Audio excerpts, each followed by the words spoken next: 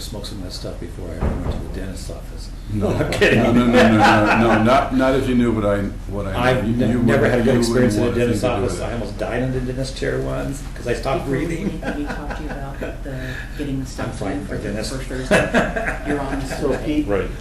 you want to, Okay, I'm apologizing in advance through because your I'm going to presentation. eat in front of all of you, and I apologize, but I need to eat, so That's I fine. brought food, and I'm just gonna sit up there. okay, great. I'll pipe in when I'm not chewing. Are you going to be doing all your talking behind me, so I should go over there? I'm gonna move around and talk. Okay, all right. Yeah. You might want to just sit there then. I can't bend and twist too much. Don't worry. Here. I'm gonna start from over here. As long You as got Renee anything doesn't left have in me you that on isn't bionic? the camera eating, I'll be fine. One thing the wife wishes was. Well, I guess I can point. All right. Yep. I'll just sit. So go ahead and walk around and do your thing. Do not worry about it. Okay. Please, don't. All right, we're starting. Start with Denise If I wanna eating. say something, Renee, I'll get up and go over there. I just don't want to look like I was trying to take away from your... All right, I'll start It's here. ambiance. Okay, thanks. So this is a work session. It's the first work session we've had with Planning Commission alone. What we've done over the last month is develop a draft set of regulations based on the results of some surveys that we did. We also looked at the League of Oregon Cities draft codes, several other cities and counties codes and that sort of thing, and that's how we drafted what we came up with today. What we're showing you tonight is just going to be within the zoning code. There are no business license associated regulations, no nuisance code associated regulations. The police department hasn't weighed in on this yet. If they are going to regulate nuisances or business licenses in addition to what we're proposing, it's a discussion we still need to have. So starting with the basic definitions within the code, we're adding some new definitions into the zoning code. Those are over there on the board. We include marijuana licensee, marijuana defined, marijuana business defined, marijuana items defined, then processing, producer, laboratory, retailer, and wholesaler. These follow what the League of Oregon Cities is recommending you include in your zoning code. They're a little more broad and generalized than the state law definitions and those kinds of things. What gives the city authority to regulate marijuana businesses is the statute that we passed. The statutory authority for Oregon City to regulate marijuana comes from Measure 91 and House Bill that implements that. Oregon City currently has a temporary local ban on marijuana businesses. That ban will be up for discussion, going to a vote of the people in November. So the issue of legality will be decided by the voters. If marijuana businesses are made legal, then these regulations will go into effect, and the process for land use approval of marijuana businesses will start to run its course. What And we if it doesn't, if it doesn't pass, if it doesn't pass, all of this goes away. Yeah.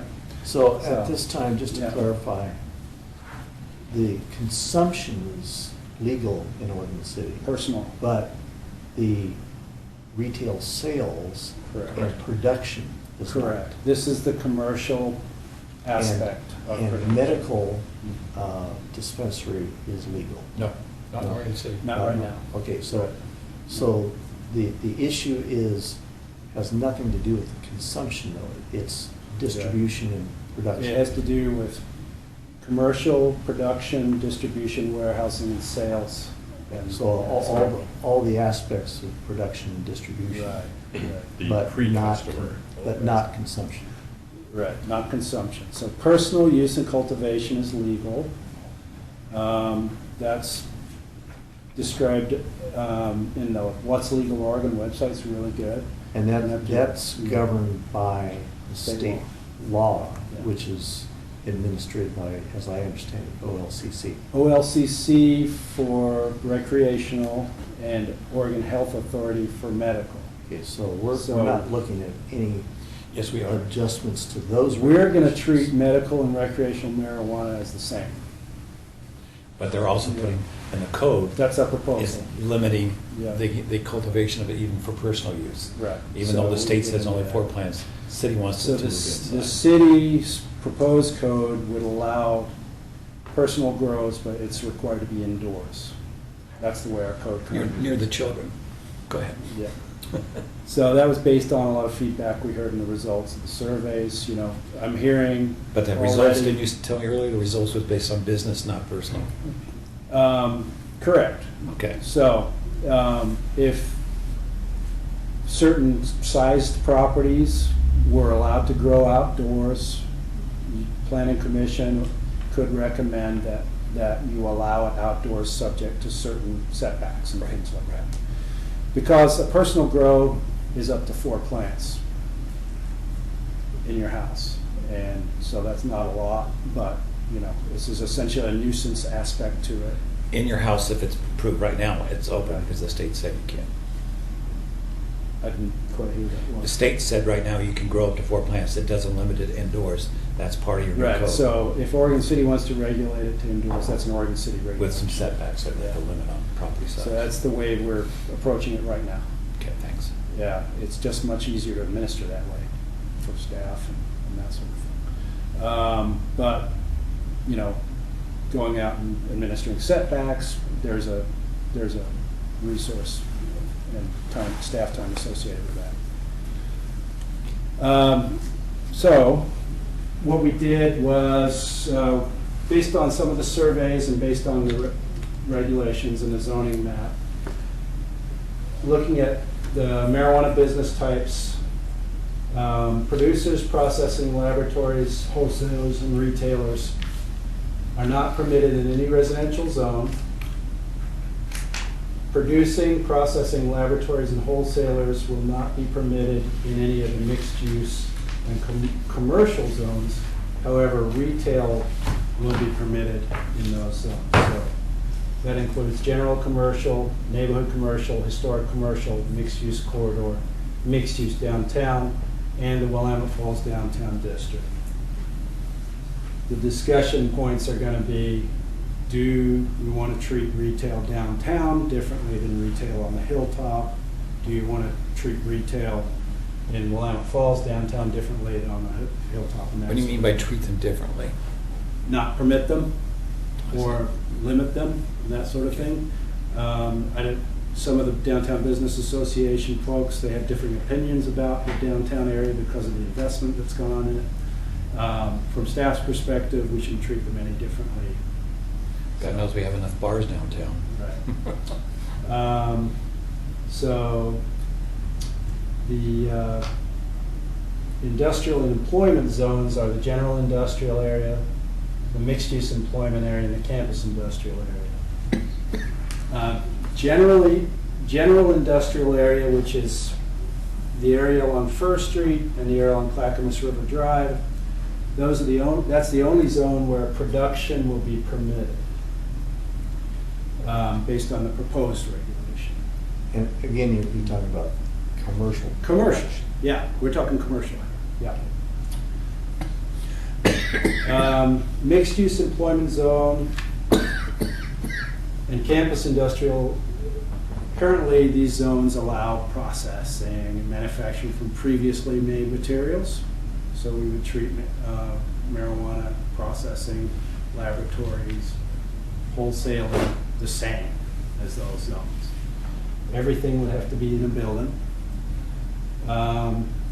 There is a existing retail use allowance in those zones with a 20% limitation or 10%, depending on which zone, which caps the amount of retail that you can do in the land area in those zones.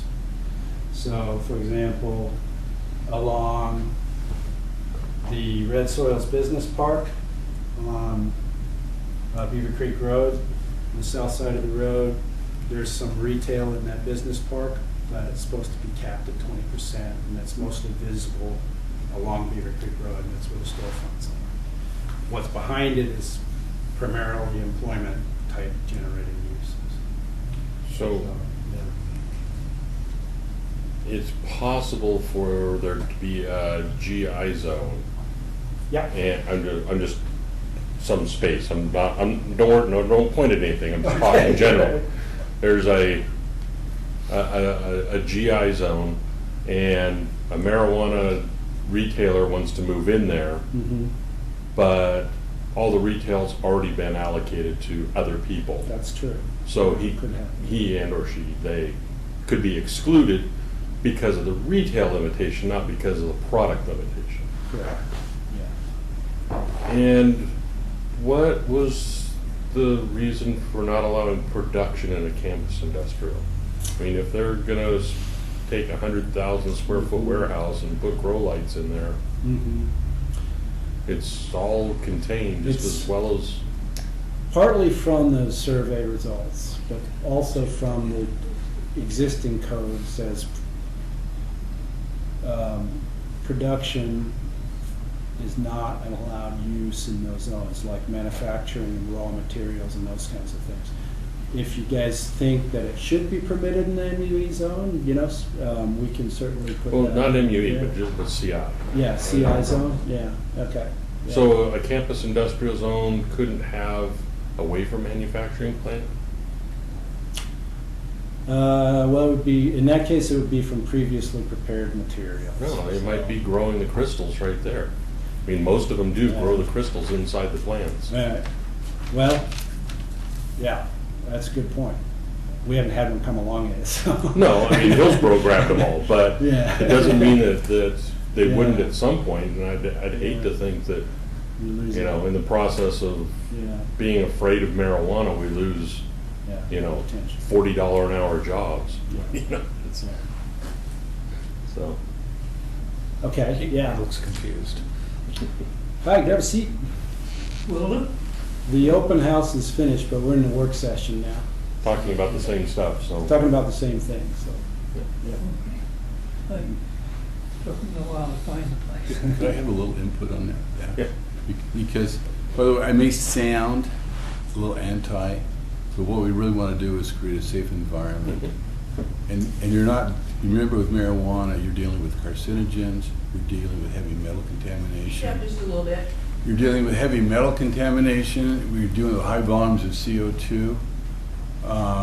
You're dealing with a lot of fertilization, a lot of water contamination. These plants use a lot of light, a lot of water. And then the question is, what are they going to do with it? So you really have to look at everything very closely. What's the metal contamination? It's with cadmium, lead, arsenic. How does that come into play? I don't know. Marijuana is a metal accumulator. You can put it in soil and it will accumulate every bit of cadmium, lead, and arsenic in that soil. And then when they fertilize it, there'll be some arsenic, some cadmium, they'll come in with the fertilizer. Even with the equipment, it absorbs that and builds up inside. And then you talk about composting, that's very bad.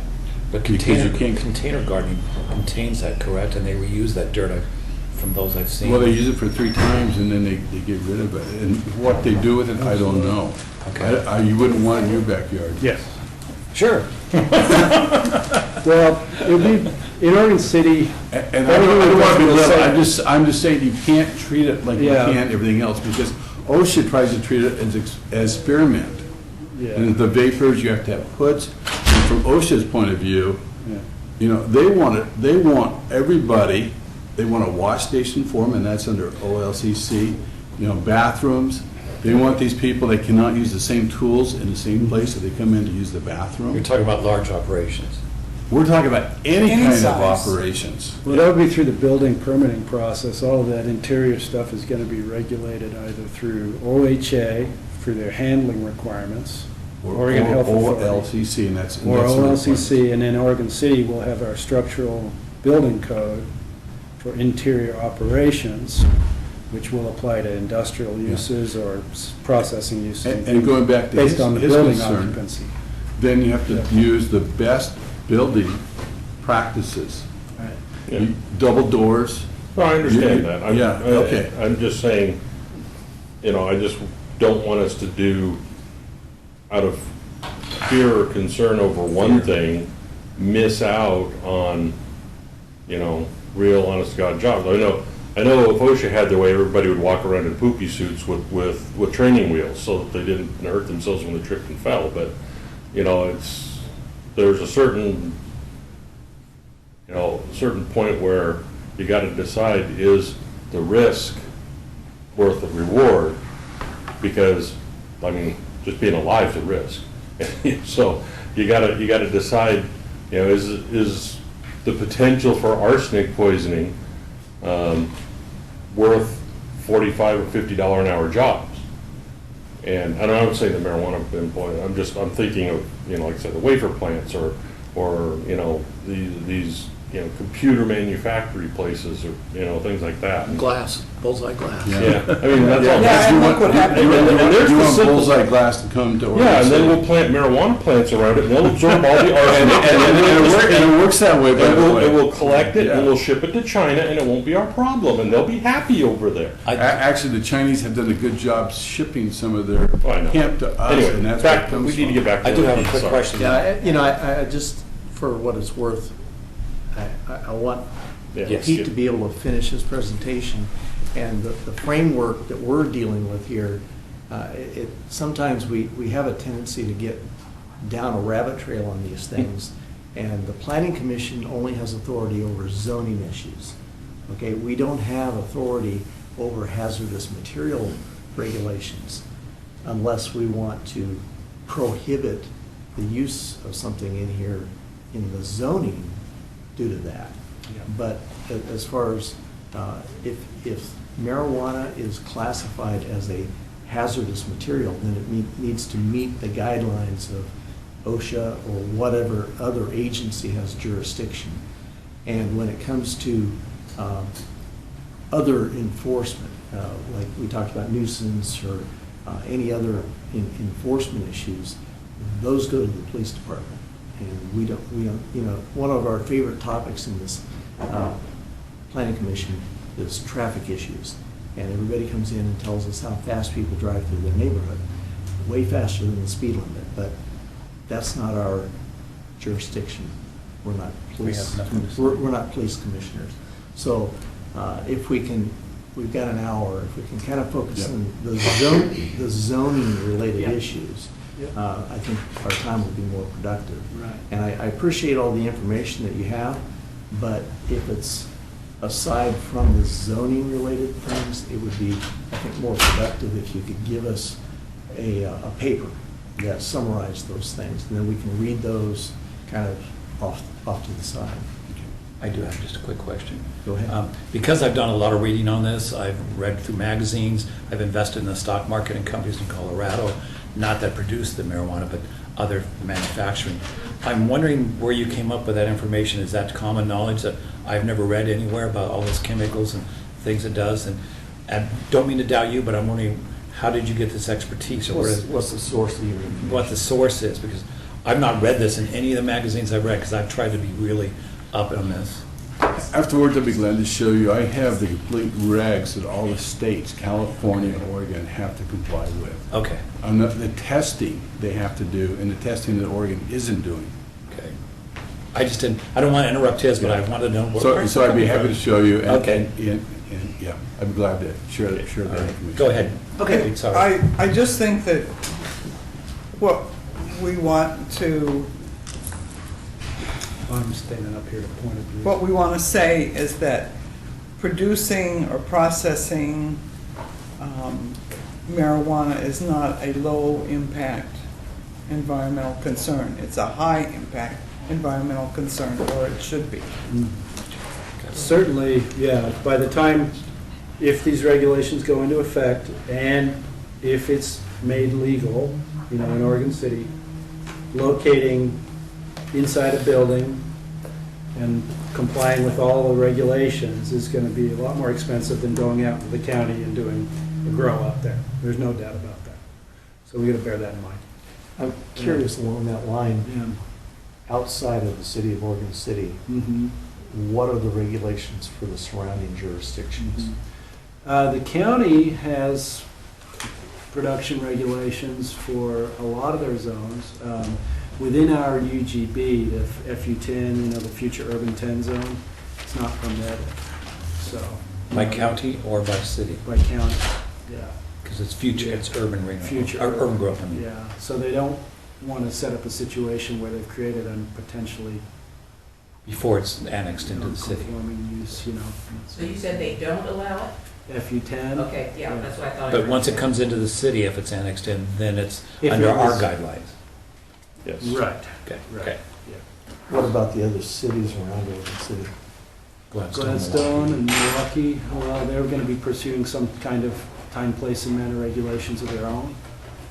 And I don't know which of those are opt-out cities or opt-in cities that just went with the state regs. But they're all, But but they're they're all all- selling it now. They've all got some kind of regulation on those. Okay, I'll continue with the zoning discussion. So, in addition to the actual zones where the various uses are permitted, we are recommending standards of operation, which I'll talk about. In addition to the zoning, we mapped all of the primary and secondary schools, public, private, and parochial,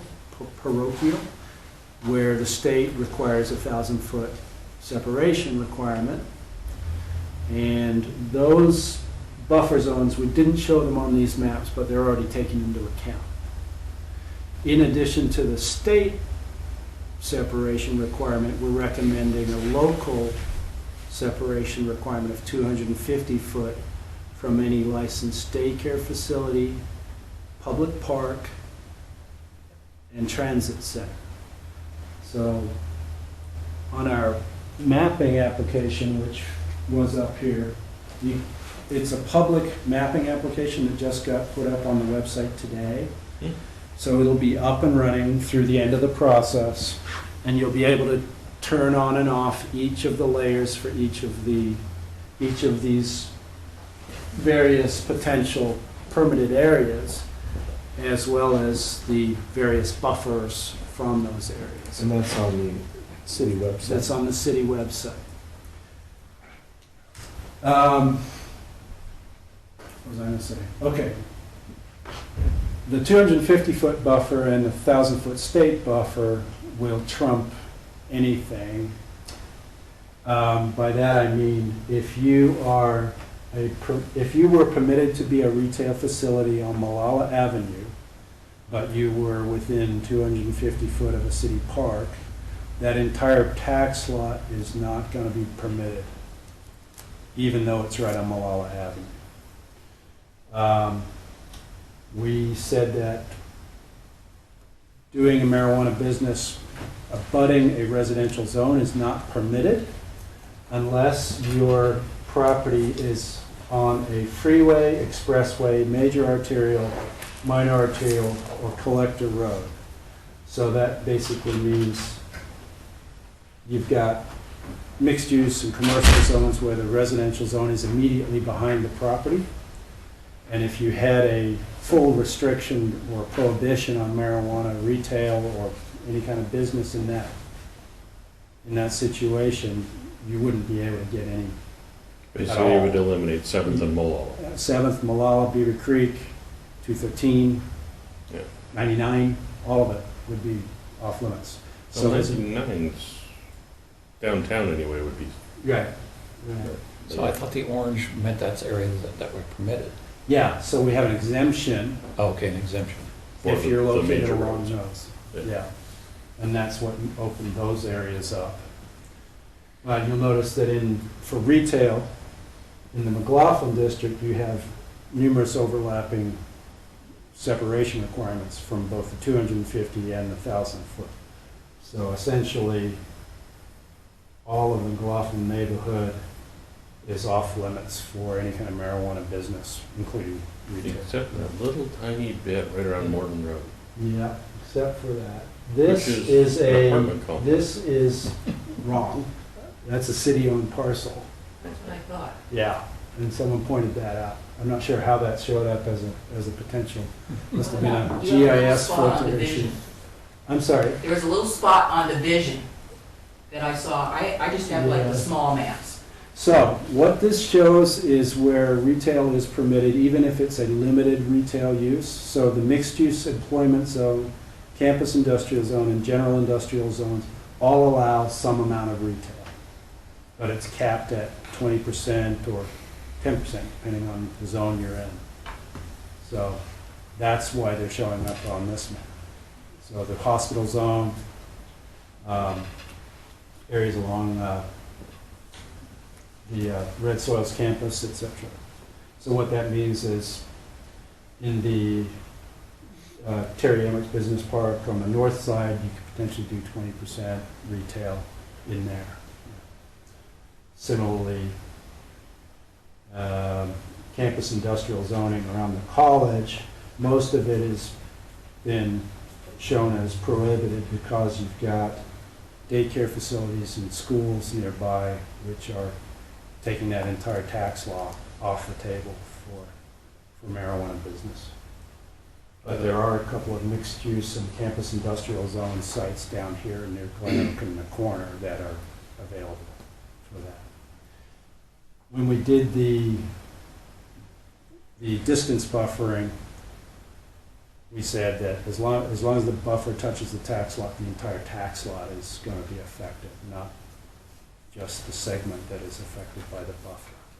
So you're gonna have these Just for weird mapping, shaped buildings. just for mapping purposes. Now, there's a way to, either through potential land division, you could create a separate parcel outside Well, of that. just like Yeah. you do with natural resource overlays, you have the broad swath that shows up on the map, and then somebody can say, but I'm on the edge, and I want you to really measure it, and it could be that their lot is actually, 8 feet on the safe side, rather than 8 feet on, because you just did a compass swing on the map. That's a really good point, but in our regulation, we have to specify how we measure the distance. Mhm. And we're saying tax lot to tax lot, so you'd have Right. to create a tax lot or an actual land division in order to be able to create a parcel that was allowed to have that use. Does that make sense? Yeah, I'm just Yeah. thinking that crow flies versus, Yeah. versus people walks. Sure, Mhm. Might create some very, we're probably in the whole city, we're talking about 3 or 4 cases where somebody's gonna have, the 3 feet of their northeast corner of their property makes it excluded, but if you go out and actually map it, no, it's just when you're drawing compasses on a map, but really they're 4 feet safe or whatever. But they have the right, I assume, to come in and say they want to appeal that rather than, or at least have it. Yeah, I appropriately mean, that's a good point. If they wanted to appeal they could either go through the variance process potentially, or appeal the type 2 decision I think potentially. Dean was talking about The measurement. the methodology The of how method. you arrived at that measurement. Mhm. They may challenge that. Well, we chose the tax lot, closest point of the 2 property lines because of ease of administration. Right, but if there they are go other out and ways to do resurvey the building to lines building or- and that sort of thing. Yeah, but if they go resurvey the lines or something, and then suddenly, when they present you saying that our tax lot's outside, please remove us from the map, I would assume that would be just a staff decision rather than something that would have to come through. If they could prove it through a survey, yeah, I'm Yeah. sure, yeah. Yeah, if they hired a Mhm. survey company to go Mhm. out and map it out and say that. That's true, yep, you're They're, right, yeah. They're 1,002 feet away. instead Yeah, of you're right, because this could be as 997 much as feet 10 away. feet off. Yeah. Right, you're right. And like I said, Yeah. if you find a half dozen places that are like that, I would be surprised because multiple things have to happen. They have to be just a tiny piece, and they have to be interested in the business. If they're not interested in the business, it doesn't matter. Right, and it also has to do with whether the the base zoning even qualifies them Yeah. to begin with. Right. Yep. So currently, the institutional zone would not allow anything. Even though Potential- consumption is highest in those zones. Well, we're talking camp, like Clackamas Community College, right? And the high school, And high and the school, middle various other schools. places. I'm a teacher, and I know what the consumption is. So, I mean, but potentially, if the community college wanted to master plan something so that there was some future use for a laboratory or something, they could potentially Well, do that. and I guess that's the question I have, because laboratory, I didn't see whether there was a definition of laboratory. But if they wanted to do in their botany department or as part of, the environmental learning center, some experiments with marijuana, would they be excluded just because it happens to be a regulated crop? Or can they do, limited stuff that isn't for they're not doing laboratory work for commercial purposes, they're doing laboratory work for Academic. academic Yeah. purposes. Mhm. I mean, it may eventually become a commercial Yeah, that's a discovery. good Medical. question. Well, It's a really good question. It's a I 4-H don't know. project. 4-H. Like I'm no, it'd currently be involved, 5-H's. I'm currently involved in on the stock market, that they're helping little children who are having seizures and attacks. Mhm. So they're developing and constantly testing in London as well as here. That stock went from 12 up to 120 GWPH because of the fact that the testing has been on 2020, it actually helps little kids to stop the seizures they were having. Yeah. So there's a lot of medical uses that people are testing, and I could see somebody Yeah. at Clackamas Community College interested in that kind of a thing. Yeah. You never know. So laboratory use in an institutional zone is what's being discussed, and, Yeah, and Possibility, that's just a. yeah.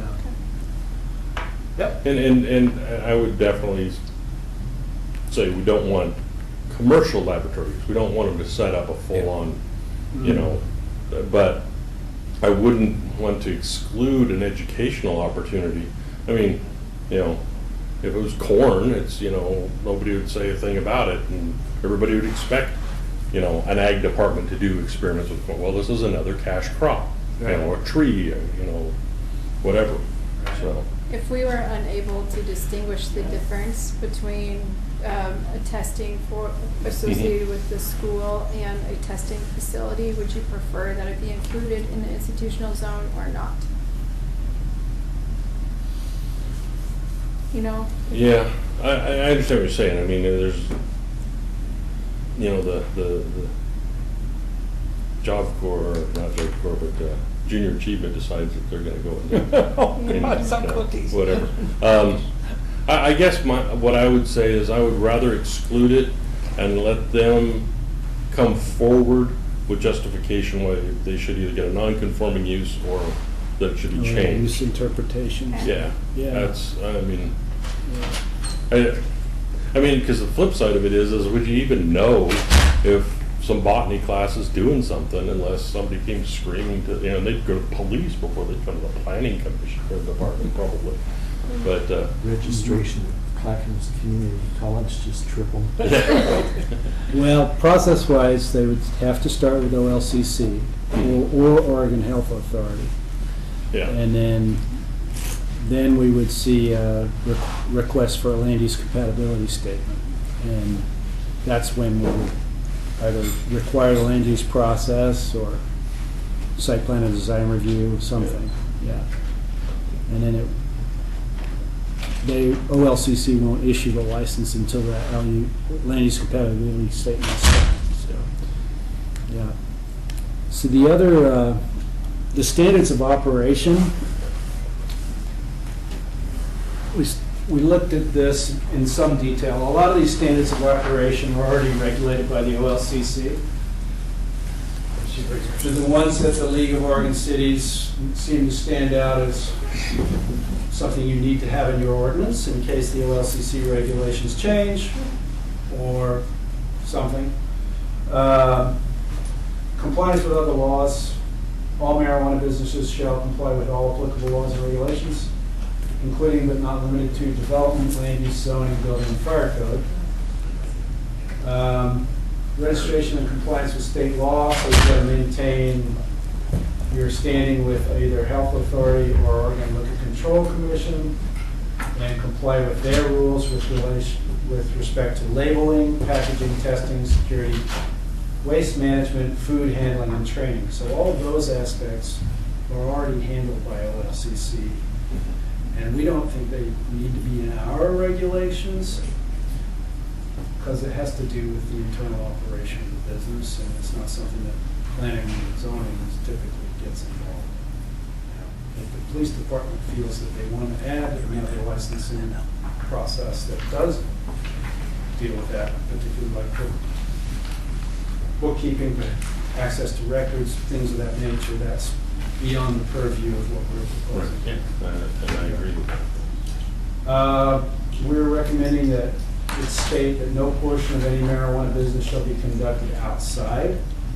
Understand that, you know, there are existing code allowances in residential zones for lots that are 20,000 square feet to have a market garden or something like that, and truck farming and things like that. We have written into each of the residential zone districts that marijuana businesses are not a permitted use. So that would preclude doing it in the residential zone in Oregon City. This would also require that everything be in a structure that is a permanent structure. Membrane structures not allowed to do under our current code anyway. So Where do greenhouses fall into that? greenhouses, if it's a greenhouse that goes through site plan and design review process, potentially it would be okay. Because Yeah. you see a lot of those, the greenhouses that go up that are Hoop just- houses and, you know, stretched fabric, some sort of tension fabric is considered a membrane structure under our code, and it's not going to comply with the zoning. Hours of operation, operating hours under OLCC to OHA. We're not going to prescribe an actual time, because that will be coming through OLCC. Odors, this is a big one. We looked at various codes, including Clackamas County and Oregon, Lick Oswego. The recommendation from League of Oregon Cities is to have a standard that puts the burden on the applicant to have a licensed mechanical engineer design a system that gets rid of the odor, so that a average reasonable person with ordinary sensibilities would not find that odor offensive, and that would need to be maintained in good standing. It would require a mechanical permit issued by the city, and if it starts to not work because they're not changing out their filters or for some other reason, then it can be enforced through a nuisance code violation. Rather than having a prescriptive standard for Oregon City to enforce that says a charcoal filter and negative air pressure and a certain amount of air moving, you know, that's all stuff that we don't need to regulate. It does need to be certified, it needs to have a stamp on it, and they need to comply with that reasonable odor restriction. Doors and windows shall remain closed except for the minimum length of time needed to allow people to ingress or egress the building. This takes care partially of the issue of public view into the facility for minors or someone else who might find it offensive or be negatively impacted by a view into the facility. Secure disposal so that there's not exterior waste on the site being put in dumpsters and things like that. That's something that can be regulated fairly easily by the city. No drive-throughs or walk-up windows are going to be permitted. And the security requirements, so OLCC has a security plan requirement for not only how the business and all the products are managed at night when the business is shut and that sort of thing, but also any video surveillance, restrictions on public access, identification, security requirements, and alarm systems, and all those pretty much have already regulated by OLCC. So. And that's beyond our purview anyway. Right. We can ask to see that before we issue a business license or through, before we issue a land use compatibility statement signature. Oh, excuse me, I just wondered if there were any requirements, like, of the owners or operators. A lot of those are handled at the beginning of the process when they submit a license application to OLCC. There's a whole business plan that basically OLCC has to sign off on before the city even sees it. And that's partly, how they're gonna track their product, their source to sale, all of the things that are regulated by OHA, including the testing, the laboratories, and all of those things are not a city requirement. They're regulated by Oregon Health Authority or OLCC. Well, and they do like the background check on the person, background whether or not checks they're or- criminals or whatever. Well, that was what I was wondering, Oh, if okay. there was Yeah. a background check or any requirement like to be a American citizen or That's all to have part no of the- criminal record or, Yeah, that all happens through LCC. If they get a permit to operate from OLCC, then they would, they'd say, yes, you can have a business license, then they go figure out, are they gonna be in the So county? Damon, can we let Pete get to the end so that then we can have questions? Okay. I'm nearly finished. Well, I'm gonna come over there then and take care of business. Okay, so as I said, medical and recreational marijuana businesses will be regulated the same by RMC. That's our proposal. By the end of 2016, it's not going to make a whole lot of difference anyway. Most of the stuff is going to be going through OLCC. The question, one of the questions was, medical grows right now in Oregon City. We don't know where all of them are. The OHA has mapped the ones that they've licensed and that sort of thing. Commercial medical, Medical, commercial medical or personal medical. it's hard to know. Okay. Yeah. We're recommending that anything more than personal medical grows be treated the same as production, which means it would not be permitted. If you're doing more than one grow for a card holder or something like that, you're not going to be permitted to do it in a residential zone. It's, find someplace else to do it. Did you say that was limited to 4 plants? By the state? Yeah. Now, for medical grow for OHA, if Oregon Health Authority will allow you to grow up to 4 patients, and I think up to 12 plants. And then there's some grandfathering clauses for previously permitted medical grows that allow you to do up to 48. But that's all covered by the state laws. Well, yeah, I mean, if somebody came to the planning department and said, I have a pre-existing medical grow and I want to be grandfathered at 48 plants in a residential zone, we'd say, well, we have a lawful non-conforming use process that you can apply for to prove that A, it was lawfully established in the first place prior to the ordinance that banned medical marijuana facilities in 2012. That's when we first put the ban in place on medical. So you'd have to show that your medical grow preceded that lawfully. And you might be able to do it, we just rely on the evidence. And that it hasn't been discontinued for a year, just like any other non-conforming use. And I don't know how many that would potentially affect. So the legal feeling on this is that we can do it, we can require this, and because it's a reasonable time, place, and manner regulation at the local level. Other than that, for personal use, medical, recreational, otherwise, you don't need any, we don't regulate it. It's no permit needed. But the conversation that Pete and I had earlier is the fact that right now they put any, even if you only had 1 or 2 plants right there, it says conducted indoors, which sometimes you have mature adults are growing something for their own personal use, but you'll bring it inside for where the children are. To me, putting 3 or 4 plants, we were talking about limiting it. I know apartment managers who have taken plants away from their people and said you can't grow it here because it's an apartment, you're right next door. But if you have like R10s or other things where you're a distance away from other homes, I can see allowing a limited number of plants. But again, unless somebody complains, I guess if you got a code enforcement complaint that they were getting odors, I could see that. But to tell people on a personal level, you have to grow it indoors in their house rather than outside, if it's away from fences and away from neighbors, I can't see that happening, because that's not what the state said. Right. So if that is going to be considered as an option, an outdoor grow and personal use, residential zone, then you can consider setbacks from that grow for a certain lot size potentially and that sort of thing, which is something that we could consider and add back into the regulation.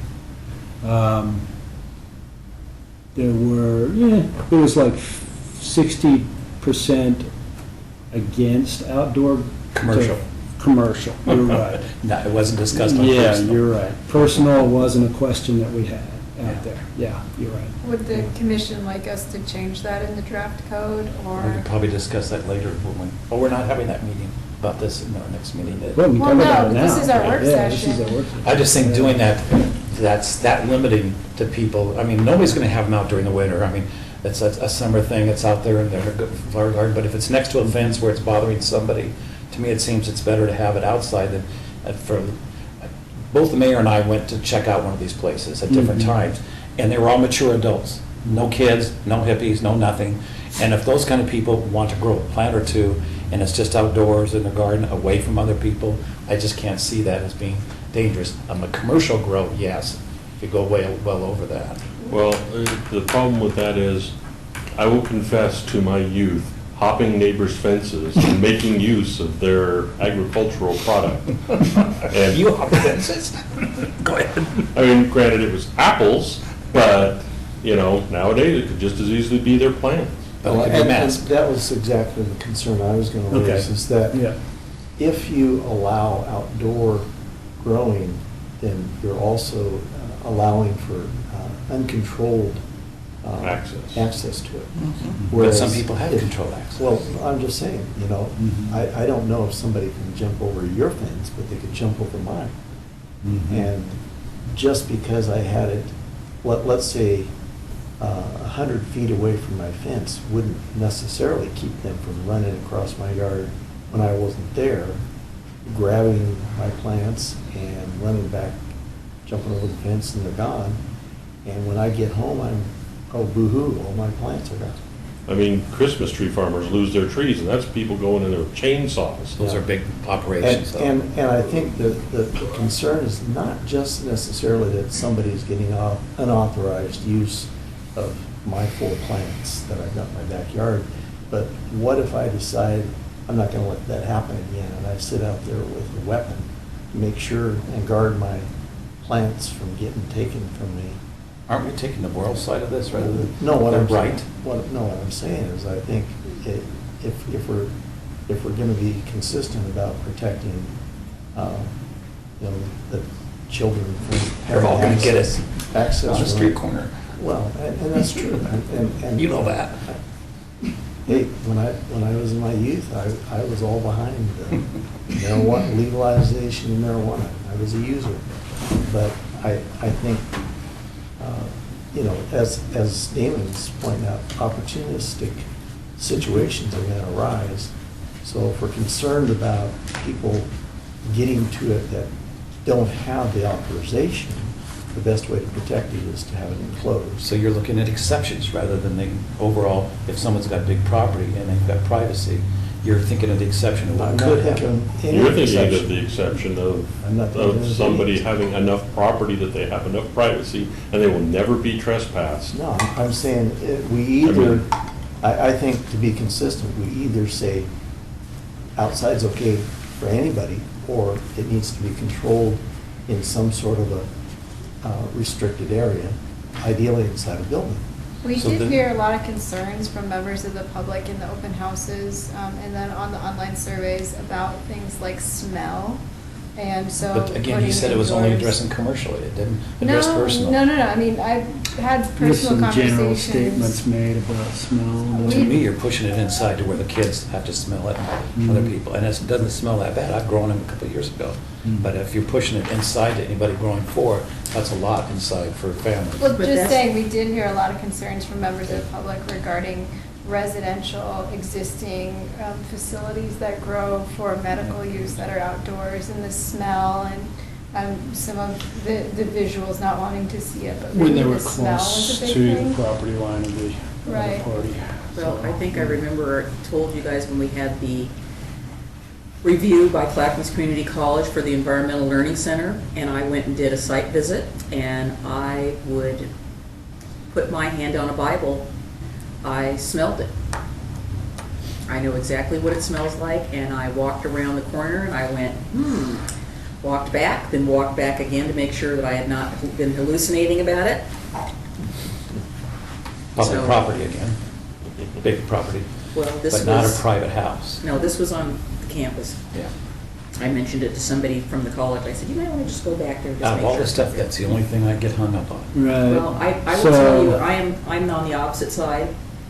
I don't want. You're out of fear. No, it's not fear. For years, people have got this ingrained fear because the government pushed it down our throats, but they Okay. didn't about liquor. Well, they did have liquor, that's why we had prohibition. But then they brought it back. I'm grateful that we do not have any liquor stores in our neighborhood, but it doesn't mean that somebody couldn't put one. I would have some of the same issues. I personally, and I'm speaking for myself, do not want to smell it or see it because I have health issues. I do not want to be put out of my home because somebody next door to me decides they want to grow 4 plants And outside. of course, your lots are smaller in McLaughlin. Yes, they are. So that's one of the ones I said are 3.5, they're 5s, those kind of things, Yeah, even yeah. if I had a 5,000 square foot lot.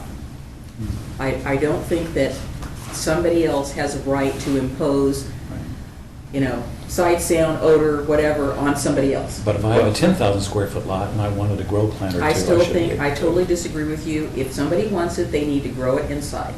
I Well- don't think we should make exceptions. It's either inside or it's outside. And to be the devil's advocate, if somebody wants to put really stinky violets out and they're smelling across your property I can file a nuisance complaint. and First time I they'll, sat next to her, she didn't like my cologne. and they'll say, but they're It's not that violets I and didn't they're like allowed, my body and to- oh well. Yeah, I understand. I guess my response to your concern is that you're concerned that they're gonna have 4 plants inside around the kids. Is that because the plants put out so much odor and so much vapors that it's gonna be a problem to In the a kids? closed-in area. Yeah, but we can't regulate That what it's goes gonna on be a problem for somebody's the house. kids? And if it's a problem for the kids, why wouldn't it be a problem for the kids if they're out running around in the Which yard? also requires people to buy more lighting, more fans, more everything for indoor. For just a few plants. Well, I have to, I have to, grow in that Why? regard. We need it. I take it medically right now. My doctor prescribed it to me. I've never had it. I don't have a medical, but it's helped my spine surgery I just had. So I'm taking it every night now, and it certainly has helped the pain. So why not just grow it? I'm going to grow it to help my back. well, As long as you don't impose upon anybody else, you do whatever you want to do. and I would say that somebody who wants to brew their own beer has to spend a lot of money and buy a lot of extra stuff. You ever Just smell like- fermenting hops? Well, This yeah, is a plant. so's It's not yeast, just not creating Yeah, something. yeast can be pretty potent. so's cheese, if you want to, Can I pass this around? cheese. This so. is how Washington has solved it. Also, Deschutes County has solved it by just making it illegal to impose upon someone else's adjacent personal on property. Doesn't code enforcement take care of that, though? If somebody has a complaint about barking dogs, Yeah. or plants, or anything else, or extra lawn too tall, doesn't Yeah. code enforcement handle that See, complaint? that's pretty generic. It says any. The issue with nuisance enforcement is the subjective nature of it, and how difficult it is to prove that there's a chronic and persistent nuisance. In sufficient quantities, I see that word. right there. But, for example, the odor standard here is what is it, a reasonable, understand. average person with ordinary sensibilities. Right. And that's a similar standard to the noise ordinance update that we did recently? We want to make sure that we're clear about what people can and can't do, so they know, neighbors know, and those people know too. So this wouldn't work. Just putting it out there, it's best to have clear regulations. So it says, this shall be unlawful for any person to cause or allow emission of any air contaminant in sufficient quantities and of such characteristics and duration as is or is likely to be injurious to human health, plant or animal life or property, or which unreasonably interferes with enjoyment of life and property. So from planning perspective, it's good to have the neighbors know you can do it outdoors or you can't, or there's a setback, or there's not, there's some Yeah, it's a measurable hard way. standard. Otherwise, it's gonna be really hard for us to regulate. Yeah, We that- might find frustration with That neighbors. particular regulation is so vague that it's hard for me to figure out exactly what that restricts and what it Well, let's doesn't. just use an interesting example. So let's just say that adjacent to somebody's house, person A lives in a house, person B lives in a house. Let's say that the person B has an animal that, let's say, persistently over a long period of time does its business in the backyard, and it's gotten to the point now to where it smells because they don't clean it up or bury it or whatever. Person A, I think, would have the right to go to the city and say, you know, this odor is causing a problem, I can't go out in my backyard because it's of the pet that they have and they don't deal with his poop. So we need to keep them indoors. No, so we would obviously ask them, the remedy would be, well, you either need to clean up all the poop or you need to make provisions for your dog to, you know, be wherever they're gonna be. But believe me, some years ago, there was a property in Oregon City that went to code enforcement that it was not only that, but a whole bunch of other stuff. And you could walk by on the sidewalk and you could smell the house. I mean, the whole place just reeked of, it was bad. But on this particular issue, I guess my point of view is a little different than what I'm hearing from everybody else. My objection to having the plants growing outside has nothing to do with the odor. I've smoked marijuana, I've grown marijuana, and to be honest with you, I don't remember any odor from the growing plants. It's the smoking of the plants that you smell. So that's not my concern. My concern is that if it's a regulated substance and there's an age restriction, Like beer. if it's grown inside, the people that are growing the plants inside can control the access to that. And if there's children inside, they can control the access to it. If it's growing in your backyard, unless you have security fences around your yard, you don't have any guarantee that you can control the access to that. So for me, it's not a nuisance issue, it's not a odor issue, it's the fact that you have a potentially desirable, Attractive nuisance. attractive, whatever, out in your yard, and unless you can guarantee security to your yard, to me, it's providing access to something. And it would be kind of, I guess, the equivalent if I left cases of liquor out in my backyard in an unsecured area, and the neighbor kid goes, hey, there's a bunch of liquor in that guy's backyard. Sneak over, get a couple bottles and take it home. And maybe I'll notice, maybe I won't. But how do I guarantee that somebody doesn't have access to it? I keep it indoors where I can lock it up. I don't think that was the intent. When Oregon passed this law, when the majority of citizens said you're allowed to have 4 plants, they never said whether it's going to be indoors or outdoors. I'd be interested in knowing what Gladstone, Milwaukee, Canby, and our surrounding cities do. Do they also limit it? Because I think if you're going to put this before the voters, that wording should be in there so people know that, sorry, state said you can grow 4 plants, but now Oregon City's saying you have to keep it indoors. So I'd be Oregon City's interested. not Well, saying the you can't. state's That's not- part of that law, plants. right The there. It's state's saying not you can't grow regulating plants. indoors or outdoors. Right, they just That's said you up to could. Oregon But City. now to Oregon do. City is doing this. I think the citizens should know that you guys are going to put in the code to limit it to only indoors. Okay, well, I'd like to move on to a different topic, because everything's. That's critical to me. I'm going to vote for this if we have to vote I again. understand, we're not Just voting based on for, that. we are not voting for anything right now. Yeah. I had a question regarding the restrictions on location, and we have, the draft says 250 feet of a public park, licensed daycare or childcare facility or public transit center. Yeah. We require a minimum of 300 feet for notice, so why would we have less Yeah. than that? And I mean, I personally feel that 250 feet is not sufficient, but I noticed that when I was reading through this and I said, wow, we require 300 feet notice, so now we're saying by 50 extra feet, 50 smaller feet, we can have these dispensaries. I don't think 300 feet for what? For land use notice. land use notices is 300 feet from the print, all the way around the property. So I mean, I doubt that, Well, that it would, Okay. it would be, we'd have an issue with it, because in looking at the maps, and I just walked through and looked at the big ones, I have the little ones, Yeah. that most of these facilities are probably in residential areas. Not all daycare centers, but the public parks are all these public, the parks are within residentially zoned areas. They're really all over the place, but. Primarily. A big chunk of them. So 300 foot adds another 50 foot. It might not do a great deal, but it would just be consistent with the notice requirement. Well, I guess my thing is, I don't really have a problem with that. I'm glad you put it out, because I hadn't caught that. But what that means is you're noticing people beyond the exclusion The zone. exclusion zone. So you're actually getting a broader notice than the exclusion zone. So, Unless you made it the same. I'm always Yeah. for more transparency than less. well, yeah, and you have more transparency because you're noticing people 50 feet beyond. Right, but I'm saying that I think 250 feet of a public park is too small.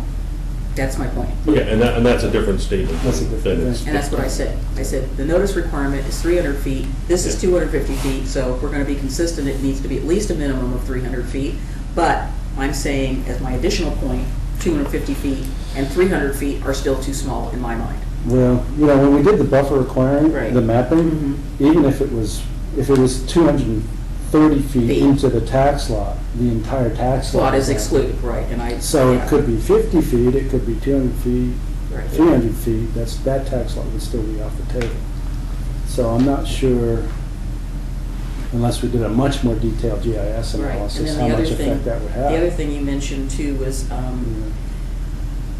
was the restrictions on zoning. So number 2, and I just wanted to get clarified again, you said that, so, I'm not sure if I'm on 1,000 my, no, the, number 2, the, you're giving a classification for a road that if it's abutting an R zone, except this provision does not apply Right. where that property abuts. So Yeah. I'm not sure if my street is a minor arterial collector, but does that saying that even though it's in an R zone, that would be excluded? Well, the zoning on the property is either commercial or mixed. Mixed use, right. Yeah, but directly abutting behind it is a residential Right. zone. If you applied that restriction and prohibited entirely, then you would have no opportunity for commercial retail marijuana businesses along virtually all of these higher classifications. So that's why there's an exemption in those areas. How that affects Washington Street is a few zones where retail is permitted, but the majority of those are down towards downtown in the MUD zone. Right. Right. So, Well, where That Flows used to be, which is now a hair salon at 12th and Washington, is that one little, it's an exception zone. We actually tried to get that down zone years and years ago. And then the property across the street also is the little exception there. right. And this was, So would retail uses of this sort be allowed there, yes. even though it's abutting a residential zone? I Yes. mean, it's almost completely surrounded by a residential zone. According to their definition. Yes. Okay, well, I'm not a happy camper about that, So, for the record. We got 15 minutes. I just want Yeah, to make sure I'm you done. covered everything that you wanted to cover. I did. If there's any outstanding concerns that you guys have beyond what we've proposed, that's what we ought to focus on. But Yeah, I other just than wanted that, to make sure you covered I'm everything. you I'm presented. good. The next meeting is the actual public hearing on July 25th, And you're aware I'm not going to be and here. you're not going to be there. As I will not also. And then we have a city commission work session on August 9th. Unless it gets continued. What time is the meeting on July 25th? Our meetings are always at Always 7 at o'clock. 7 o'clock. They're always at 7. Yeah. So- Do we have a quorum then for that night? Yep. So if, uh-oh, then it's gonna fall into Denise's hands. So I just want to make sure that I'm circling back around to the issues that we identified since we're going to have this draft code. So I heard concerns about outdoor medical, so outdoor personal Personal growth. growth, although it seemed like it was a minority concern. Sounds like So it. should we keep it, so we're going to keep it I in have the a code, feeling is it's that gonna be a right? big public one. Okay, that's Well, fine, we just yeah, need to 'cause know I'm gonna what to get the write in word the out. code either way. Whatever the planning commission wishes, we can make sure to say no outdoors or yes outdoors. We just need to know, should we be researching something else, or what should be in this Mhm. draft? And there's trespass concerns, access concerns, you know, And fear attractors, concerns. nuisance. Major thing is fear. People are still fearful of it.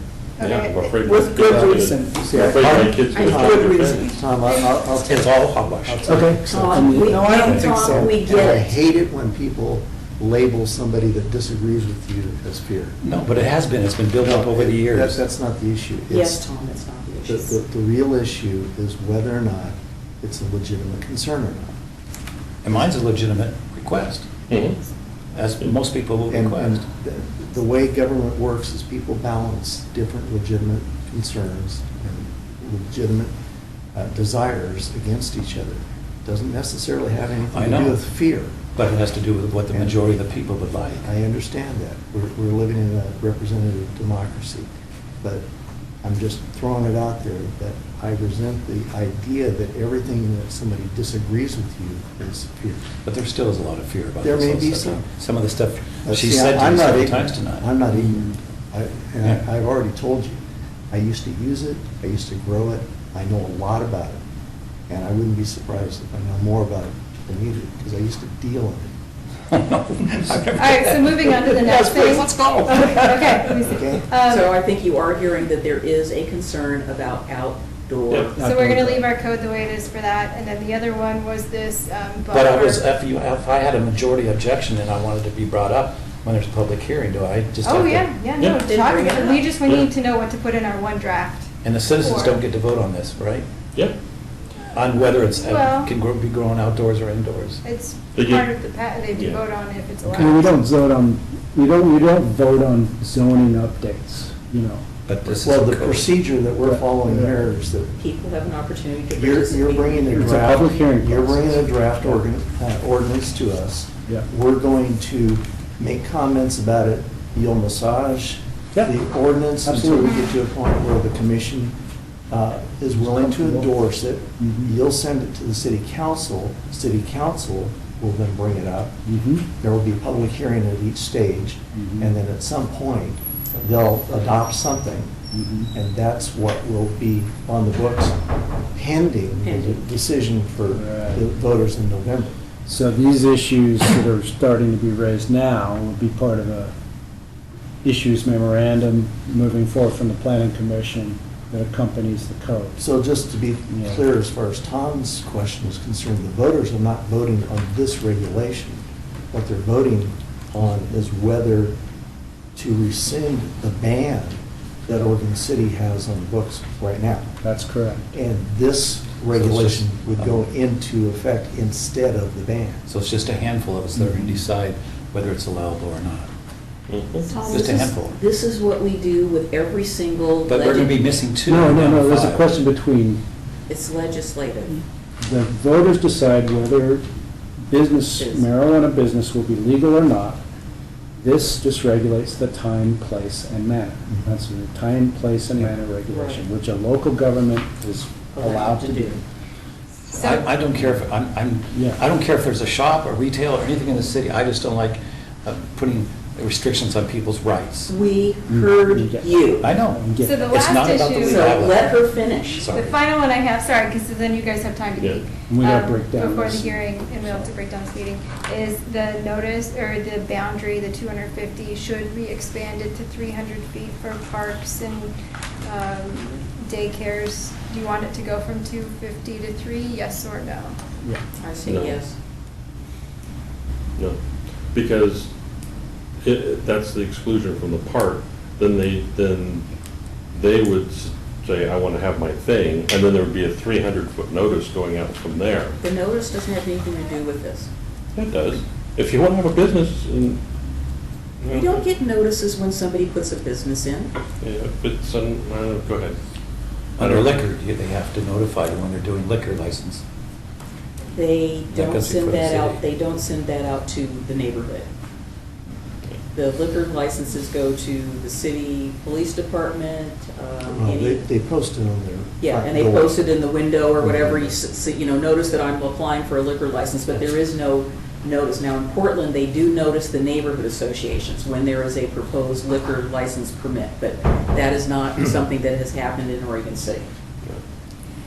Well, so she's got a question. Does she write the ordinance or the regulation based on 250 or 300? I'd say 250. Let's see. I don't think it makes much difference. I'll stay with what you got, 250. And I could go either way, because frankly, I don't think it's going to make that much difference one way or the other. When I looked at the map, there's so many concentric circles around that you end up with these little tiny pieces of pile left.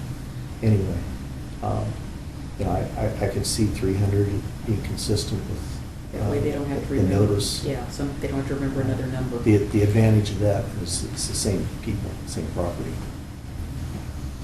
So I think I'll be opening a daycare center at 12th and Washington. Nice.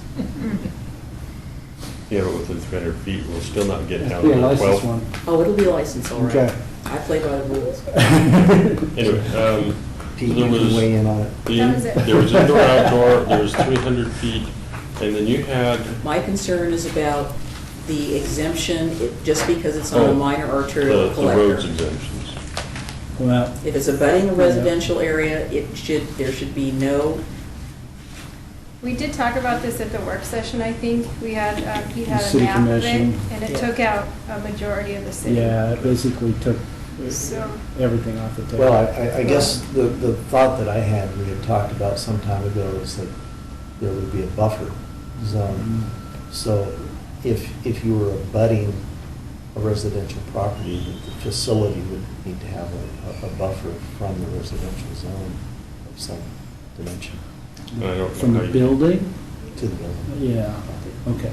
the And I'm not prob- sure how you can do that. we just have Site such a plan and design spine review. of commercial, and it's directly adjacent, and they're larger commercial properties on Malala. So if you have any buffer at all adjacent to these major roads, you cut out all of those Yeah. places on the major roads. The buffer for a building from a residential zone is 20 foot in our site plan and design review. So you put a building up next to a residential zone, there's a 20-foot setback requirement, plus 1 foot for every Building height. building height. that's as if it's a new building. If it's an So- existing building, Well, you're out of luck. if we are Right, looking at if it's that, existing building. the waiver you're talking about, I think, to me, just reinforces my concern about requiring any growing to be done inside. Indoors, right. Indoors. Yeah, yeah. Well- See, I think that those two things, the existing 20-foot setback plus the indoor requirement is adequate. Yeah, because then you are creating a buffer, because they have to be away from the property. Well, and the other thing that we're not necessarily considering is, I don't think there's a single building along the spine that meets the requirements for the storage, the visibility, the access, all the stuff that OLCC is requiring. Currently. Yeah, so I think any building that's. Growing retail. Well, the retail, Because, I mean, House of Pipes is right there on the street. But they don't sell marijuana. Yeah, but that's. They don't, and they can't because they have too much glass. Yeah. So Oh, is that I the- think all the buildings that could potentially become a retail site are gonna have to be substantially either remodeled or rebuilt. And that's gonna activate the buffers and all that. Yeah, that's also in the McLaughlin neighborhood, that's gonna activate the historic, Yeah, the overlay. historic, yeah. You've got So- that. So just so you know that, I'm sure some of you drive River Road. So there's that lovely little Tudor-style building at the Mhm. corner of Jennings and River Road. Well, Yep, the it bottom was part of the historic. property is for lease again, and they have a big sign in the window. No mini marts, no food stores, no dispensaries. Yeah, it used to be a mini mart. So- It was, I yeah. mean, I think we're out of time. We We're out need of to time. close this Yeah. work session and move on to the regular.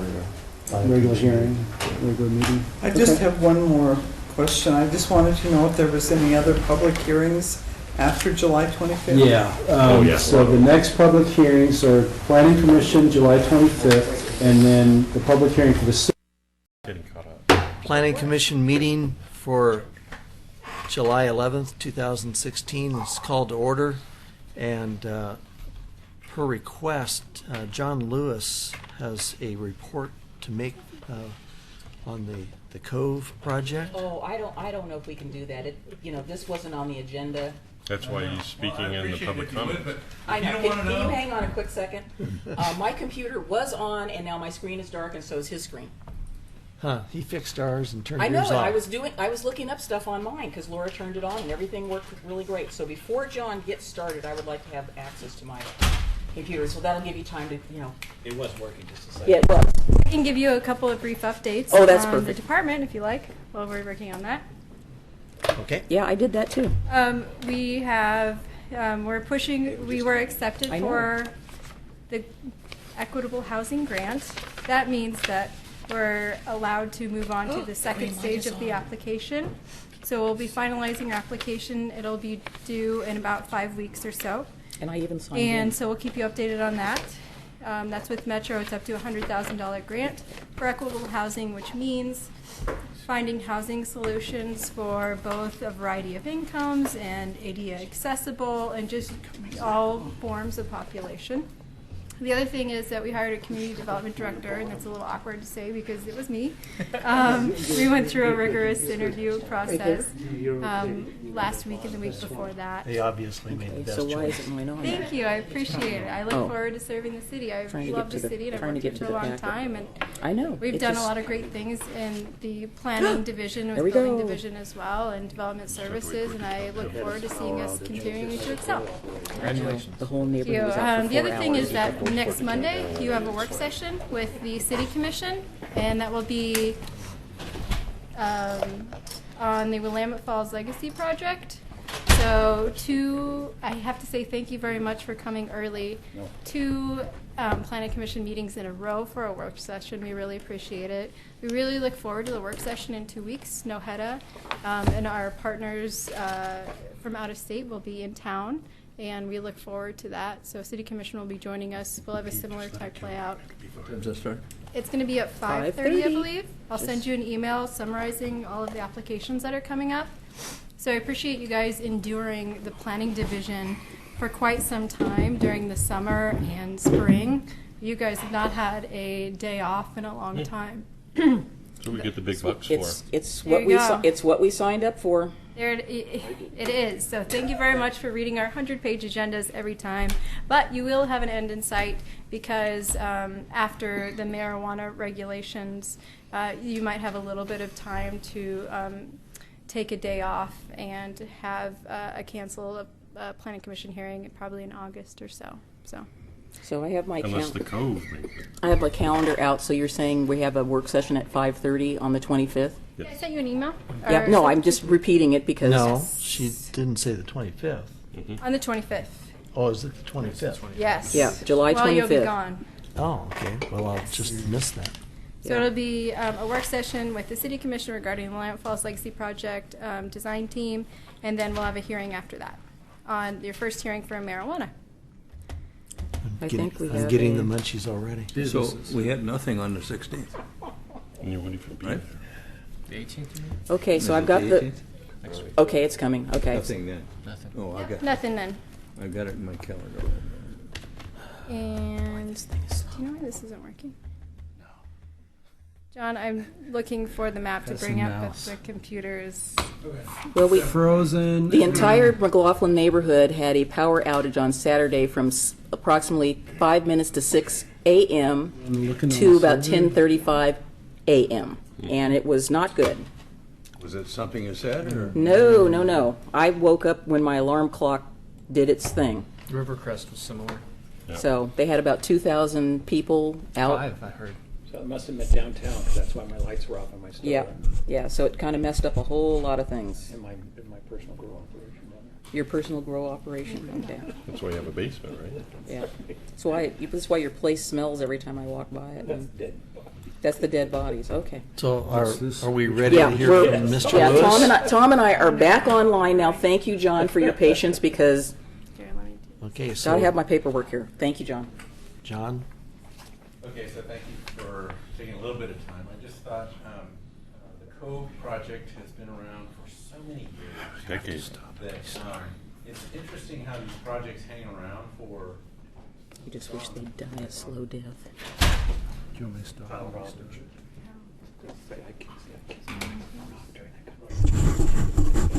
need the calendar. Can you hear me now? That guy Okay, works for so the Cove project's been around for such a long time, and sometimes it feels like these projects are never really going to get to construction. Well, Sometimes they do. usually when they start moving in the direction of construction, they start moving fast, and the Cove project is in that category.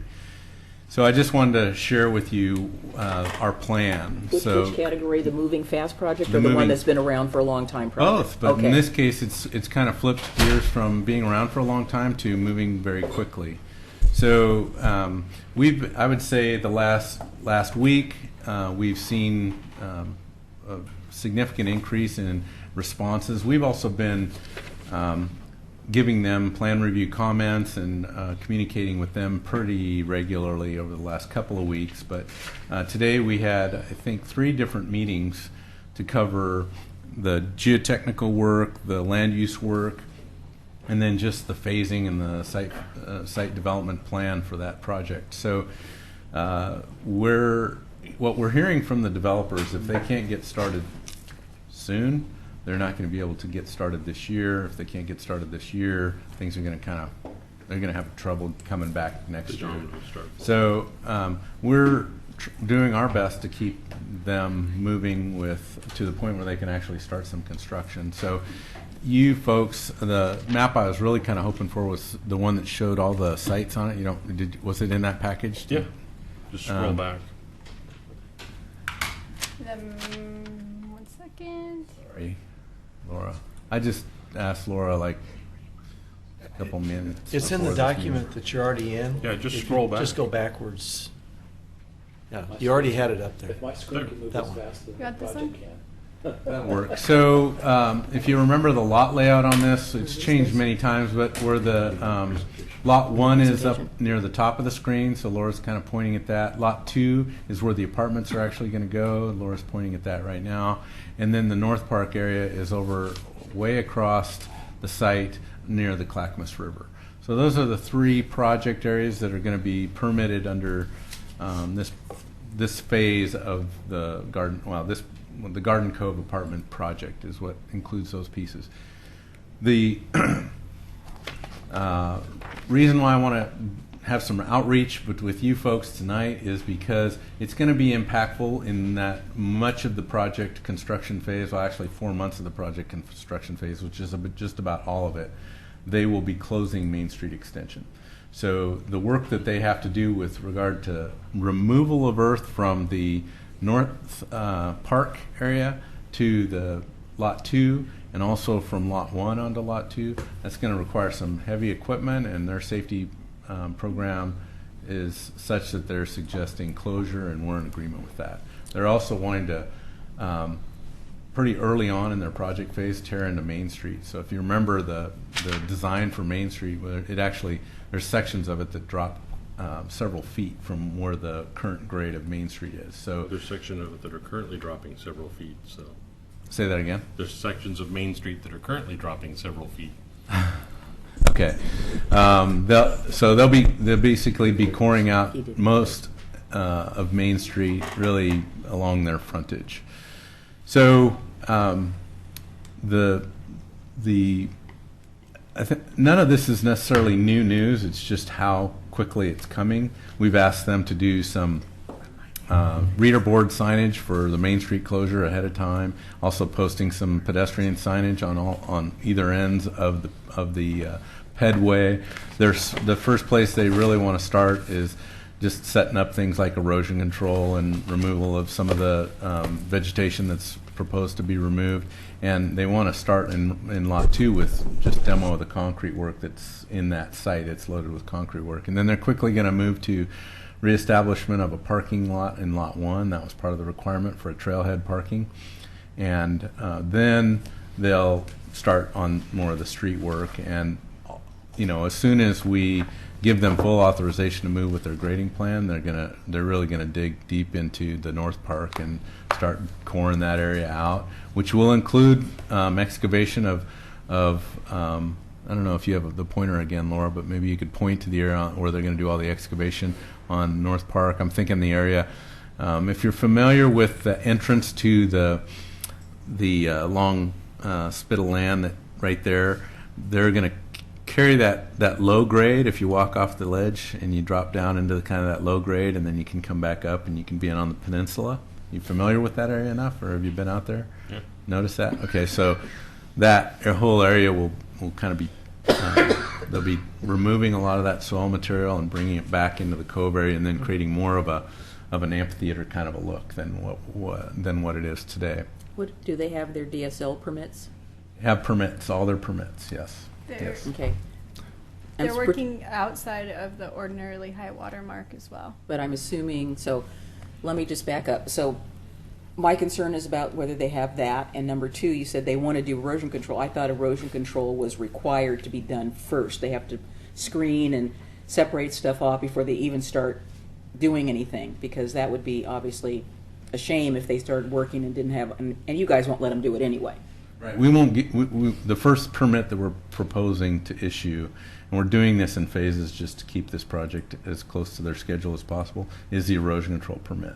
So just to do the erosion control permit, in some cases requires some equipment just because of the amount of tree removals that they have to do. So they may go in and actually do tree removals first in terms of just leveling those trees. But then shortly thereafter, on the Cove property, for instance, there's a lot of concrete. And then what I heard today was a lot of those areas where their erosion control is supposed to be, there's actually chunks of concrete. So how they get in to do that exactly is going to be critical. But we're also, they're aware and we're aware that erosion control needs to go in before they can do any grading. Yeah, I mean, I'm assuming that whether they're in water or not in water, if they're even close enough to it that could cause something to come off, that's going to all be done and approved by the city before. You don't they have to use it. assume. You can be sure that's our plan.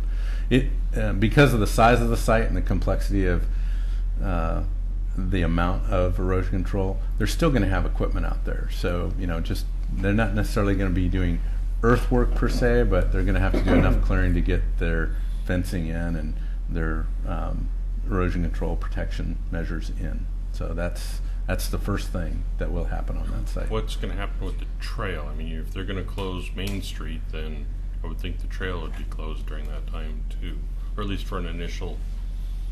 Actually, the trail is required to remain open, so there will be a secondary trail through the excavation site at North Park, and the phasing of how that is. Yeah, I remember they zigged it to kind of go around the amphitheater while it's happening, but Right. So what we heard was that they're likely going to, whenever they're working in the section between the waterfront and the trail, when they're working in that area, if they're allowing people to either walk on the existing path or the new alignment path, they'll have that flagged such that the heavy equipment that's working in that area isn't going to be a safety problem for pedestrians. So as someone who takes that Main Street right from Clackamas Cove back there, but they won't have any parking, at that time, so anybody who wants to use the trail won't be able to park there any longer, correct? So the provisions for parking are on lot 1, and that's one of the first phases as well. So So it's right erosion here, control temporary. first.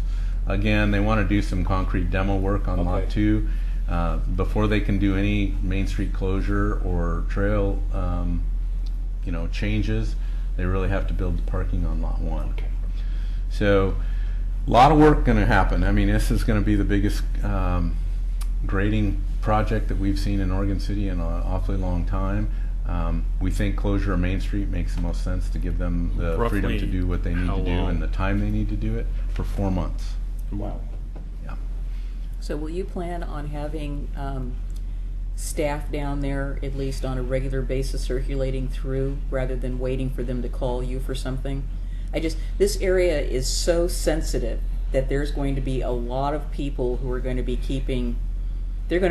I've already heard people are going to be monitoring stuff. So it just would be reassuring to know that city staff is going to be circulating through there, the ones that have to do the inspections, so that the public knows that, we're going to be on top of it. I'm not assuming they're going to do anything wrong, but we have an adjacent jurisdiction that doesn't go out and inspect anything, and I know that we don't do that.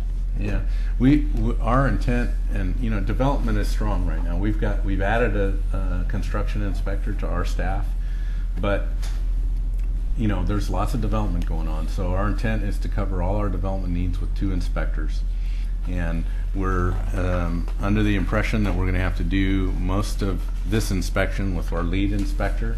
The developer is also required to have full-time inspection there, but we will be there regularly. Good.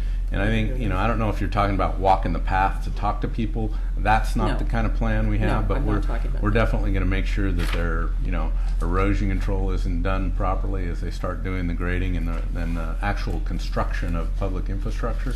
We'll definitely have a heavy presence there. But, it's a big site. It is a big site. And, Well, based on the email I've been getting from the Kenema neighborhood, it could be inundating if we get enough folks that really feel like they really have to be, reporting every tree that goes down and, silt fence that lays over. I mean, it's a big site, and we're, it's manageable, but people tend to feel like, one thing, and I see the emails, depending on who's writing them, they blow them into, chaos. And so I don't anticipate it being that way, but it's going to be heavy construction, bigger probably excavators than we've seen in Oregon City in a long time. Bigger trucks that are going to be moving that traffic. They're not the kind of trucks that you can drive down the roadway typically in terms of a standard sized travel lane. That's why we're closing the road. What I think I would suggest, as part of Denise's things, just make sure when your people are there that they've parked the truck like in the temporary lot or whatever, so they see there's a City of Oregon City presence. Even if the inspector's deep inside the site and isn't visible, the fact that there's a city truck, car, whatever there means that there's a city person there, which means we're paying attention. I mean, that's the sort of click, click, click that goes on in People's the heads. casual observer's Exactly. head. It may mean your guy has to walk a little further when he could have driven right up to the thing, but that's a level of comfort that I think might alleviate some of the non-standard emails that you get. You know what I'm saying with that? Well, we've got 3 accesses. Again, it's a lot of coverage, and we're trying to cover all the various development through But town. you're saying so that this we're project's gonna- going to be we're- done in phases, though? Yeah. So they're not going to be working on the entire site. They're only going to be working on No, the parts No. that you got permits, you said. I would for. say the first couple of weeks they're pretty focused on erosion control and demoing of concrete. But after that, they're talking several crews doing several different things. Digging out of one North cruise, Park, driving down past the trail and dumping in the glacier site back, and so it's going to be an action center with lots of activity on most pieces of it. I think once they finish on lot 1, that area will be done and essentially available for public access. But lot 2 is there's going to be all kinds of things How going will on they there. be getting the trucks in and out of the site? If you're going to block off the Main Street extension by the Oregon City Shopping Center, they're not going that way, I presume. Well, most of their trucking, at least initially, is all on site. It's just No, no. moving back and How forth. are they But coming once into the site? They will. They they haven't coming designated that yet, but they're likely going to use either end of Main Street Extension, depending on where they're headed or what they're bringing. Okay, so let me ask again. So the access to Main Street Extension by the Oregon City Shopping Center, when you come up by Firestone, are they going to be accessing out of that side of it, or is that part going to be Yes. blocked off? Well, it will be blocked off to non-construction vehicles. Okay. So Firestone Alley will not be open. No, Firestone Alley will be open. Okay, well, my concern. Local, we'll call it local access only. Yeah. My concern about that is that you have a number of citizens who use that to go in and out. Matter of fact, when I'm at the shopping center, if I don't have to go to the light, I go out that way, and I don't really want to have any. We will have Big, giant reader boards ahead of trucks. time to just kind of set the tone of where the road closures are at. And No, I'm not saying I go down the main street. I'm talking about I go out to get to McLaughlin Boulevard. Next to there's Firestone. You can go out without going to the light, and you can turn right to get onto 99E McLaughlin Boulevard. I use that access point a lot. Yeah, But you're not gonna we'll be be able- signing that for local access only, and I don't think it'll take you more than a couple times to realize maybe I better go a different way. But what my question is that going to be the main access for trucks? Because I think there'll be a conflict between not me, but other people who use that coming down, and they might not go to the light. They might come in that way to get. A lot of people go that way to get to Dollar Tree because it's the fastest. I mean, I'm not a big Dollar Tree shopper, but and then a lot Denise, of people I'm use telling it. you that we manage and these developers manage construction access entrance. There's 2 entrance points on this site, right? That's Which one are? end of Main Street at 15th and the other end at near the Firestone Alley. Firestone Alley. Okay. They're going to use both of them, and but there's also going to be signs such that the day-to-day user who might typically use that can't get through. Is there going to be Now there traffic is an control? exception to that, and that's the trailhead parking lot. Once that's done, I think we still need access to the I trailhead think what she's parking. asking, are those big trucks going to also come down and use Firestone Alley and come through that where you turn out in and out? Yes. Not the big trucks, but Okay. That is- trucks that bring like gravel and those things from another source. They'll be standard dump trucks. Right. So that you answered my question finally. Was no, the big trucks are not using that. So that was my question. Okay. Are they going to be using that? Because if they are, I would like to recommend that you have actually physical traffic control rather than just, people around here don't always read. And if they have a physical person there saying, no, you can't go there or whatever, that makes and a lot that of may be difference. needed from time to time. Good. I just want to make sure it's considered. I mean, really, for the most part of this project, they're not going to be bringing a lot of import material in. Because they have it. It's already there. Transferred. John, do you know, is anyone coordinating time-lapse pictures or anything like that? It's Good such a cool, idea. big As project. far as I know, do we have a requirement for that? I don't know of a requirement for that, but that's always a neat thing to have. Yeah. What about one of these hovercraft, these small things? Well, we do not want to be encouraging drones. people to put drones out there. No, but the developer might do it to show the evolution. I mean, good suggestions and something we might share with them because they do have at the end of the day, they want to rent these apartments. So whether there's some advantage to having that, today we talked a lot about their own website so that we could provide a link to their website. Whether they have a time-lapse camera or a drone, I don't know.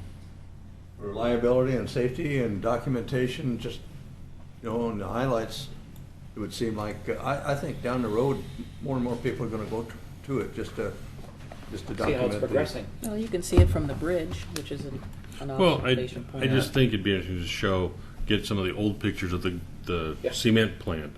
Then now it's an abandoned brown field, and then they do some erosion, and then they level it, and now there's houses and kids playing in the yard. Click, click, click, click, click. That. I mean, for them, it's a selling point. Look what we did with this industrial site, and look what as they go to the next city with the next thing.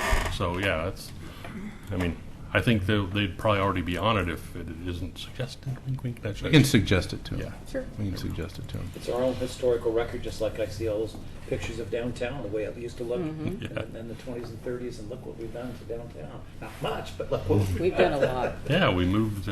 Mr. Biggs. So that's just really the highlights. There's lots of details on this project, many Well, of the which biggest are thing is the many of which closure are of Main process related that Street extension. you all expect to be done, and kind of wonder if they don't get done later why they didn't. And so we want to be all over that. And really, Alita Froman Goodrich, who you've all met, she's been the powerhouse behind our development review on this. So. Yeah. There's always the option to have the developer pay for an additional inspector. They are providing their own No, inspection. no, I mean, No. pay for somebody on our side. Since this Yeah, is, we this is a haven't mega made, project. We haven't made that a requirement, but Okay. that's it. Thanks. So that's it? Okay, very good, thank you. And for the record, you did say that the sewer work that was done up and around the hospital will get paved by the end of the summer? For the record, that's true. Okay. All right, it's on the tape. Okay, so we will move on to the public hearing. Carrie, am I going to read You the are. script? You are. How exciting. He loves doing that. I haven't done that for weeks. I thought 2 you had it weeks. memorized by now. Okay, so as before we get into the actual public hearing, I'm going to read the script that relates to the public one? hearing. Did you get that one? Did you The- ask for public comments for stuff not on the agenda? I thought John was, Just double check. yeah. Yes, I don't Are see there any. any public comments that are not on the Yeah. agenda that Yes. anyone speaks about? Nope. They're all Barry Hillers. Okay, Right. very good. Don't everybody come up at once. That's right. So we have, is this applicable to both of the items that are on the agenda or just the first one? It can be if nobody else comes to the hearing, but if people Okay. come to the annexation one, we'll have to read it again. Okay, so we have a couple items on the agenda tonight that this script will be relevant to. The first one being the retaining wall mitigation at landslide at Berry Hill Apartments. The public hearing on land use application tonight, the staff report. Staff is prepared for this application, has been made available to the public 7 days before the public hearing. The staff report identifies the approval criteria that apply to each applicant's proposal. Staff has analyzed the criteria which are contained in the staff report. The quasi-judicial hearing procedure that the commission will follow is set out in state law and the Oregon City Municipal Code. The hearing procedures are shown on the chart on the wall. Anyone wishing to speak should fill out a speaker's card and give it to the planning staff before the hearing. Speakers will proceed in the order in which their card is received. You should fill out your address on the card so the city will notify you of its final decision. For the public record, please begin all testimony stating your name. Testimony and evidence should be directed toward the applicable approval criteria. If you believe other criteria apply in addition to those addressed in the staff report, identify and discuss those criteria and explain how and why you believe they apply to the application under consideration. A person may submit any written material while the public record is open on each application. Any written materials received by the staff, the city staff, during the time period in which the record is open will be placed in the record. Written materials submitted during the public hearing must be presented to the city staff in order to become part of the record. If a person intends for PowerPoint presentations, oversized poster boards, reports, pictures, or other exhibits used in their oral testimony to be placed in the record, copies must be submitted to the city staff while the record is open. If they are not given to staff, they will not be included in the record. Any person wishing a continuance to present additional evidence and testimony or to keep the record open to respond to new evidence must make that request before the public testimony portion of the hearing is closed. If the Planning Commission makes a decision with which you disagree, any issue that you may wish to appeal must have been raised for the consideration of the City Commission or LUBA, or both, without raising the issue on the record with sufficient specificity and accompanied by statements or evidence that the city and all parties can respond. The issue will not be deemed appealable to the State Land Use Boards of Appeals. In addition, the failure of an applicant to raise constitutional or other issues related to the proposed conditions of approval with sufficient specificity to allow the local government or its designee to respond to the issue precludes an action for damage in circuit court. We will now open the record for Oregon City File number US 16-02, NR 16-04, SP 16-04, and VR 16-01, retaining wall to mitigate the landslide at Berry Hill Apartments. Do any of the commissioners have any ex parte contacts, conflicts of interest, bias, or any other statements to declare? And has any commissioner visited the site, for the record? My future wife used to live there, so I'm relatively familiar with that site, but she's now my wife, but at the time she wasn't. She's not my wife. Okay, Denise? I have been to the site on many occasions, and I have a long history with this piece of property. Tom? I'm familiar with it because my storage units for my store down that Marjorie Lane, but I didn't even know it was on a hillside. No ex parte Very good. contacts, and I have not visited the site. That's what Zach just said. Okay, and I'm vaguely familiar with the site. I've visited the apartments on one occasion that I recall, but not recently. I stand corrected. She's telling me This that's is not by, the this same. is by Fred Meyer. I can't read this map. It's so Yeah. blurry, but I had the wrong apartment. Sorry. Yeah, it's near Fred Meyer. Okay, I thought this was the one. The with other one, conferences. yeah, yeah, This is off of Beaver Creek Road. yeah. Well, But so that is, is- so is the other one. It's off of Beaver Creek. And it's behind Berry Hill Shopping Center. I thought that was Berry Hill Apartments. No, that's a different apartment. But- Okay. It's but- Knight- I stand Knightsbury. corrected by Yeah. Denise. Yep. So, does anyone from the audience wish to question the commissioners on these disclosures? Is that on the staff report? Okay, seeing none, we'll commence with the planning staff report. Thank you. So my staff report is going to be fairly brief. This application involved 4 separate applications. The principal application that is fairly technical and which the applicant will be explaining tonight is the geologic hazard review. The proposal is to mitigate the landslide between the Forest Edge Apartments and the Berry Hill Apartments. I'm going to show you the location of this and then go through each of the files in some fashion to explain what's going on. Subject site, the red circle in the map here indicates where the landslide in question is. This is a 2015 aerial photograph. So the property is north of Beaver Creek Road, across from First Street.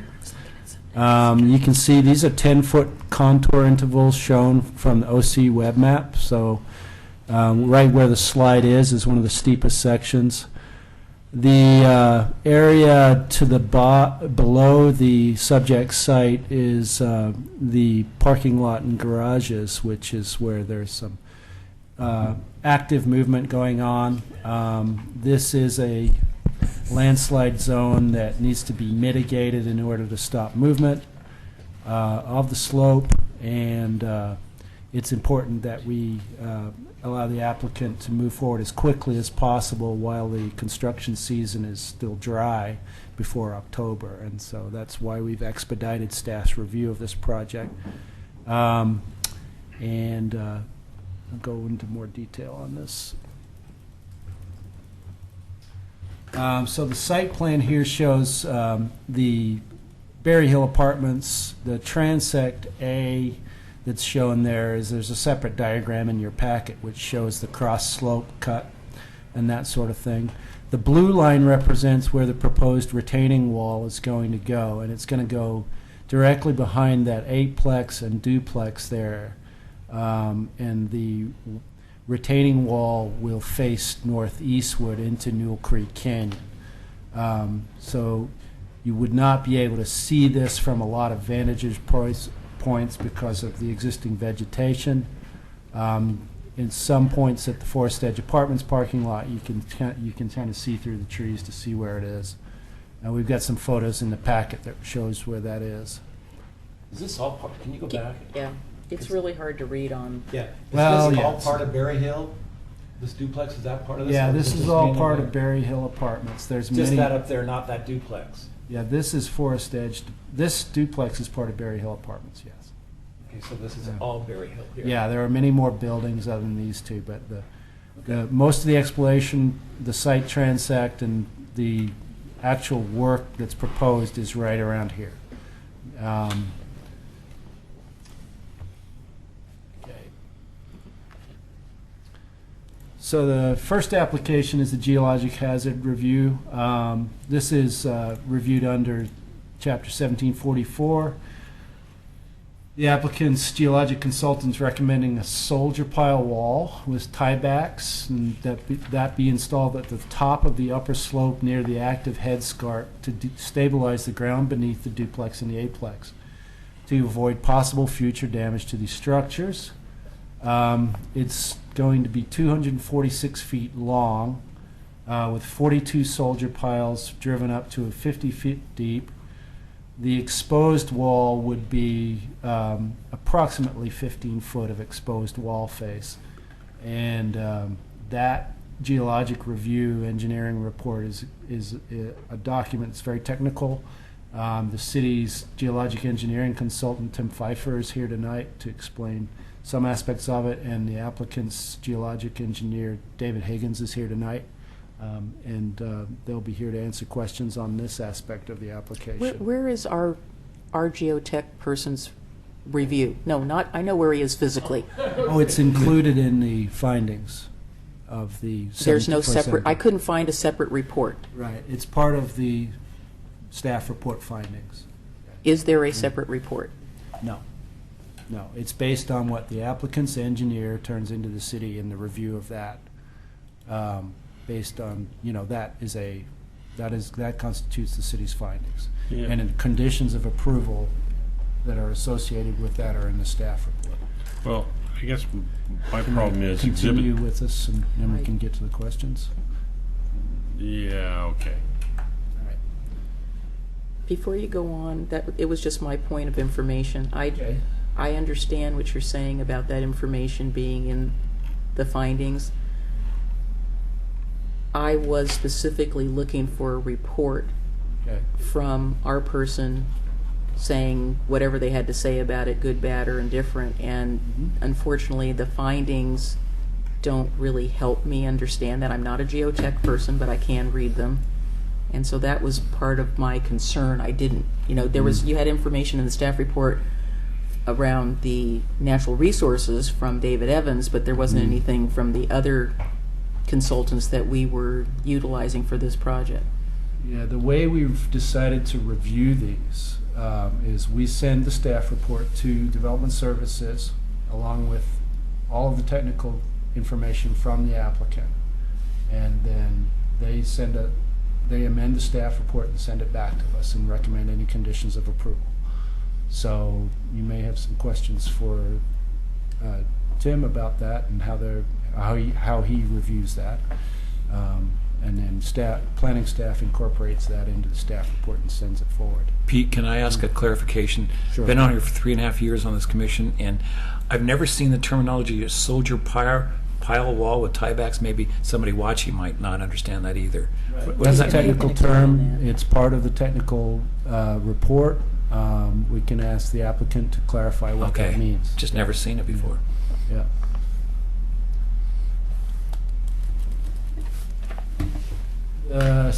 Natural Resources Overlay District review.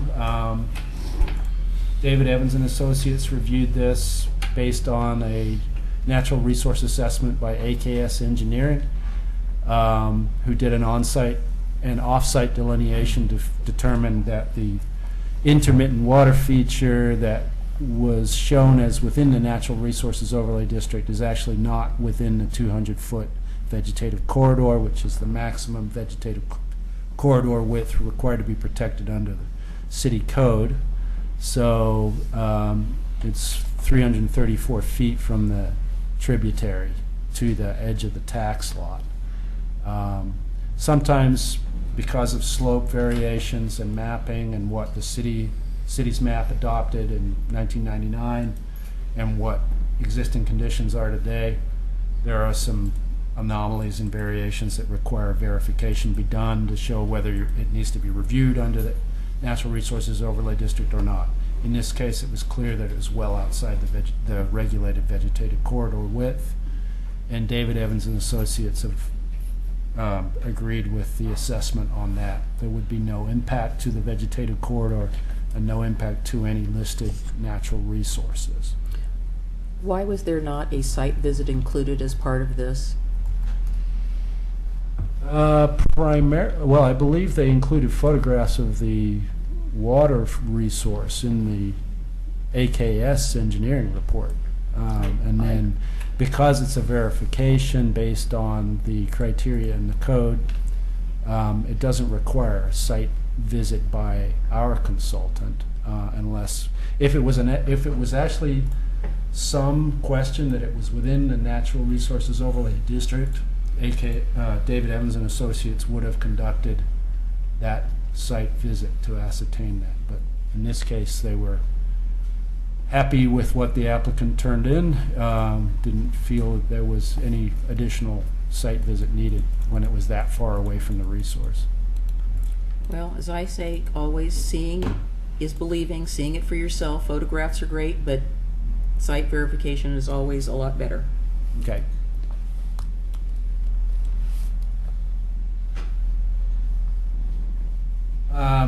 We also reviewed this against the minor site plan and design review criteria.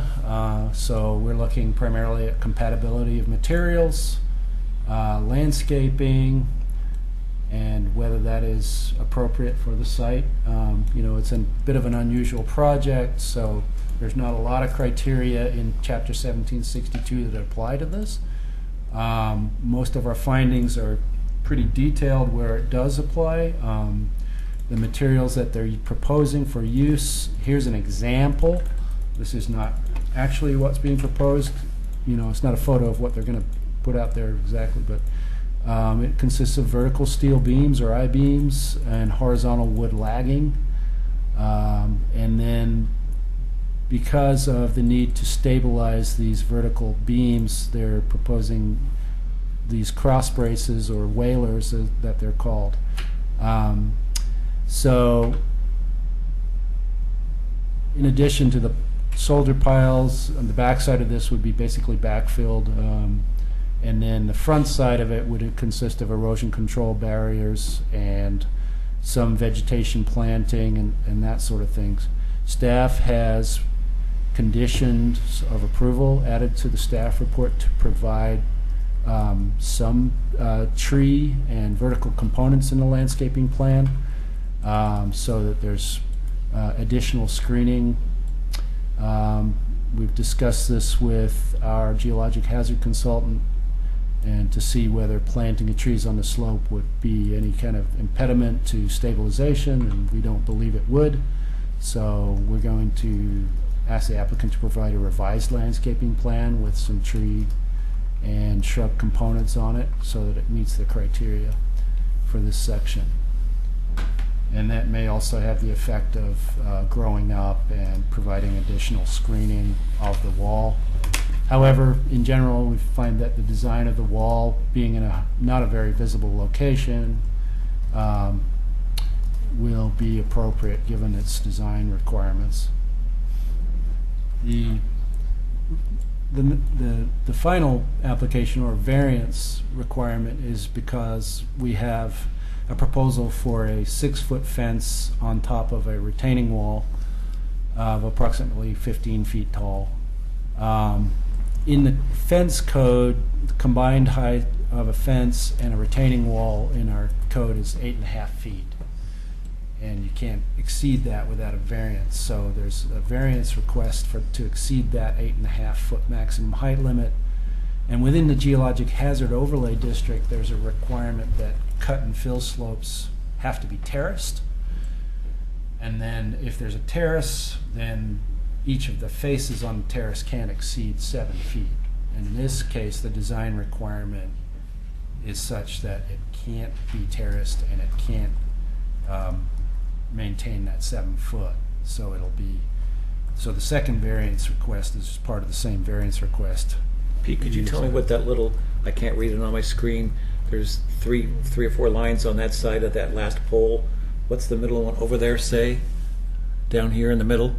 Where? You're right over there to the left, to You the just right. moused over, yeah. Here? Yeah, what does that say? Like 30 feet 30-inch deep? diameter soldier piles. Okay, so that wasn't the depth of what those are. I thought that was... Right. Now, the depth is going to be driven to approximately 50 feet, I understand. How much of that is into the 50 feet? Was what I thought it was saying 30 feet. I don't know. Okay. We can ask. Sorry. I think the overall hoped for driving depth is 50 feet. But let's ask for that clarification. So we've looked at the variance criteria and find that they're all met. It is the minimum variance that would alleviate the hardship based on the geotechnical borings and inclinometer data.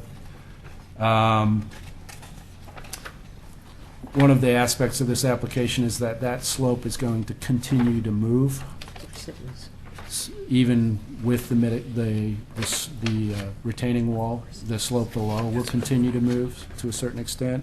So there's a design aspect to this retaining wall that it can't be terraced, that sort of thing.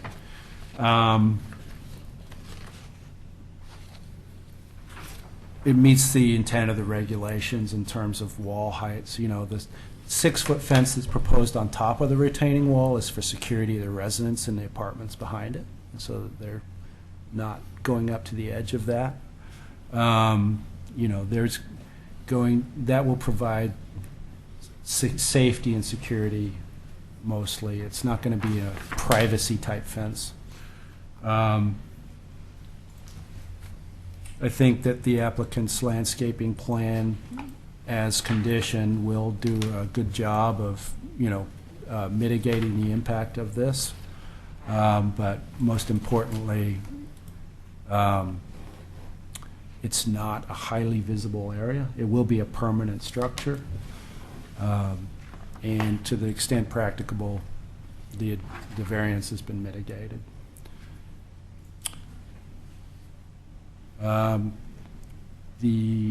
see. So we are recommending approval with conditions of this application. And if you have any further questions for me, I'll be happy to answer them.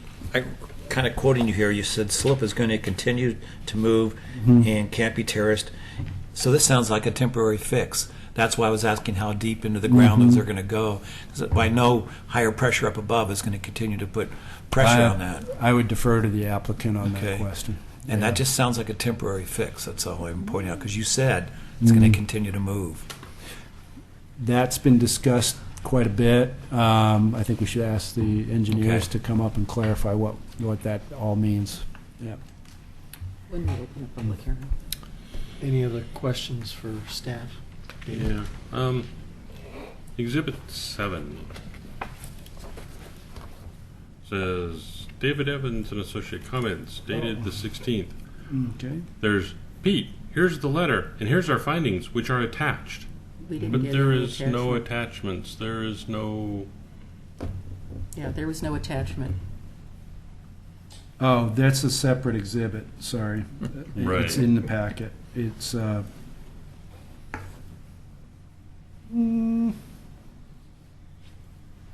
Oh, yeah, they did send a report, and we Did not included it into the findings, but we didn't include the report. Where are they in the findings? 1749 Natural Resource Overlay District. Okay. Yeah, that was another question I had, was where was that report? Because that was part of the packet and couldn't read it. So there's, Yeah, it I should've- feel like I'm kind of missing some information on this application. I'll get it for you and we can enter it into the record. Yeah, it should just, I mean, here's, when it says, and here's our findings, it should be part of that same exhibit. Yeah. Even if it's duplicated in other locations. Yep. Yeah. All right. Can't call you on the weekend and go, hey, Pete, You where's the got that one. Yep. document? I'm not going to have time to read it tonight. There were a couple of things that came up at the last minute, as they inevitably do, which I should talk about. One was initially there was no expectation they'd be doing any tree removal, but then it turns out that they were going to get pretty close to one tree along where the retaining wall is. So our recommended approach to that is to mitigate it in accordance with our tree protection code criteria, which is 1741, based on the diameter of the tree that's removed within the construction site. A certain number of mitigation trees are going to be required. It's fairly standard review for that sort of thing. And we normally include a condition like that on most of our site plan reviews, because there's always some situation that comes once you start doing site exploration or construction activities where a tree may need to come out for a reason which has to be justified. So there's a condition of approval for that. And then the other issue that came up is that the soldier pile material that they wanted to use was not readily available. So they're using a slightly smaller diameter soldier pile, which required the need of these cross brace pieces or whalers. So the applicant did include an additional narrative for that, which is in Exhibit 8, along with some photographs of the site from down below where the parking lot is, to show how much existing screening vegetation there is. It's kind of a subjective thing whether you think the whalers are aesthetically, detracting from the design of the wall or not. You can design them a certain way or paint them a certain way, perhaps, for that sort of thing. It's not really something that we would really address in our site plan and design review criteria, given the nature of this project. So we just wrote a condition to provide some additional screening. And from what I understand, there may need to be some sort of coating applied to those for corrosion resistance, which can be part of and the color of that coating could potentially be used to enhance the appearance of them. Yeah. Or de-enhance the appearance. Or de-enhance, as the case may be. Yeah. The vicinity map, Exhibit 10, whose exhibit is that? I think it's theirs. That is from the applicant's packet. Okay. Mm-hmm. It's really inadequate. The scale is Yeah, it's way too small. but I mean, I know where it is and everything, but in the future, it would be nicer to have a more detailed. Right. Well, there were several other, more detailed site plans, but, in terms of locationally, It's good to know it's that pretty it's in the zoomed out. northeast corner of Clackamas County in the state of Oregon. But that's Okay. Mr. Chairman? Yes. Pete, did I miss it? The other thing I had on my list besides that geotech report and then the David Evans report I had, where is the landscape plan? Did I miss that in the packet No, somewhere? you didn't miss that. It was essentially what they turned in was an erosion control plan rather than a landscaping plan with a seed mix on it. That doesn't meet the criteria, doesn't meet the application requirement for a landscaping plan, which is why we conditioned the application for a revision, a revised landscaping plan. I don't feel comfortable with having that as a condition. That should have been part of the application, and I hope that they can submit that in a timely manner so that it can be reviewed. That's just my opinion Well, only. it will be reviewed. Yes, as but understand. I would, as part of this application, that is part of it. You And would prefer to review it. I would as staff. prefer to review it as a commissioner since I'm being asked to make some sort of decision, and I can't make a decision based on something that I don't have. Or part of something that I don't have.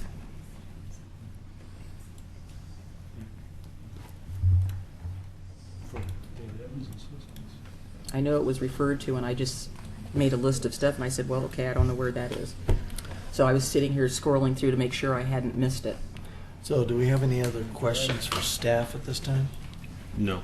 Okay, so let's go ahead and Pete, if you're finished, and we'll have the applicant come forward. Yep. Okay. I'll be right back. And the city's consultant, Tim Pfeiffer, our geotech, is also here to answer questions as well. Okay, so who's here for the applicant? Okay. Come forward, please. Yeah.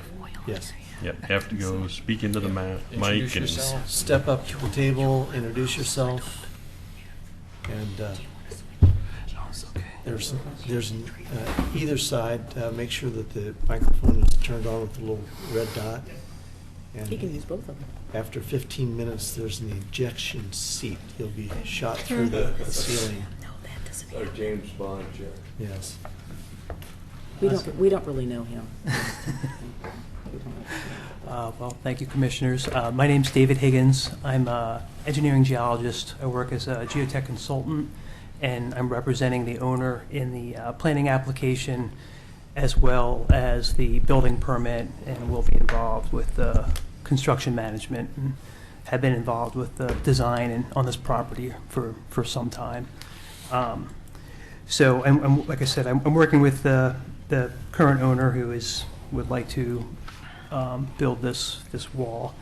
And if you can go to my PowerPoint, Oops, gotta switch it. I have about 14 slides. I'll go through them quickly.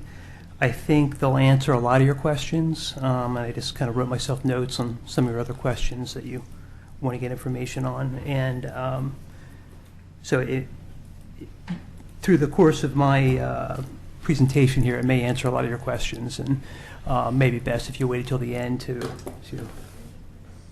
great, thank you, to answer, to ask. So this is essentially, this is the back of Berry Hill Apartments. This is what we call the eightplex in the foreground, and then behind that is the duplex. So down the slope here to the, I guess that would be the north, well, more to the east, is Forest Edge Apartments. So this is essentially, this photo was taken in February, and this is essentially what the site looks like now, except for there's leaves on the trees. So the retaining wall will go basically about 10 feet or so behind the eightplex here, jog over, and then go behind the duplex. The property line is not very far behind these buildings. Hey, David, they can't actually see the pointer unless Yeah. they turn around, so just so you Okay. know. Oh, I will. okay. I will use that sparingly. Okay, I'll turn around. So here is a little bit more detailed vicinity map. To the right there is Highway 213, and then at the bottom is Beaver Creek Road. So both Berry Hill Apartments, as labeled there, and Forest Edge Apartments are off of Beaver Creek. Berry Hill is essentially top of the plateau, and then you go down slope to Forest Edge Apartments. And I will use my pointer here for a second, but the eightplex is right there. The duplex is in the trees here, and here's the property line. And the retaining wall will basically be parallel with the property line basically from one corner to the other. Could you go back, now where were you pointing at for the white blob? I can see where the corner is, that's the what? That's the eightplex. That's the eightplex, okay. And then in the trees here, you can't Right, see okay. it, but is the duplex. So where, do you mind, where's Forest Hill in relation to the Berry Hill? Forest Edge, So, yeah, Forest down Edge. slope, down slope. Can you show me where on there? Right here. So it's below this? Yes. Yeah. Okay, I've not It's been in here, that area. and it's down here, Okay. like that. And then, I mean, you see, so you're basically going down slope here to Newell Creek, which is essentially the toe of the landslide. And I'll get into that in a little bit more detail. So the Berry Hill Apartments was built in 1974, and then Forest Edge formerly was called Newell Creek Apartments, and that was built in 1997. So here's another photo, aerial photo of the site without the leaves on the trees. So again, I'll just point to here's the eightplex, and here now with no leaves on the trees, you can see the duplex right there, and then the eightplex. And this is Forest Edge Apartments. So this aerial photo was taken in 2005, which was a year before the landslide started in 2006. And the landslide started in Forest Edge Apartments, and since that's happened, it's basically crept up slope. The cracks have gotten further and further up the hill, basically to a point where they're within 10 feet of the back of the structures of the eightplex and duplex on Berry Hill. And eventually, with increase in movement this past December, led to the evacuation of those two buildings, as well as the Forest Edge Apartments down below. The Forest Edge Apartments down below portion that was evacuated was just the northern portion. There's kind of two campuses there, separated by Connector Road. And just the landslide is just in the northern portion, the active portion of the landslide. Before you switch me, can I ask you a quick question? Sure. I have to get up here to it. So these are the plexes that we're talking about, these on the edge over here. Correct. What is this right here? This is all Berry Hill Apartments, and this is some other development townhomes. I can't remember the name of them. That's something else other than yours. Correct. It's a separate property. Are they putting pressure on this? No, they are not having an impact on the landslide and are currently not being impacted by the landslide. However, in the north corner, the active slide does get very close to those buildings. And the retaining wall that we are proposing only is to mitigate the landslide within Berry Hill. And I'll go ahead and skip ahead to this portion, one of your other questions. So the landslide will, the retaining wall will retain everything upslope. So the retaining wall will prevent, will be in this area and will prevent anything upslope, these buildings plus anything else upslope of them, from moving. But all the land, below the retaining wall will continue to move. It's below the retaining wall. It's not being supported by the retaining wall. However, the retaining wall is designed in such a way that allows for that movement to occur and will not have an impact on the upslope properties. But the retaining wall, 246 feet, I believe it is only going to retain the soil above it for that 246 feet. So, and currently, that's about the length of the active headscarp of the landslide. But in the future, it's possible the landslide could increase laterally. It's not currently affecting those other buildings, but again, what we're proposing is not either going to help or hurt those structures, or do anything to stabilize Forest Edge Apartments. This kind of gives you, this is an exaggerated, vertical exaggerated image from Google Earth, but essentially what this shows you is you can see the canyon of Newell Creek, and above it on the two campuses, the north and south campus of Forest Edge Apartments, and then above that in the corner are the eightplex and duplex. And could you use your pointer and show those in that? Sure. So here, again, here's 213, here's Beaver Creek Road. The entrance to Forest Edge Apartments is down here. The entrance to Berry Hills Road over here, and this whole area is Berry Hill Apartments, the eightplex is here, the duplex is here. So what's noteworthy about this slide is here's Knoll Creek, and there's essentially an ancient landslide that was probably primarily dormant that was basically reactivated by the construction of, in my opinion, of Forest Edge Apartments. However, Forest Edge Apartments were completed in '97, and the movement didn't occur that anyone knows of anyhow until 2006. But what is noteworthy here is you see these are two little platforms, and these are basically what we call slide blocks. They are, this would have been a uniform slope had these blocks not slidden down the hill 10,000 years ago or something like that. But there's a historic landslide that goes here, and that'll be shown in a map. And in 2006, this portion of that landslide reactivated.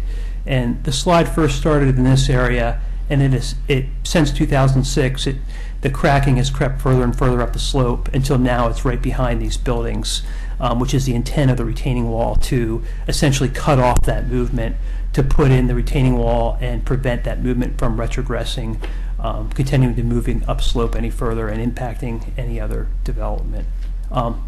Again, just above the landslide. I mean, above the retaining wall, sorry. How deep is that landslide? I have looked at this before. Well, right below the eightplex and the duplex, it's about, the base of it, I believe, is 36 feet. That's from 10,000 years ago, 36 feet. Yes, and essentially that's where it reactivated down below to that level. Basically, you had an old slide there. It was sitting there dormant, and then it reactivated, and it basically reactivated on its own shear plane. But the very far uphill portion of that, actually I have a slide that'll come to the depth, but uphill portion of that slide, the ancient slide, to this point has not reactivated. Essentially, that you have a landslide and this little wedge at the top, and that's the only portion that hasn't reactivated. Everything else has. And where our retaining wall is going to be constructed, I believe it's 30-some feet deep, but I'll get to a slide that shows that. Further down into Forest Edge, the slope, the depth varies, but it's generally 20 to 40 foot type of range. So this is a map showing some of the mapped landslides in the area. This isn't my map. This is a Oregon Department of Dogami, yeah, thank you. Dogami map. And again, our site, this site here is the Berry Hill, and underneath the landslide shown here is Forest Edge. So basically that headscarp is just below the top of the landslide. Is just below the eightplex and duplex. But you can see there's lots of landslides on this map, and some of them go across the highway, and as you're aware, you can build on landslides, and as long as you don't make things worse, you can have infrastructure and structures on them. But in this particular case, this portion of this landslide has reactivated. So here's some other photos. In the top left corner is January 2001. You can't really see it in the vegetation, but there are some small cracks on the hillside there. Is it 2001 or 2011? I'm sorry, 2011. I'm sorry.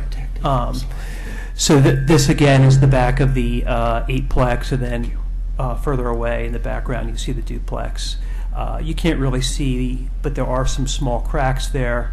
And then because those cracks were getting so close to the building, the decks were removed off the back of the building, because otherwise they would have moved and pulled on the structure and damaged the structure.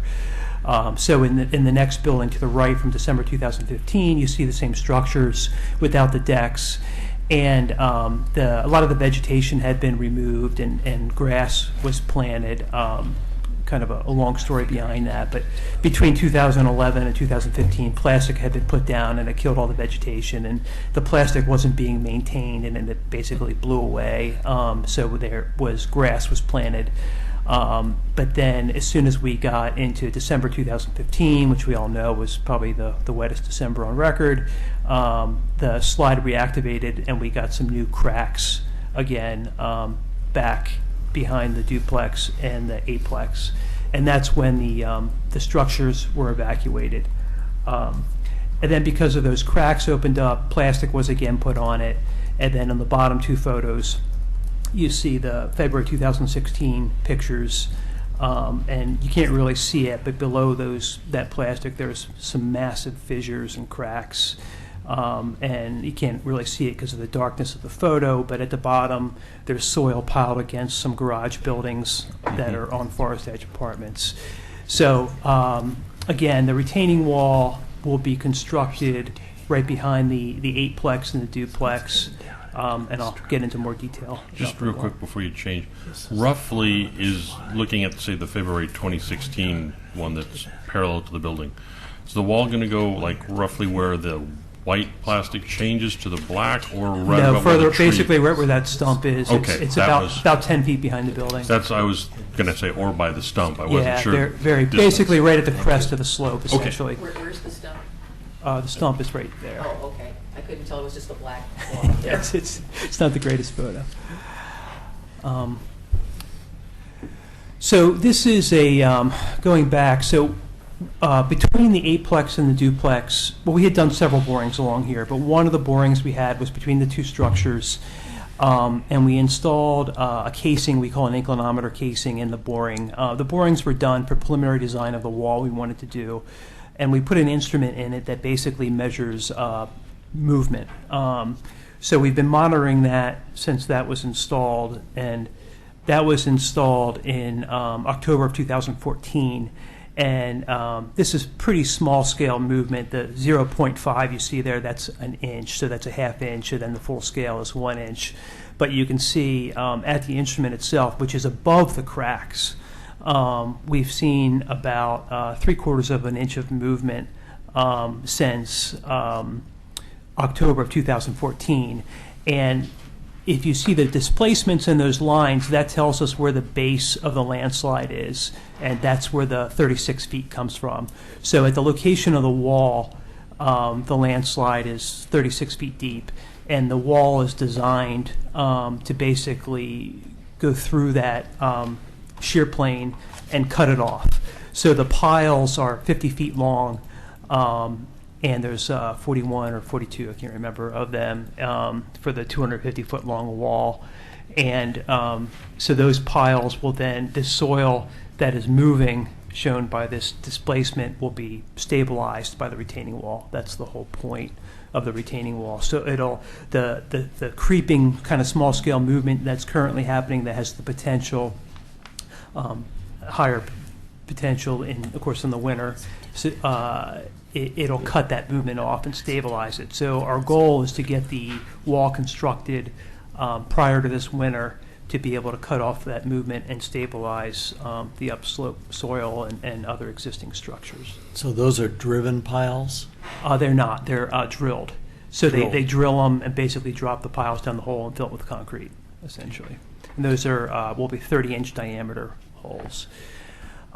So this one basically shows kind of a very rough illustration of, well, you know, on the right side in the photo is, again, the eightplex and the duplex, and down below is Forest Edge Apartments. The wooded area in between is basically what we're referring to as the vegetative screening between the bottom and the top. A lot of the trees towards the top of that slope, towards the eightplex and the duplex, are now gone because they basically slid down the hill.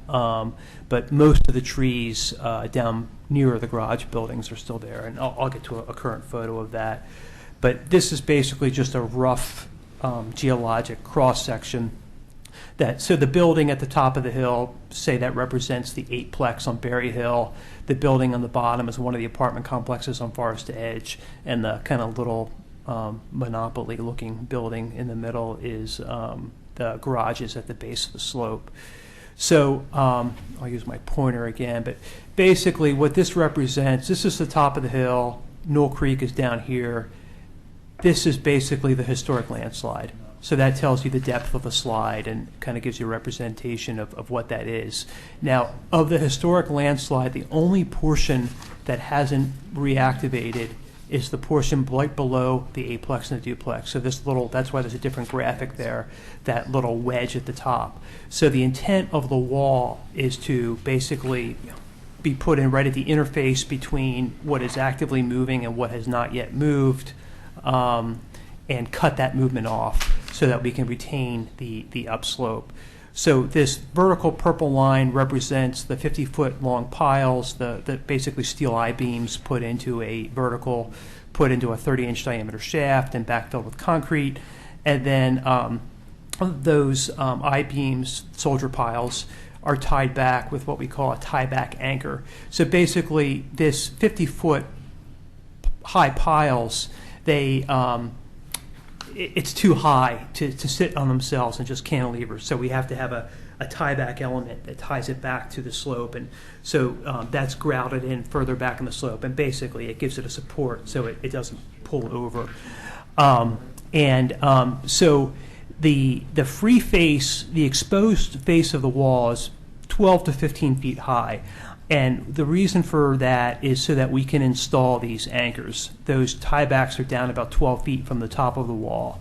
So the total vertical purple line there is 50 feet. The upper 15 feet or so will be exposed, and that's where the wood lagging will be seen on the exposed on the downhill side will be shown, and then the tieback anchors at that point hold the wall back. And everything in front of this wall will continue to move.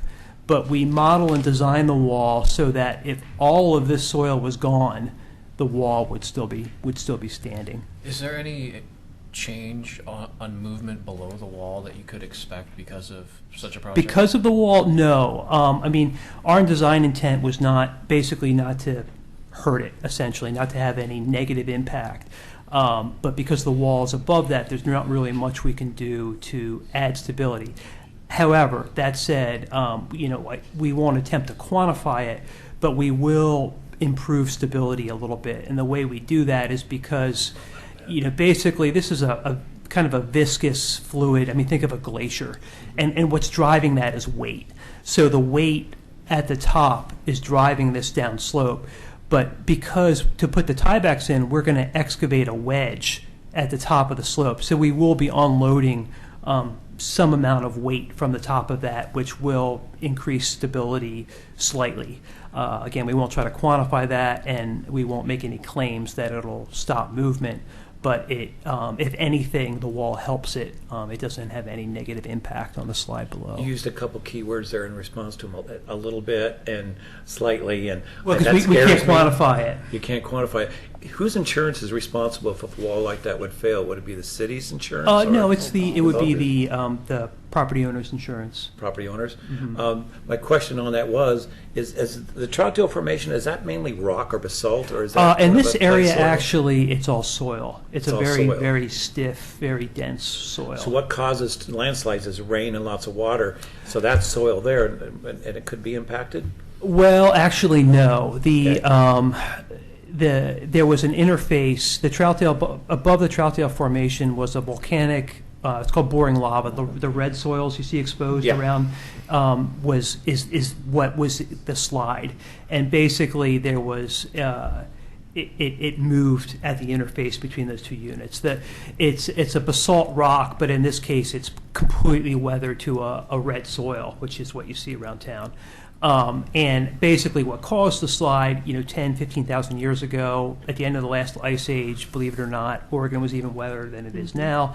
So there was more rainfall at that time, and Newell Creek, again, so what causes landslide is driving force, and driving force exceeds resisting force. So at the bottom you have resisting force, at the top you have driving force. So Newell Creek had eroded the soil away, which took away the resisting force, but yet we still have the driving force and a lot more rain, so then that causes this to slide.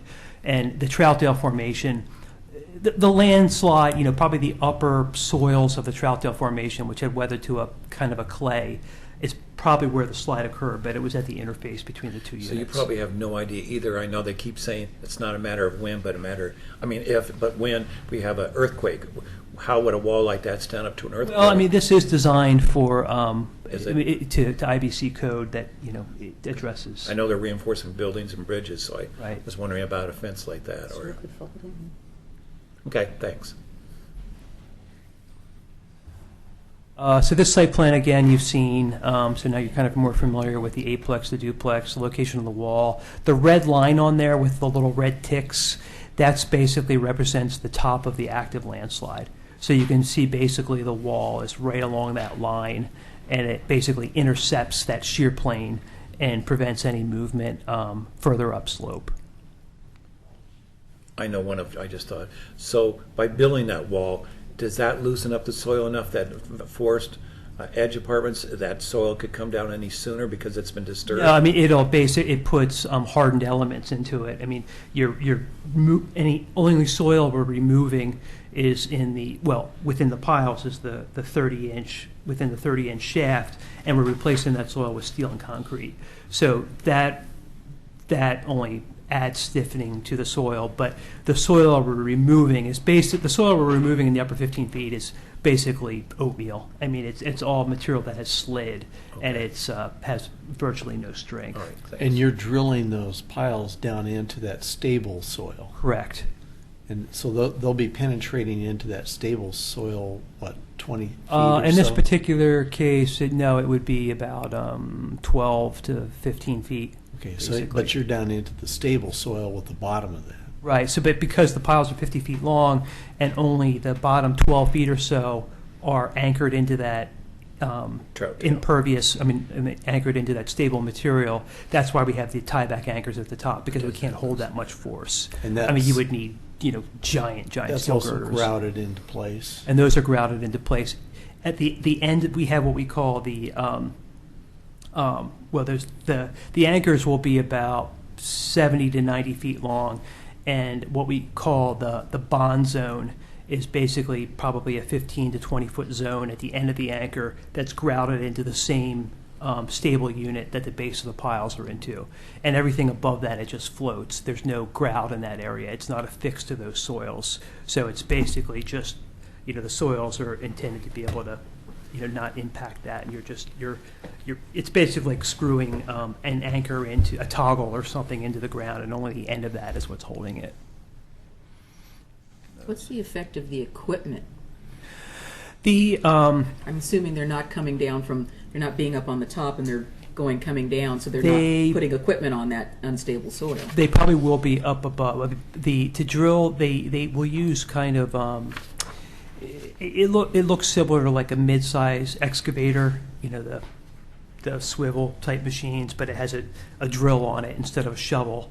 And it can fit in that 10-foot area behind the buildings, and they'll drill those holes. And then they'll use a similar looking machine that kind of picks up the piles and drops them in. And then they'll use a boom, like a concrete boom truck to pump the concrete in.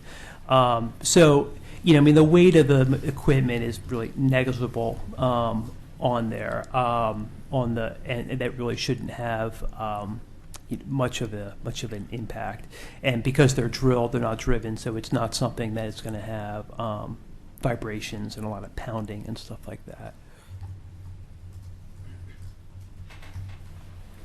So basically what we do is this basically just kind of, so this profile, this A to A prime profile, it's reversed, but it shows. So once we figured out, we basically model the slide, we make a cross section, which I showed you kind of a crude one, and then we input that into a system, some software, what we call slope stability software, and we analyze the slope stability to figure out what we need to build. So really the point of this just shows the wall.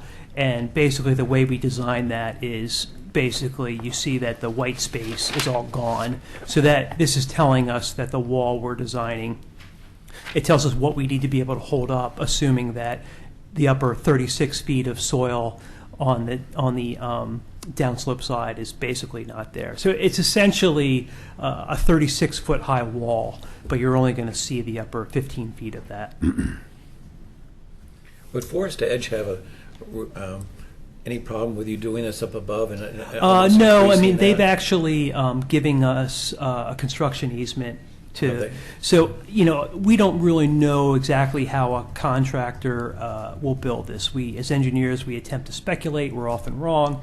But I assume they're going to build this from the top. So most of their access will be from the parking lot in front of the eightplex and duplex. They'll come down between the buildings. They'll drill their holes, kind of like I explained. They'll put their piles in. But then after they put their piles in, they'll excavate down to put their anchors in. And as they excavate, they put the wood lagging in from the top down as they're excavating. So you're digging down between these vertical members, and they're putting in these wood lagging down to about 15 feet. Actually, probably only about 13 feet. I was thinking more in the long run. Let's say that another slide occurs right below your fencing or that area there, and they say that you disturb the soil there, and that increase the stability of that hillside. Can they come back? They could try. That would be a pretty tough argument. Because you have disturbed that. It's deeper, but it has disturbed the hillside above them. Yeah, this is within the industry, it's a pretty recognized. Is it okay? They could try to do something like that. I think they would be wasting their money. I only ask because I'm just wondering. Yeah, no. It shouldn't. I can't imagine that they would claim that. Okay. This is a very accepted method of mitigating this type of slide. It's done quite often, generally more on highways and things like that, not on apartment buildings. But technology is being applied. Dave, here. I was going to say, we see this on I-5 and Terwilliger Curves. We see it on the new bridge, Selwood Bridge at the ends.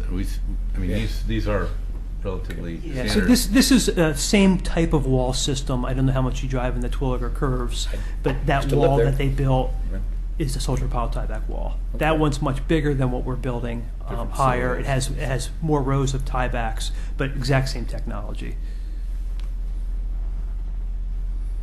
So again, you saw this one, but this basically shows a sample of what the wall would look like. However, the wall that we're proposing now is not going to have two horizontal members. It's only going to have one at the base of the wall. So the upper one shown there won't be included. And we had one wall system designed where the anchors would go through the piles, but the piles would have had to have been fabricated, and we would have actually had to get them, basically had the steel mill make the piles and then fabricate them, and there wasn't enough time to do that to get constructed before this winter. So that was what we had submitted in our original planning application, but then a couple weeks ago we basically changed it to use more readily available materials.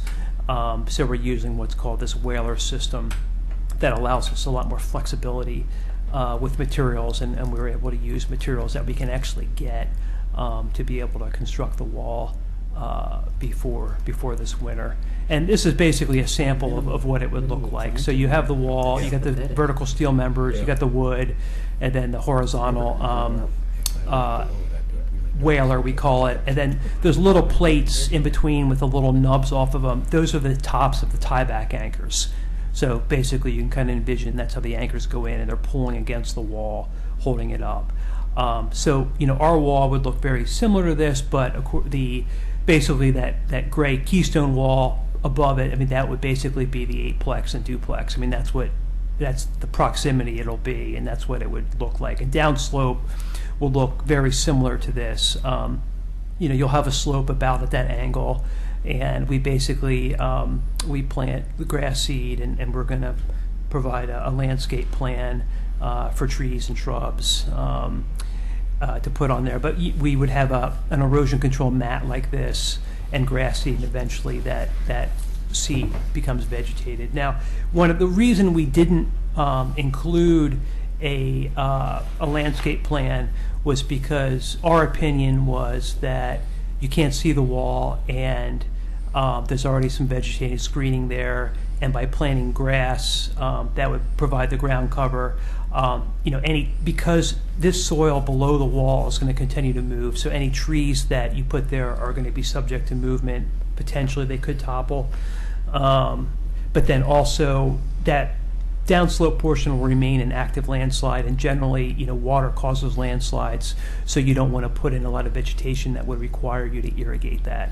However, as a condition, the city has said, the staff has said they would like to see a little bit more vegetation, so we're going to work with a landscape architect to try to find some shrubs and trees that don't require, probably some native materials that don't require a lot of water, and would also be, somewhat flexible to the ground movement. How far down from, looking at a picture like this, how far down does the current owner of the eightplex and duplex own of that land, or is that part of the It's forest only about edge? 20 feet. So forest edge to would the be property looking up at bound. this. Yeah, the forest edge property line is about 3/4 of the way up the slope. Do they have trees on there to kind They, of block they their do, view? and I'll get to that. Okay. I just wanted to also ask, why do you feel that only, I don't know anything about this, so I'm just inquisitive. Why only one brace across this way? Why don't you feel with all Because that's that, what the structural engineer tells me they need. with all that So pressure up above, you don't think you need a Yeah, I mean, second basically, brace? the size, the girth, and the strength of those vertical elements we're using, the structural engineer looks at that and how much it flexes. Okay. And then they figure out, basic. So if we were using lighter steel, we would need 2 rows. But, Okay. but we're using a heavier steel section for the vertical element. So then they figure out, if it's like this, they figure out where the optimum part for that anchor to go in and tie that back is. And in this particular case, it's 12 feet down from the top of the wall, and it only requires the 1 row. We try to avoid putting multiple rows because the tieback anchors are very expensive, and then also the more rows you put in, the more you have to excavate to put those anchors in. Thanks. So this is kind of just a rough plan. So this is a little bit different than what Pete showed before. So now you can see in the elevation view of the retaining wall. So I'll use my pointer again, but basically this would be the eightplex right here on the top. This would be the duplex here. You have your 6-foot-high cedar fence. This is the top of the wall. Here's your soldier piles. There's the wood lagging. And the ground surface will basically be about 2 feet above the wood lagging. The ground surface just below these horizontal elements. Now those horizontal elements, those are the whalers. Those are the horizontal bars that the anchors will go through. And then the bottom picture, you basically see a plan view of the retaining wall, similar to the line that Pete showed in the site plan, but you see the 42 piles on there, 30-inch diameter. And basically, they're not shown on here, but if you were going to look underground, the tiebacks will go back in between each one of these piles. There'll be a tieback going down back probably 70 to 90 feet. And they tie the wall back into the slope. And then this is just a detail showing, so this is the base of the wall, here's the tieback anchor going through, going back 70, 80, 90 feet. This is basically these beams, staggered beams, are the whalers. So every other pile, the whalers will be going like this, and they except the anchors go through them. On your picture of the wall there, the first one, that's somebody else's picture, was a straight line. You're alternating yours. Does that make it stronger? No, it's just it's because they're stepping up and down, and then also using a shorter section. We don't have to put in the wall. They're not going to get it. There's some tolerance that the contractor's allowed to stay within a few inches. So if the longer the whaler you had, then you have to put a lot of shims and stuff like that behind it. But the shorter section makes it so you don't have to shim, and it's basically less on-site fabrication that way. And also because they're shorter sections, two workers can carry them down there, hold them in place, and they tack weld them. Okay. And then so it's just because we're on the slope, because the access is so difficult. The lighter, the smaller you can get the steel, the easier it is going to be to fabricate. And you want to avoid as much fabrication on site as possible. So this basically shows, this picture was taken a few weeks ago, and this is downslope of the wall, the eightplex and duplex. So this is in Forest Edge Apartments. So this basically shows the trees at the bottom of the slope.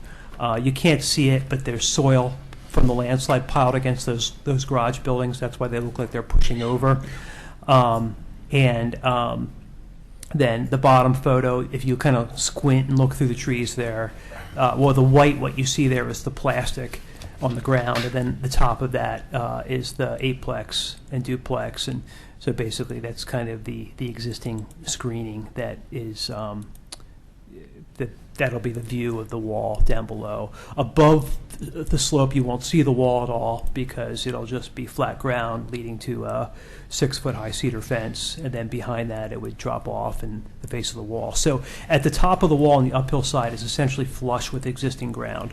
On the downhill side, they'll excavate 12 to 15 feet, and that front, that face, would be the wood lagging and the whalers and the vertical steel, and that's what you'd see from down below. That is it. David, if this retaining wall had been installed prior to the big rain event we had in December, can we assume that there wouldn't have been any movement up of it at the Berry Hill side? Yeah, and it wouldn't have been evacuated. There's still there's been some slight movement, just kind of real small creeping movements. That's what we're showing, the 3/4 of an inch, which a frame building can take that kind of movement. But the fear is if we don't get this wall constructed prior to this winter, we're going to see basically the whole hillside come down if we have a winter like we did last year, because basically that's why the buildings were evacuated in the first place, because there was a fear that could happen really at any time. Other questions for the applicant? Damon? Yeah, I guess my generic question is, you have a 36-foot slide, you're holding back the top 15 feet. What's the holding key? back the top 36. Well, you're only putting pilings, or the lag things down for 15 feet. So that means that the material for the bottom 20 feet can just shoot out between your pilings, and then the top 15 feet can drop down through that hole. The good question. The wood lagging actually does not support anything.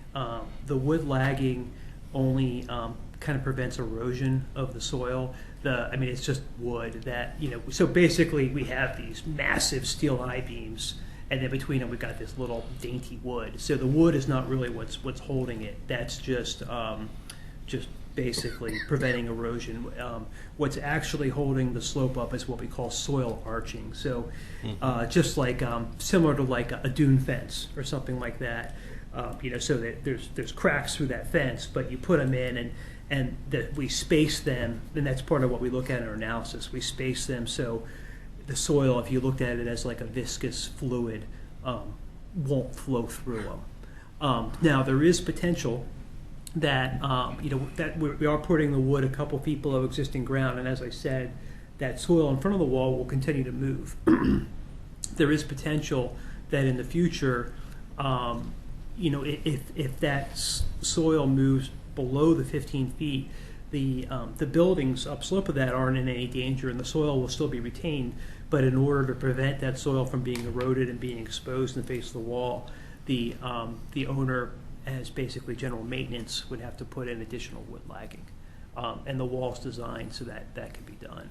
So you're saying that the soil, I'm going to say the wrong word, but the soil viscosity is dense enough that having 30-inch beams 5 feet apart is going to keep it from just squirting out from between. Correct. Yeah, basically we have about 4 feet of soil between each one of those, and it's just viscous enough that the soil trying to go through there, we call it it kind of makes an arch behind it that prevents it from going. It'd be just like a if you were going to look at an arch bridge, it wants to go like this, and it just can't because those piles are are supporting it. Assuming that we don't get significantly wetter weather and changing the viscosity of the soil. Yeah, I mean, if you turn the soil into a liquid, sure, it would flow between them. Okay.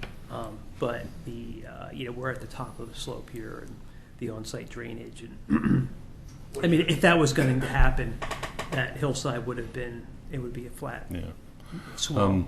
Then the other question I have is looking at your diagram of the wall, it looks like it's calling for only 42-foot deep pilings or 42-foot long pilings, not 50 feet. So I don't know where that's on there, but I assure you that they're 50-foot piles. We've already ordered them, so they're 50 feet long. okay, because it says steel soldier pilings 18 by 42.7. Oh, that's the size of the pile. So the 18 by 4. Well, actually, the 42 is that the weight per foot? Weight. Yeah.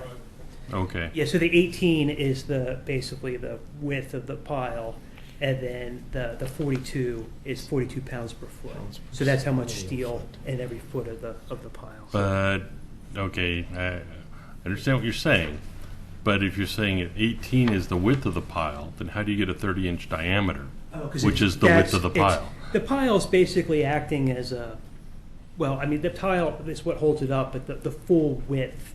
So the other, it's made up by the concrete. So you got the 18-inch pile in the middle of a 30-inch hole. Okay. So you've got 18 inches concrete. of steel within a 30-inch diameter steel and concrete mix. Well, it's an 18-inch I-beam vertical in a 30-inch hole with concrete around it. Okay. I had a question about the variance, and again, maybe it was the late hour that I was reading this, but so is the variance being requested for the retaining wall height or the fence height, or the combination thereof? It's the combination, the way the code's written, but I believe that, well, actually, no. We are compliant with the cedar fence because we're stepped back 2 feet. The way the code's written, you have to have, beyond a certain height, you have to be stepped back 2 feet before you can go up again. So the cedar fence does not contribute to that because it's stepped back 2 feet from the top of the wall. But the wall height itself, the steel sticking out of the ground with the wood lagging, it's about 13 feet high, not 15, that's what the variance is needed for. Okay, that was not completely clear in the report. There's the submittal by the applicant. Okay, the other question I had was, let's see. You answered the question about I kind of already knew a little bit about the Troutdale Formation, but so I am assuming that in a lot of the reports it said, to the extent practicable or to a certain extent. So this is obviously not a for sure thing. It's to the best of the engineering that's been done for this. It follows the standard of care. It's as sure as a thing as any bridge structure, any retaining wall along the highway, where we're following the same code. We actually are following the same code. The wall is being designed to an ODOT standard. So there probably is some. Let's see, what was the sentence that I saw here? It says the project will, to some extent, prevent damage to the property downslope. To some extent. So I'm not saying that that's saying it won't, but it's not saying, it said it will prevent something. But it's, well, I think what that line was trying to say is, in not enough detail, basically, that there's no attempt being made to stabilize anything below the wall. Well, but it will help a little bit to some amount we can't quantify just by unloading some of the weight from the top. well, I know from past, not necessarily experience here, but if it's going to move, it's going to move anyway. It doesn't really matter what man-made things we put up. We, as people, there's still some potential that anything can move. It's just I don't think there's a 100% guarantee on anything like this. And I know on Terwilliger Curves, it's still having issues. The highway, from the day they opened it up on 213, it was moving, still moving to some small degree. And I know that in 1974, when these were built, we did not have the engineering technology that we do today, and who knows that if we knew what we knew now, then we might not have built that thing. And I'm saying we generally, not me personally, but Oh, you swung a hammer a time or two, I'm sure. yeah, no, I'm just, we just don't know.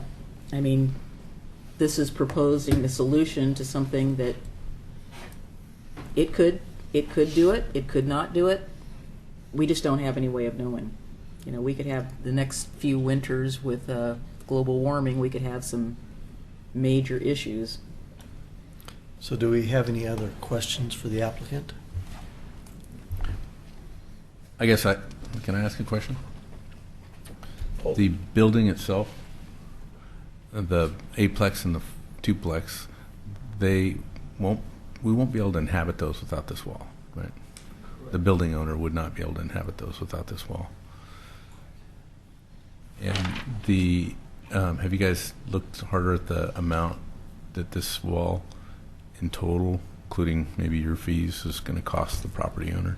So they're putting a pretty big investment in this property, right? Yes. It's a pretty large investment. Large, to the tune of over half. I mean, the wall is going to be in the neighborhood of $1 million. Jeez. So that's the kind of guarantee That's that the just, property that's the owner is buying. construction cost. So that does not include all the. Will decks be put back on these? Excuse me? Will decks be put back on these units? I did wonder that. That'll be up to the owner and the city, as far as city code The goes. view isn't as great either, so. While you're looking at the big wall?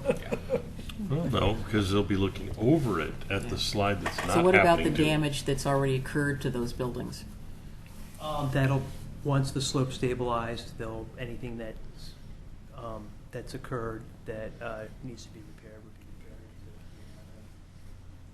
As of right now, I mean, if, nobody knows this, and as the owner's consultant, I wasn't going to say, oh no, do not evacuate, everyone's just fine there, but had they still been habitated, absolutely nothing would have happened. I mean, everyone would have been fine and they'd still be living their normal life, but had it slid, then potentially someone would be dead. So, Yeah, there's liability issues. yeah, but the point I'm trying to make with that is there is some very small cracking in the foundations, but the buildings to this point have not been significantly damaged. I have another quick question. I know I've emceed a symposium here in Oregon City some years back on earthquakes and slides. Scott Burns from Portland State was there and talked about the slide areas that there's just no stopping them. This looks like a great attempt at it. But I've always believed in some of his words. How much input have we had, I'm sure you have, with state geologists, Scott Burns, people like that who know this area and the slide areas in the West Hills, Portland as well as Oregon City?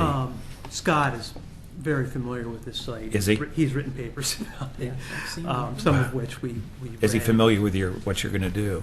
I've talked to Scott about this. I can't remember at what stage in the process. I believe he is, but he certainly hasn't been involved in, the planning of the wall or anything like that. So this has been used, as John pointed out, and a few others, that in Terwilliger Curves and other places, but have the state geologists and other ones approved this kind of a stability measure? Sure. They have, okay. Yeah, for this, every landslide is different, but Right. but landslides that have been mitigated using the same type of wall system, they have certainly been involved with. Okay, thanks. Also, I'd recommend if you'd want to hear from the city's geologic hazards consultant as well, or geotech. Okay. Are we finished with the applicant? The applicant's representative, since Yes. he's not here. Thank you, David.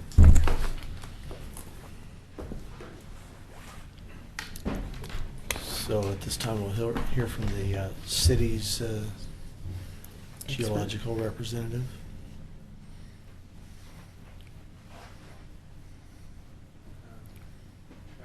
Tim Pfeiffer, We're the city's consultant, reviewing for the city the land use and hazards, permitting. So, based on your observation of their work, is it going to work?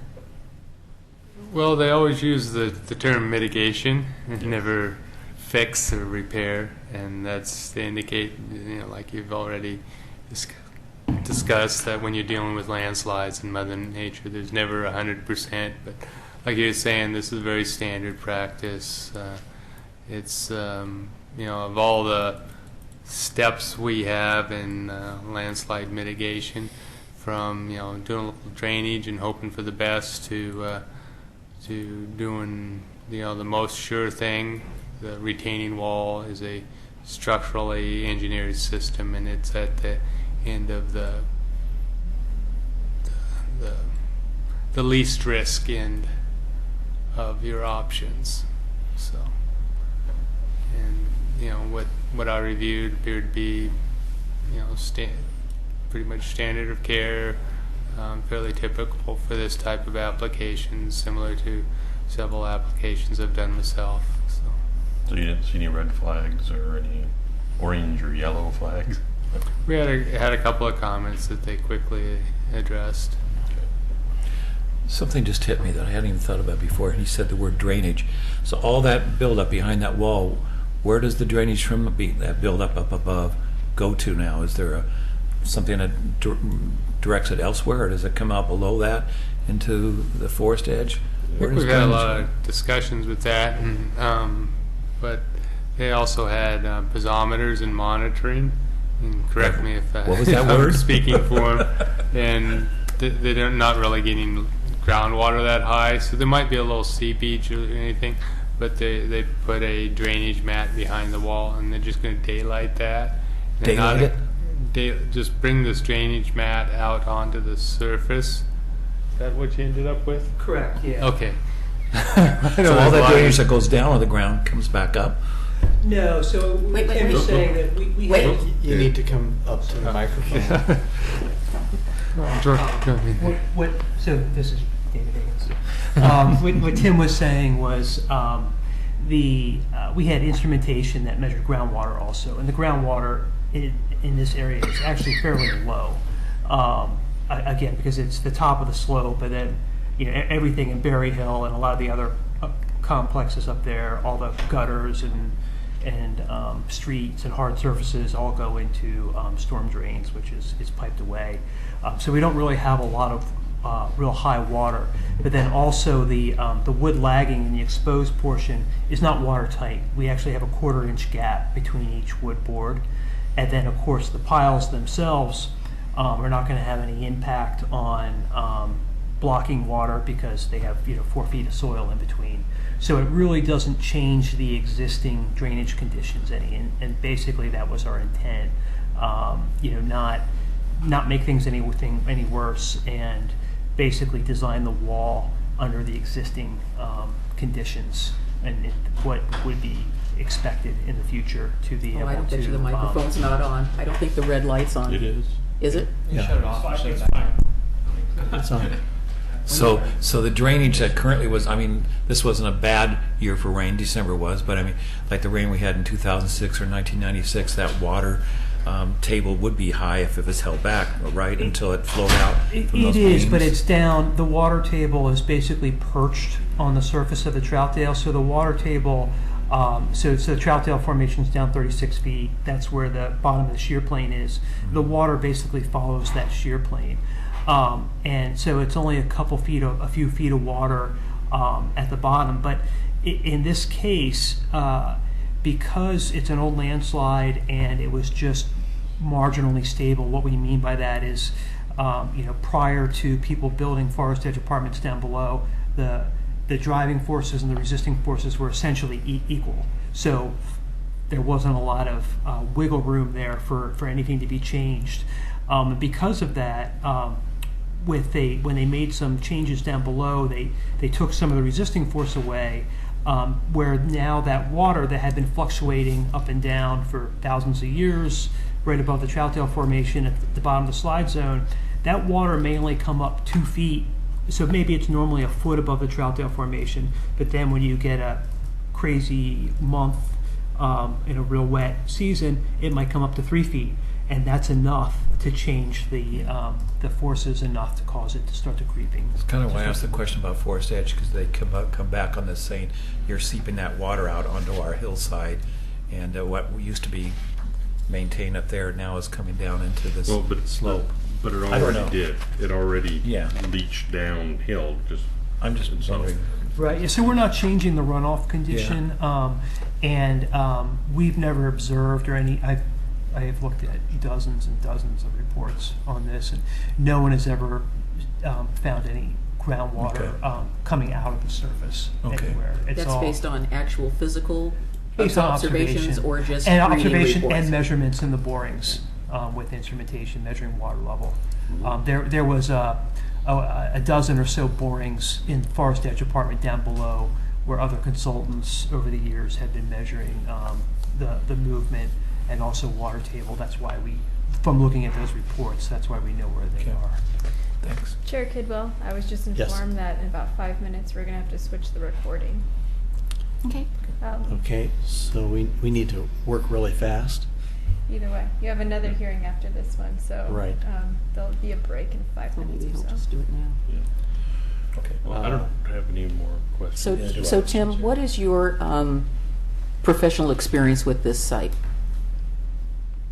Other than reading reports and visiting it, that's been my experience is. Do you have any prior experience prior to these applications? I don't know how long you've been the city's consultant on this. I'm just wondering. About a year I've been working on the city's consultants, and it's a fairly famous site, so. Well, yeah, I was just wondering if you had any experience prior to.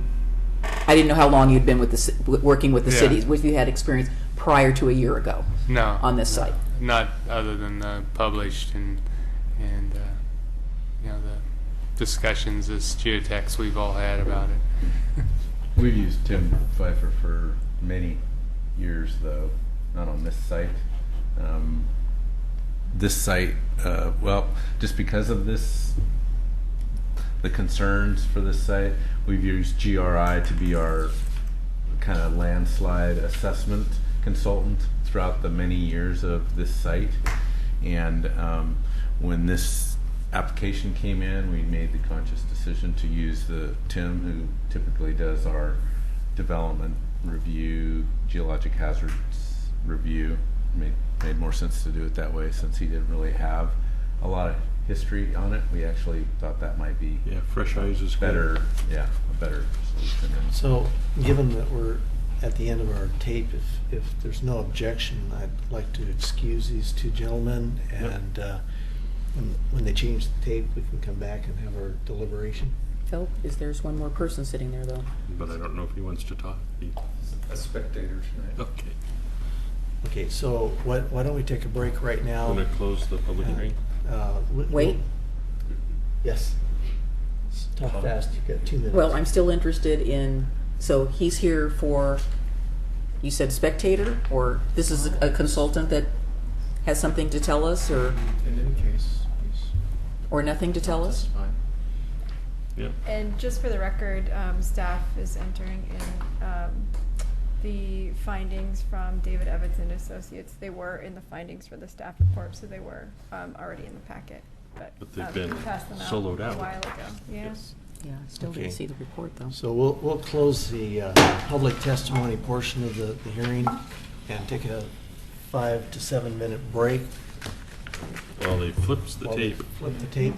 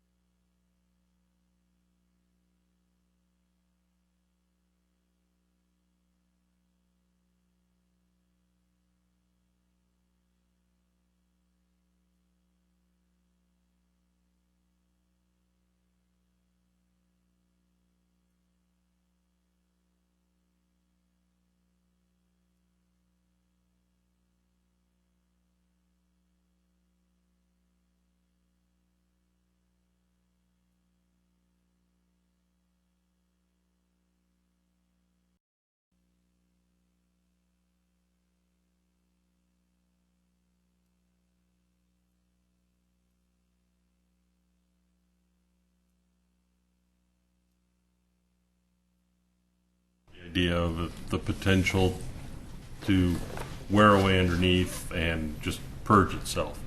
When we talk about, oh, that's the same sort of retaining wall they put along highways and everything. True, but usually at the bottom of the wall there's a paved surface acting like a cap kind of holding that all in place. But I am not an engineer. I've been assured by engineering reports and our engineer that it meets the standards, and it's infinitely better to look at than plastic. So I think from that aspect, I don't really have a problem with this. It may not work after 20 years, but 20 years is a long time for people to live in a place, and so I think I'm prepared to support the plan. Zach? I hope that similar properties that may have had incidences of slow-moving landslides are paying attention to this project, because I realize that this would have been hard to justify prior to the December deluge, but it would have been great if it had been done prior to that. And I think as a form of mitigation, it works. The two variances being wall height and the terracing makes complete sense. I'm prepared to recommend approval. Bob? Yeah, I follow both David and Zach. I think this is the right thing to do. What concerns me a little bit is if we don't do it, then we know that something tragic is going to happen. And so I think we ought to take the responsibility and support this and just be happy that something's being done, really. Tom? I again agree with Damon and Zach and Bob. It's going to cost somebody a lot of money to fix this, but it's got to be fixed somehow. Do you want him to repeat all what he said? I've sat through for so long now, listening to Christine Kozinski and Scott Burns and so many different people. I just spoke to David for a minute there. I've heard so much about slides in Oregon City, and I know that Christine has come before several different groups like ours saying that anybody who has an apartment or a condo or a home in a slide area can't get slide insurance. And that's why I was asking about who's potentially responsible for this. And I would hope that it's out of our area, but I would hope that whoever the property owner is would let people know in that area you cannot get slide insurance if this should slide in the future. Because that's what she has said reported for all those people up in Holly Lane. Whether it's true or not, that's what she's sworn to. My big concern is that sooner or later, if this does start to move again, who is ultimately responsible? The city or the people who built it, and they're long gone in 20 years. But for right now, I think it's the best fix we've got, and I'd vote for it. Denise? I'm only going to say that I wish that I had had all the information that was submitted as part of this review, because I would have appreciated being able to read it and try to understand how everything fits together. So the Cliff Notes version is not something I support, because it's better to have more information than not enough information, and that's all I'm really going to say at this point in time. Okay. My biggest reservation was how the piles were to be installed, and the fact that they're being drilled rather than driven alleviates my concern about vibration, because that was my concern, is vibration could exacerbate the movement on the slope. But I think the method that's being proposed is probably the method that would disturb the existing conditions the most, or the least, I should say. So I would entertain a motion. I'll move to approve Planning Commission File PC 16-073 and US 16-02. Second it. Call for the question. Don't we have a rebuttal? Commissioner Dial? Aye. Commissioner McGriff? I'm sorry, gentlemen, but I have to vote no because I don't have sufficient information to make a decision. And as a planning commissioner, I feel it's my responsibility to read everything and be informed before I make a decision. And this is a big, big decision, and I just don't feel comfortable making a decision without all the information I need to do that properly and do justice to you. I'm sure this may work. I hope it works. And I'm sorry. Commissioner Maybe? Aye. Commissioner Kidwell? Aye. Commissioner Henkin?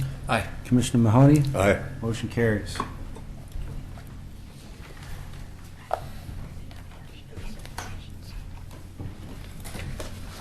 Okay, we will move on to the, Go build your wall. Well, not yet. They still have to apply for it. Well, yeah. Those little technicalities. Technicality. Yeah. Thanks for being patient with the questions.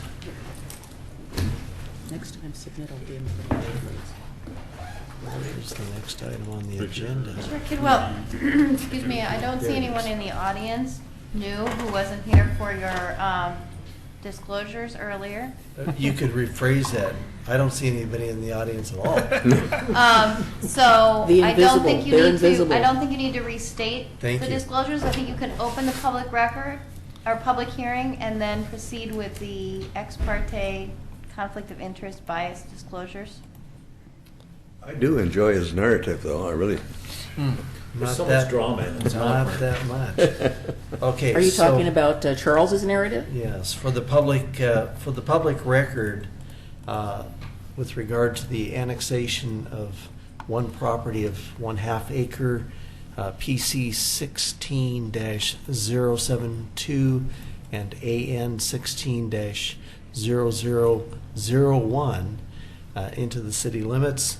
Do any commissioners have any ex parte contacts, conflicts of interest, bias, or any other statement to declare? And has any commissioner visited the site? Tom? Nope, none whatsoever. Denise? Of course, I visited the site. She knows everything about everybody. No, that's part of my responsibility. Driven is by to it. visit I the didn't site. like walk on the site, but I did drive by the site and view it from the road. I have not visited the site. No bias to declare. I have not visited the site. No bias from this point of view. Okay. So, moving forward, we'll take the staff report.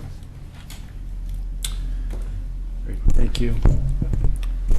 Annexation 1601 is submitted by Ron Wilson of 19358 South Columbine Court in Oregon City. Annexation consists of one property of 1/2 acre into the city of Oregon City. The site is within the Oregon City urban growth boundary, has a comprehensive plan designation of low-density residential, and a Clackamas County zoning designation of future urban 10 or FU10.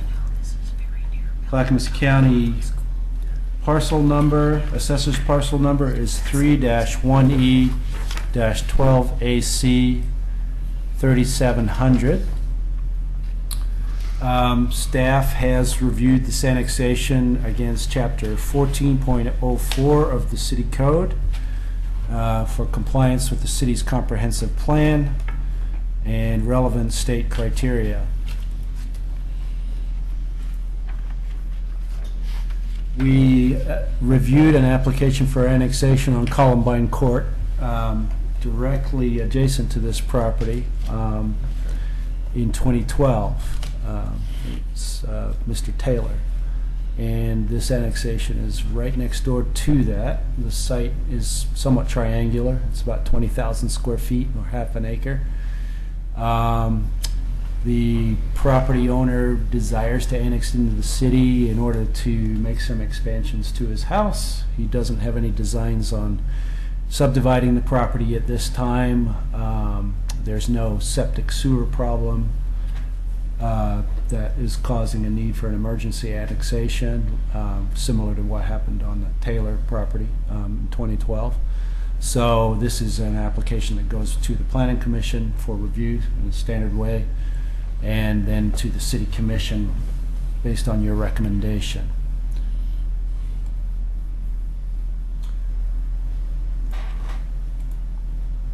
The property is contiguous to the city limits for about 500 feet of it and doesn't create any county islands. It has one existing house. There is a sewer line, which I'll show you on a map here, that runs across the backside of the property. It's not actually on the property, it's just off the property. Water and storm sewer availability in Columbine Court and Hazelnut Court. This property has been in the original UGB since 1979. Currently receives water service from Clackamas River Water, and the city has an intergovernmental agreement with Clackamas River Water to serve properties on Salmonberry Court and Salmonberry Lane. Now, this annexation would not require voter approval based on the state law, so that line of the PowerPoint is in error. Sorry, that's up there. The property owner would like to have R10 zoning. However, in order to get R10 zoning, they have to show compliance with the transportation planning rule and make some additional findings. And they have not submitted the transportation planning rule findings at this point. So staff's recommendation is that the property be annexed into the city, but retain its FU10 zoning for the time being. Annexations, once they're approved through the city commission, then they go to the Secretary of State for review and are ultimately filed with Metro. So the annexation is final upon filing with the Secretary of State.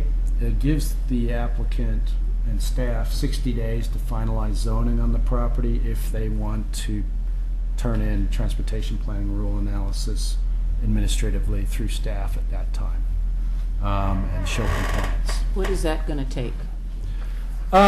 It would take a letter prepared by a traffic engineer that addresses the administrative rule for the transportation planning rule. Basically, there are 3 criteria for that. They have to show that they're not significantly affecting a state intersection. They're not changing the functional classification of a nearby road, such as South End or Central Point. And that, what is the final criteria for that? There's a 3rd criteria, basically, that says that they're in an area with an acknowledged comprehensive plan, which this is.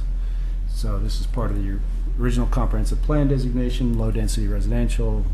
The transportation system plan took that area into account, and based on traffic modeling for the comprehensive plan and the transportation system plan, it was taken into account as potentially subdividable. But they need to do a little bit of extra work in order to get that default R10 zoning that's specified in our code. They can either do that now, or they can wait until they have an actual development proposal for partitioning as well. So that's been made clear to the applicant. Do you know the nature of the work that he wants to do to the house? I don't, no. I think it said add an addition.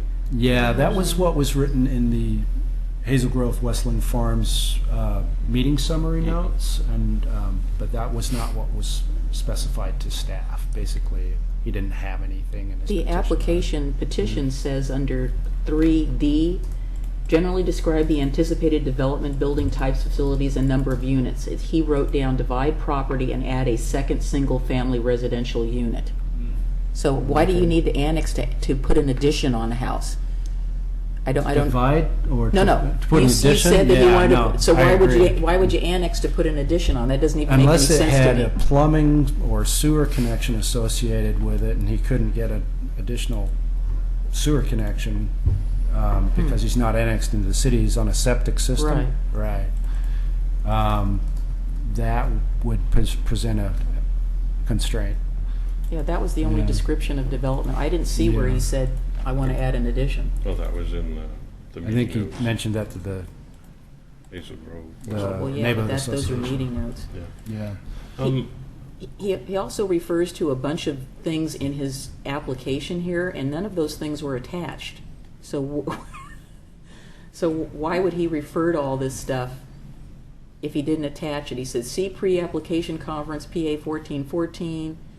He says on another place, see some Public Works pre-app notes, but they weren't attached. Okay. I mean, he didn't attach them, obviously, and so if he didn't attach them for you, then you don't have them either. We Well, didn't. there may be the notes the city Yeah. took.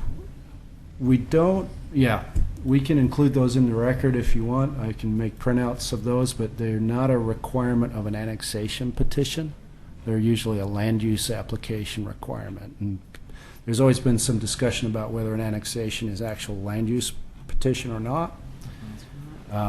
Traditionally, we have not included pre-application conference notes with annexations, but if you like, we can make printouts of those and then enter them into the record. I'm just referring to it because he referred Yeah. to it, and now this is in the record, and they aren't there. Okay. That's the thing. Mhm. He submitted it saying they were attached, and Okay. if this is part of the record, I think you have to put them in the record. Otherwise, Sure. I don't know what. And the application doesn't really say anything either. It just, it's just a typical application. And I guess I have a couple of questions. First, That's under.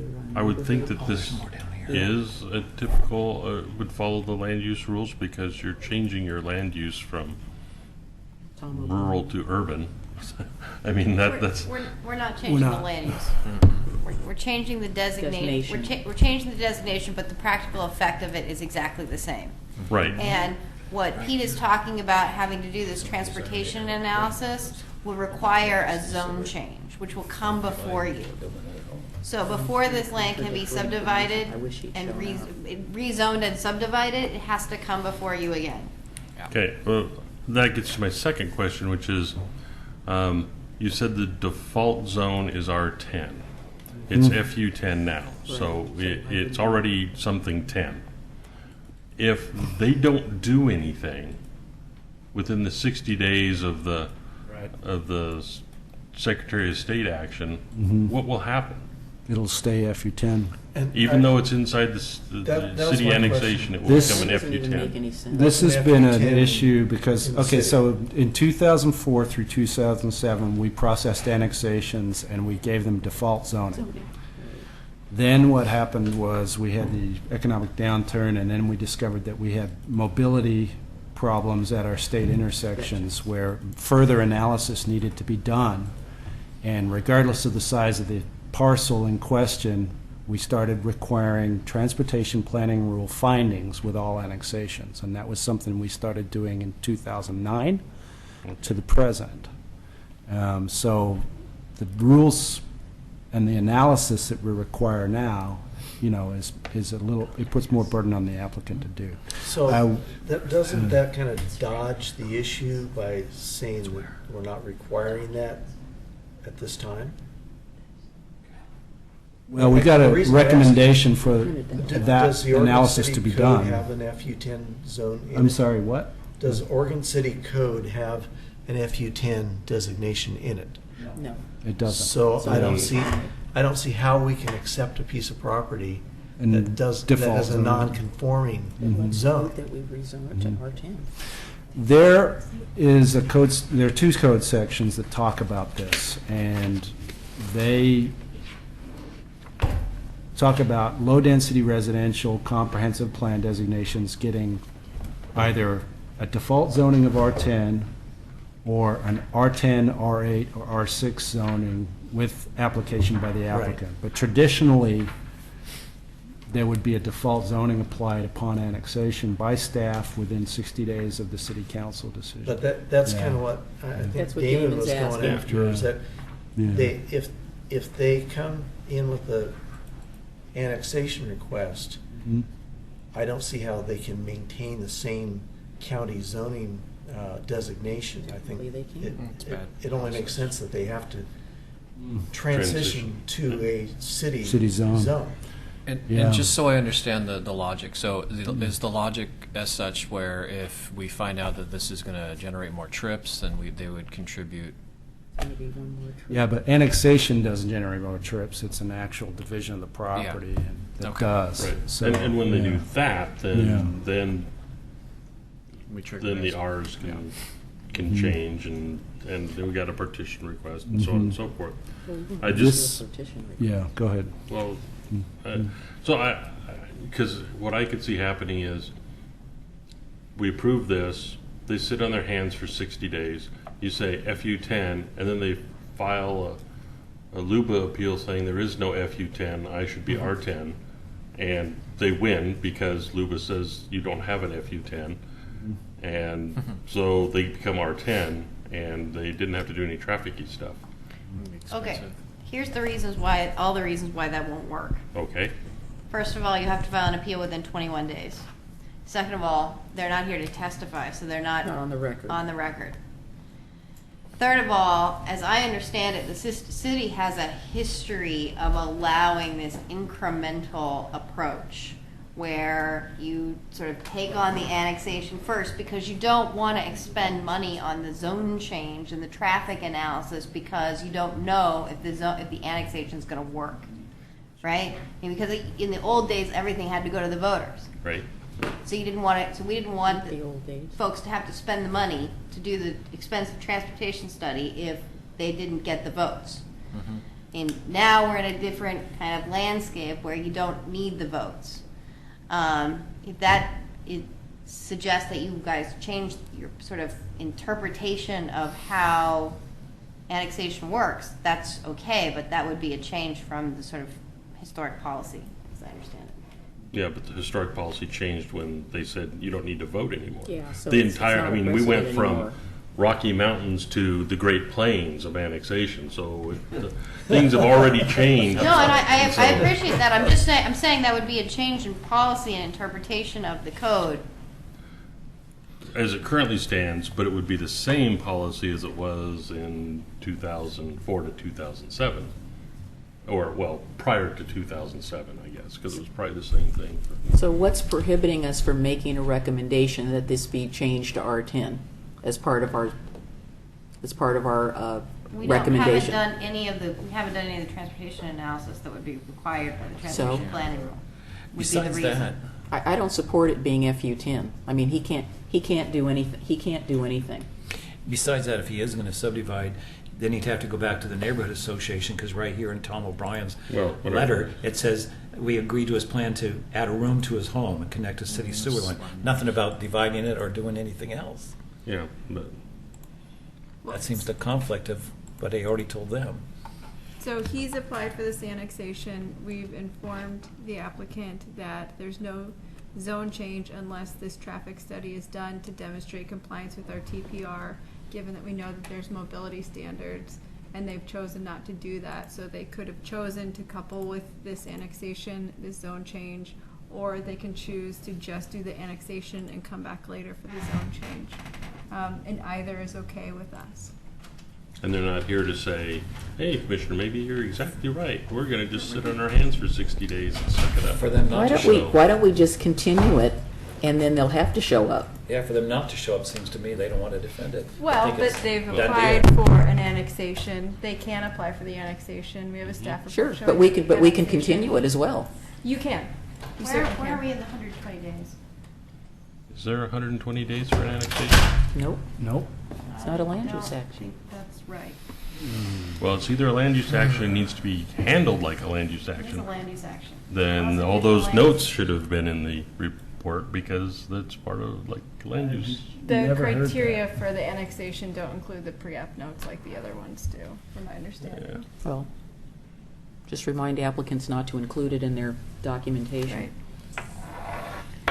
Well, I think we are on the horns of a dilemma here. We got kind of conflicting stuff. I'm not comfortable with our FU10 either. Well, but we've asked the applicant if they want a zone change, and they've not produced a transportation study. Right. to I guess support that. my Well, then let's dilemma just deny it. is if they're not interested in doing a traffic study or whatever's necessary to bring it into the city as an R10, the city doesn't have an FU10 zone, So it leaves it kind of in limbo. Limbo. Good word. And I have a hard time. It has a comp plan designation though, of LR. But we have a, correct me if I'm wrong, we do have a zoning plan for a reason. Yeah. And to bring property into the city that is non-compliant, I find that inconsistent. Just inconsistent. I agree. I liked it better in 2004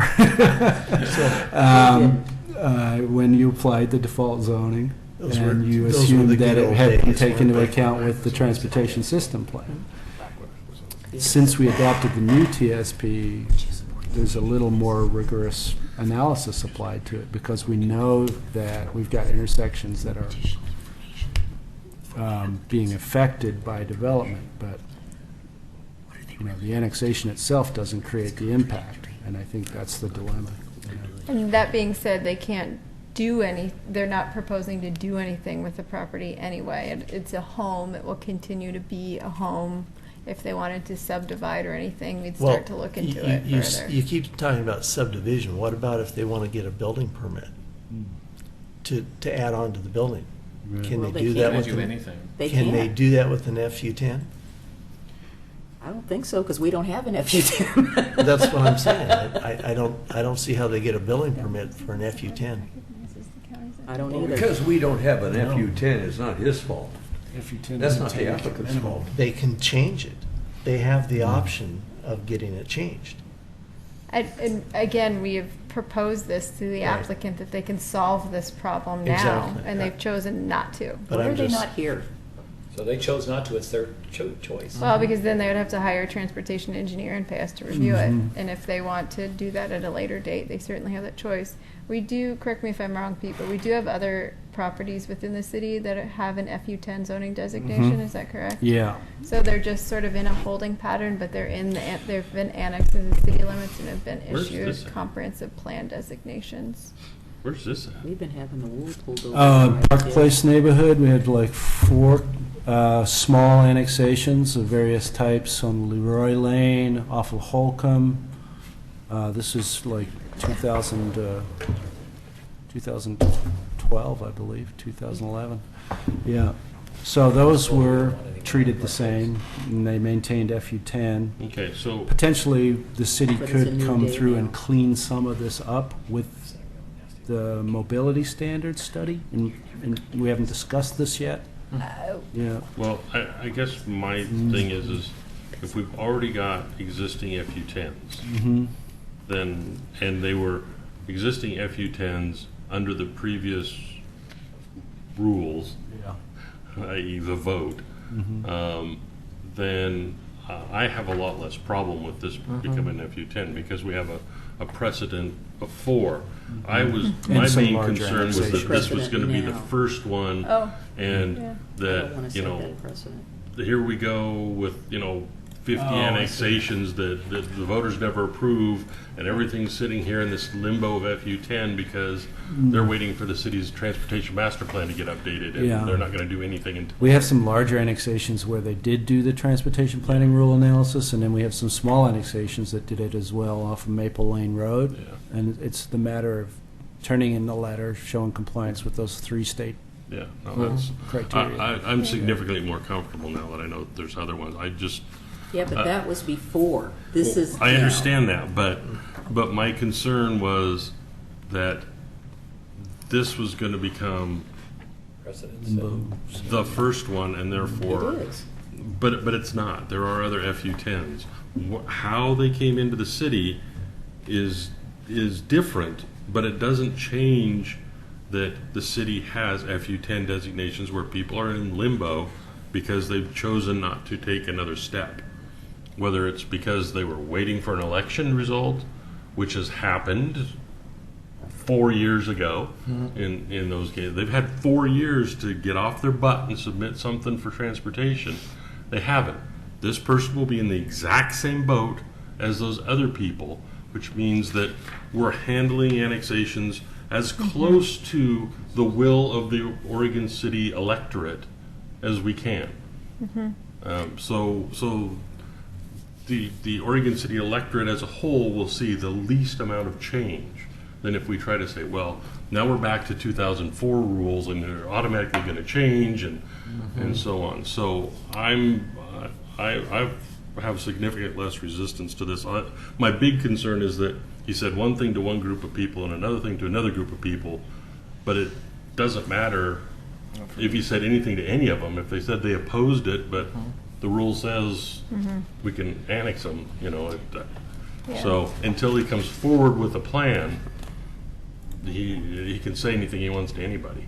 I think the thing that's been good here is that the criteria has been the same. Yeah. Our process is slightly different, right? But the criteria has been the same. We've It's been just the consistent one in step applying that's it. different and everything else is consistent. So Yeah. I'm better with that than I was a few minutes ago. Can I help you get off of this dime and ask you a question about page 6 at the bottom, the staff report? So why is it upon annexation, he will have to, this applicant, excuse me, not he, they will have to pay current stormwater utility fee? They won't be changing their water service, and they're not going to be hooking up immediately, so why are they going to start getting charged? To me, that seems a little unfair.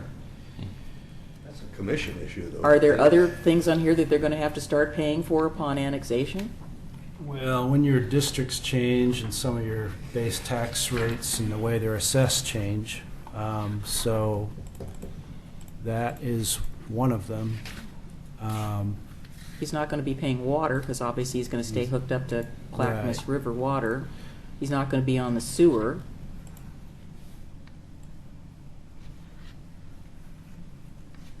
Are we charged? So with the why is he getting consideration jacked of for that? stormwater? Denise? Sir? Are we charged, is commission charged with considering those types of matters? I'm asking a question because it is in the staff report. I'm not saying I'm trying to change it. It's a question. Well, you want an answer, though, don't you? Yeah, I just read it. I said, why is he being charged for this? I just wanted to know. That would be, I would have to defer to the city engineer on that.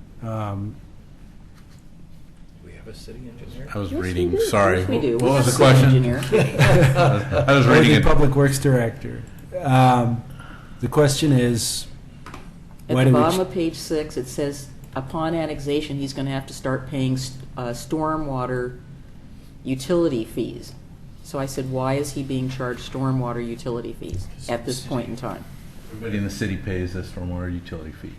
So upon annexation, you pay a pavement maintenance utility fee as well. So, And the police fee now. well, and a police fee. So everybody that's in the city gets charged the base rates for those things. And in this case, stormwater makes the most sense because, like everybody else, it's not necessarily associated with a facility that's sitting right in front of your driveway. It's associated with the city's overall stormwater management program. So I think it makes sense for the most part. He's right at the edge of the city limits, so in reality, you know, whether we're doing it or the county is kind of up in the air, but yeah, we would charge him consistent with everybody else. The county has a stormwater utility fee? No, they don't. Oh. But it looks like there's, I'm seeing some stormwater systems there, so. Is his property draining into anything at this point in time? Any stormwater? Because it looked to me like it was mostly a lot of dirt with a house on it and a paved driveway. Yeah, if anything, it's maybe off his driveway that runs out in Columbine to those catch basins, but I would say minimal. Okay. Again, I'm not trying to say he shouldn't pay it or not pay it. I'm just trying to understand why he's required to pay it. Because I'm looking at the vicinity map and his property touches just that little point there on the one cul-de-sac, and then on Hazel, is that Hazelnut? Yeah. Yes. But when I went at the back of Hazelnut, I mean, there was like a fence there, so I don't think he's using that for access. It's all the other things, regulatory approvals, you know, it's not just about pipes and connections. John, it's always about the pipes. Thank you for that. I appreciate that. It's all about the pipes. As George Costanza would say, it's all about pipes. It's all going. Everything is going into the pipes. It also falls into the category of death and taxes. It's inevitable. So, okay, so quickly I'll run. These are the 7 factors for which the Commission must find a positive balance. They include adequacy of access to the site, conformity with the comprehensive plan, availability and adequacy of public facilities and services, compliance with any applicable statutes in Oregon Revised Statutes 222 and Metro Code 309, impact on any areas that are identified as natural hazards or sensitive areas, cultural and historic areas due to urbanization of the subject property, and a lack of any significant adverse effects on economic, social, and physical environment of the community due to the annexation. Our recommended finding is that the annexation be approved based on a positive balance of these factors. Pete, how does John Repliger's letter in here go with What? those up there? Yeah, he talks Because about he has that. right here, because the annexation proposal includes a zone change the applicant will need to address the requirements. Right. And he stated that the applicant has a choice to either address the transportation planning rule within now or within 60 days of the finalization of the annexation, or at the time of a partition or development I couldn't get my application. screen to move, so I didn't see that. Oh, yeah, right, okay. So normally, the letter of TPR, or Transportation Planning Rule findings, is very short and addresses potential trip generation based on assumed development potential of the property in question, which may work out to a certain number of peak hour trips, 3 or 4 in the morning or 3 or 4 in the afternoon, something like that. That's negligible and can be shown to have no significant impact on the transportation system. But they're going to have to do that analysis.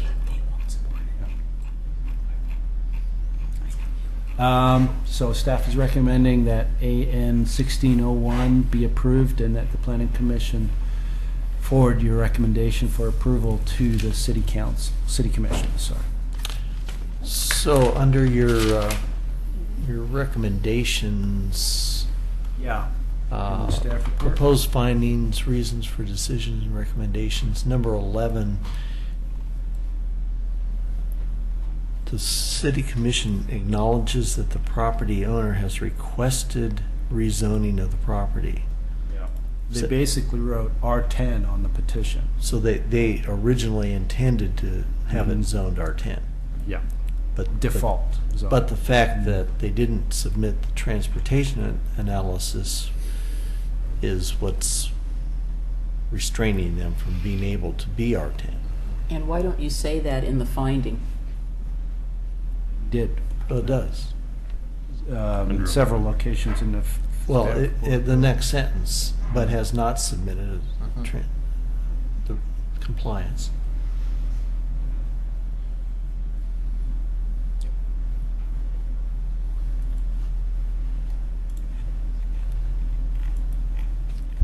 Mr. Wilson, if you're watching this on tape, I really wish you had shown up here tonight. I strongly recommend you come to the City Commission meeting or whatever meeting there is. So do we have concurrence on this matter? No, not for me. I'd recommend that we hold it over till he shows up.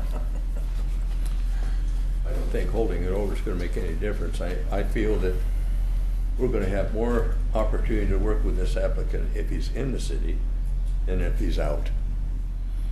I don't think the impact of him being in the city by his request for annexation is gonna upset the apple cart or the neighborhood one iota. That's not what Tom said, Bob. Tom O'Brien said he only asked to add 1 room in his letter, but he came before the that neighborhood. That's all he's doing, he wants to add a room. I think on these type of applications coming before us, the last thing we want to do is split hairs, because there's no hairs to be split. And I think we're doing it. So let's get on with it. That's my position. Zach? I agree with Bob. I think this is, it's a half an acre. It's next to properties we've annexed into the city. It hits all the high points. It's contiguous. It's not creating an island. It's falling into things we've done before relative to the zoning. It's not creating an island zoning or anything like that. I would welcome them to the city and let them start paying their fees. It's all about the pipe, Zach. That's right. Okay, Damon? Well, I guess I am concerned that there seems to be two different stories, but I also recognize that those stories aren't relevant to what's in front of us. I was concerned about the level of precedent we might be setting, but now it's that's been set aside. So at this point, I'm prepared to support the annexation. I think the more people in the city, it's better for the city. No Nice. comment, thank you. Bob? Or I also Tom? pass. Whatever. You're gonna pass? Whatever is his name. I also pass. Okay, do we have a motion? I'll motion to approve planning file AN 1601. I second it. Commissioner Dial? I'm going to do one of my rare no's because I think anybody else would be expected to follow all the points and do everything they're supposed to do. Just because it had been done earlier, this is a different time and place. Commissioner McGriff? Abstain. Commissioner Maybe? Aye. Commissioner Henkin? Aye. Commissioner Mahoney? Aye. Chair Kidwell? I'm going to vote yes with a reservation. I think I'd like to challenge the city staff to revise their policy on this issue so that we don't have non-conforming zones being taken into the city. So either make a firm policy that they must provide this study before they're accepted, or just go to the default zoning automatically. But I would encourage the staff to consider changing policy to eliminate bringing non-conforming zoning, property with non-conforming zoning into the city. I wish I'd said that. I would concur with that. Yes. That's what I should have We all said. concur, I think, with that. And I appreciate the creative thinking of looking for opportunities to clean up the rest of the city. Errant zoning. Yeah, I mean, I completely understand why you had the separation when there was the who knows what's going to happen with the vote, especially the way that a lot of the votes went. Now there's not a vote, so it seems like We need to change how we're doing Yeah. things. So we have 4 votes in favor, 1 no, and 1 abstention. So motion carries. Okay. So we have adoption of Okay. 2 months' worth of well, meeting 4. minutes.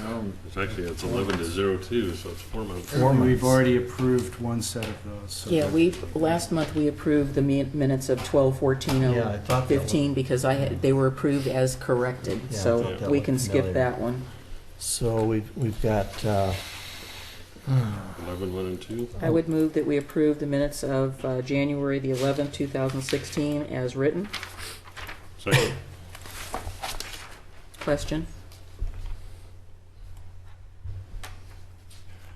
Commissioner Guile? Aye. Commissioner McGriff? Aye. Commissioner Maybe? Abstain. Commissioner Kidwell? Aye. Commissioner Henkin? Aye. Commissioner Mahoney? Aye. I would move that we approve the minutes of February 22nd, 2016 as written. Second. Commissioner Guile? Aye. Commissioner McGriff? Aye. Commissioner Maybe? Aye. Commissioner Kidwell? Aye. Commissioner Henkin? Aye. Commissioner Mahoney. Aye. By the way, for the comment, excellent job. I had no corrections. Yeah. 11:30. I did look at them again and again and again. Yeah. Yeah, I looked at the minutes of 11:30 and I kept thinking, I thought we did those too. Because last month we had the ones from December. Yeah. Yeah, I know. Let's go back to the notes. Can we have the replay here, Bob? Well, do you have any issues with them, or we just reapprove them? Well, hang on. Actually, I have December 14th and January 25th. Yeah, that's... Yeah, that's what I was looking. Yeah. Okay. Okay, I would move that we adopt the minutes of November 30th, 2015 as written. Second?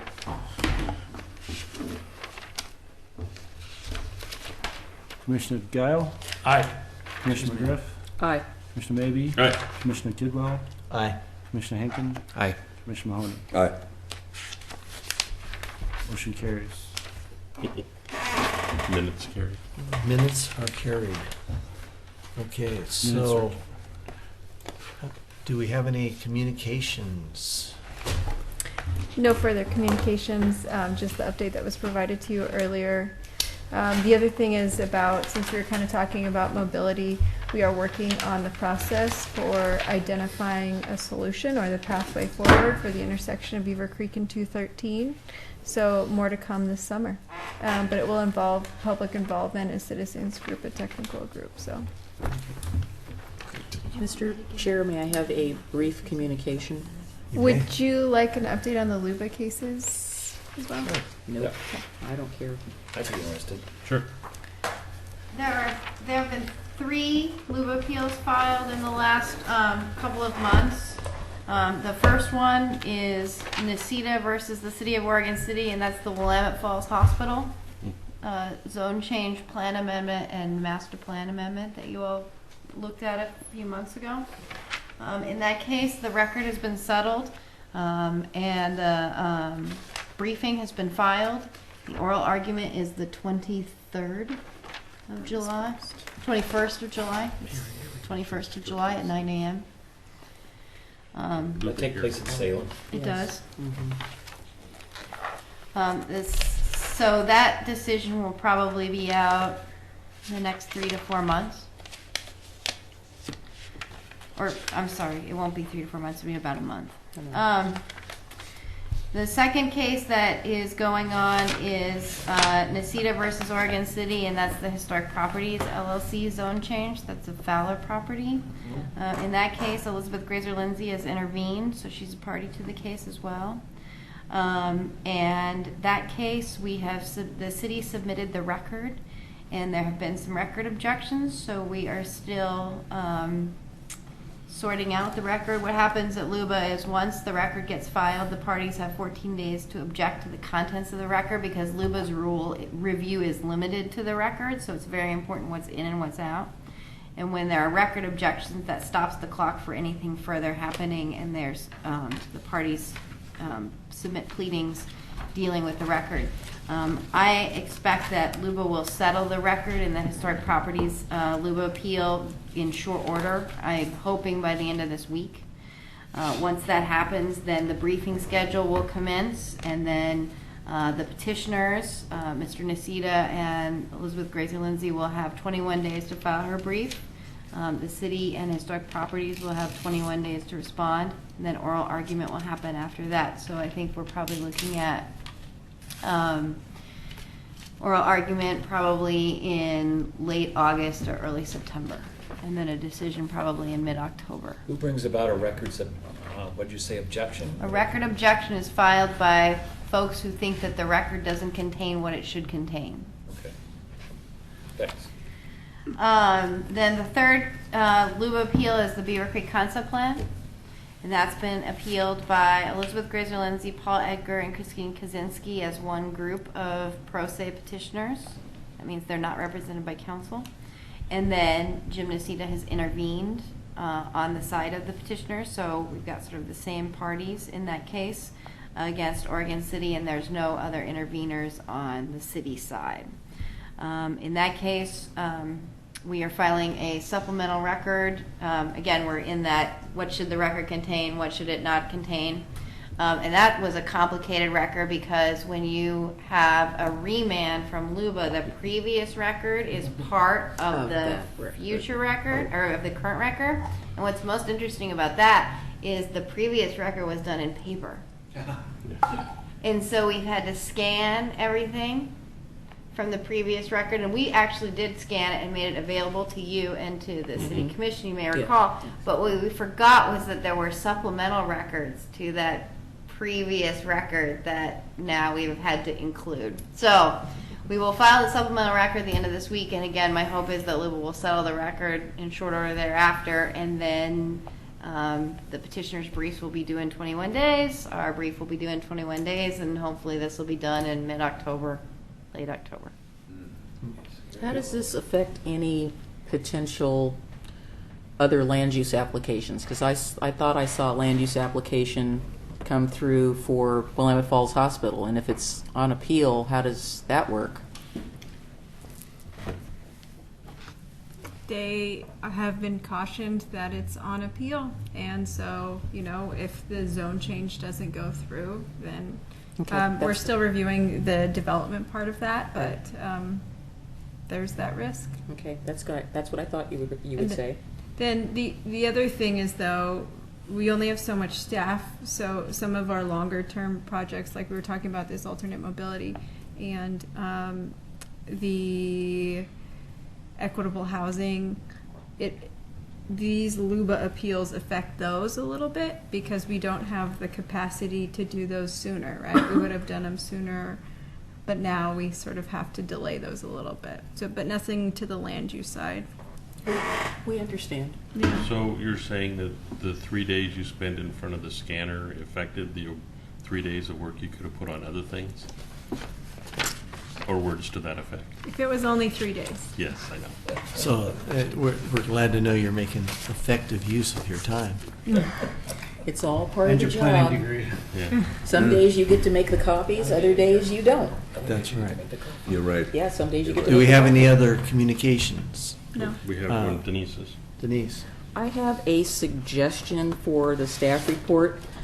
It was kind of confusing on page 2 of the staff report for the George Glass application.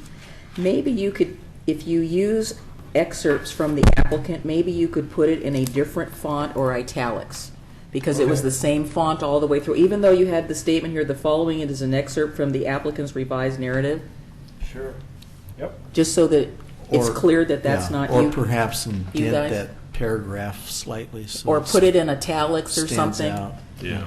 Because when Italics is a typical quote. when I was rereading it, there was a lot of, well, we did such and such, and I'm going, who's we? Yeah. And then I realized, oh, Shannon and Wilson is the we. It was just confusing because the way it was put in there, it was just like I was reading your stuff, and I thought, no, this is not how you guys write. I knew that right away. Okay. So Okay. that would be helpful. And then I don't want to make more work for you or for myself because it's enough work already, but please include, don't just lift stuff out of the reports. Please give us the report so that we can read the original report from folks. And I'm going to put in a plea again. I just really find it as a planning commissioner disconcerting when we have consultants that we are paying really good money for and they don't bother to go out and do a site visit. I just find that unconscionable. And it really leads me to doubt their written work if they're only basing what they're doing on the work that somebody else submitted. And I don't understand why that would cost more, but they really should go out and visit the site. It's really important.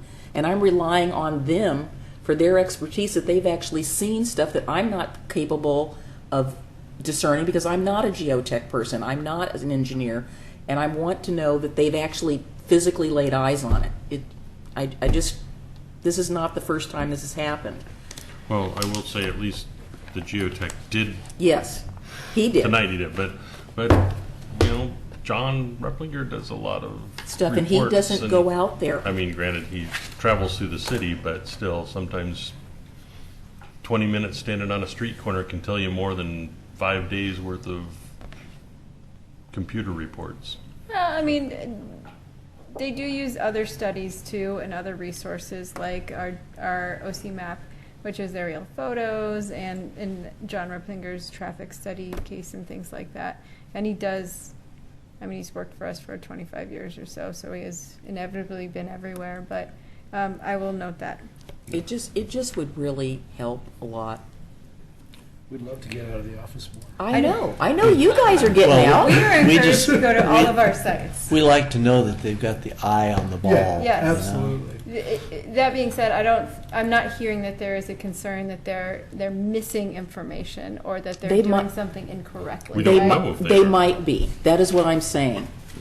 Putting eyes on it is a lot different than just taking a report that somebody else wrote and just saying, okay, everything looks great. If they're, it's important to me that I know that they've seen what I've seen. So when I'm out there standing on the street corner for 20 minutes and I'm looking at what's going on, my question to myself is John seeing what I'm seeing, or am I not seeing something? And then I find out he wasn't even there. Yeah. Charles. Okay. Yes. Carrie, I got a question for you.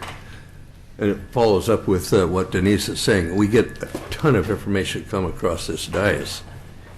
And I know it's for the record. And you yourself said that there was a challenge on the record with Luba. And I appreciate them submitting stuff. And a lot of it is overkill. I understand that. To what extent are we responsible as planning commissioners to understand some of this technical stuff, which just goes like that? I don't understand it. Yeah. Half of this stuff that comes across, I look at it and I said, oh, phooey. Why waste a half a day when I could be playing softball with my grandson on something I'm not going to absorb and understand? But I recognize it's been put into the report or to the record. I know we have a responsibility to accept it for the record, but to what extent are we going to be held responsible if we're asked, Mr. Mahoney, did you understand anything you read? About half of it. Now, what are we dealing with? Something just a paper chase, or are we dealing with something that I'm searching for words here. The city hires consultants to be the experts, and you are to trust that these experts are qualified and will provide the reports that they are hired to provide. Okay. I mean, it's no different than trusting the city engineer or planning staff. That's their job, right? So I think that's the starting point, is we trust them, unless we have reason not to trust them. And then we challenge them. And we have reason not to trust them, maybe because there's a historical slide and we allowed some development that maybe we shouldn't have allowed. Maybe we don't trust them because we have some expertise with these types of walls. Maybe we don't trust them because somebody brings another engineer in who challenges that testimony. Your job is to evaluate the trustworthy credibility, not is this person lying, but are they qualified to provide this testimony, and do you trust them? So in other words, we accept, based on their expertise, their findings regarding technical information. Because they are the people qualified to give Even you though that. we're not required to understand it. If you were required to understand it, the qualifications to be a planning commissioner would be that you'd be a geotechnical engineer. Or a traffic engineer. Or a traffic engineer. Now say that again, I didn't quite. If you were expected to understand everything that comes out of these reports, the planning commission would be made up of a licensed geotechnical engineer. And you would have to be that in order to be on the planning commission. But rather than have you have those qualifications, we are looking for citizens. The planning commission is made up of citizens that have different interests, different expertise, and they come together and provide that third eye review, that new eye review, right? And say, does this all hold together? And Well, Denise thought it didn't hold together. One of the things, my observation, having been on the commission now for 5.5 years, is that our judgment is usually not dependent on the technicalities of things. For example, in this previous case, it wasn't our responsibility to determine that the wall was going to do the job. The case was all about the variance of the height of the wall. It's the engineer's responsibility to engineer the wall to work.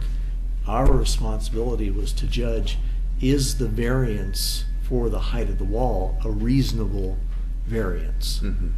And whether the wall tips over or stands up is the engineer's responsibility.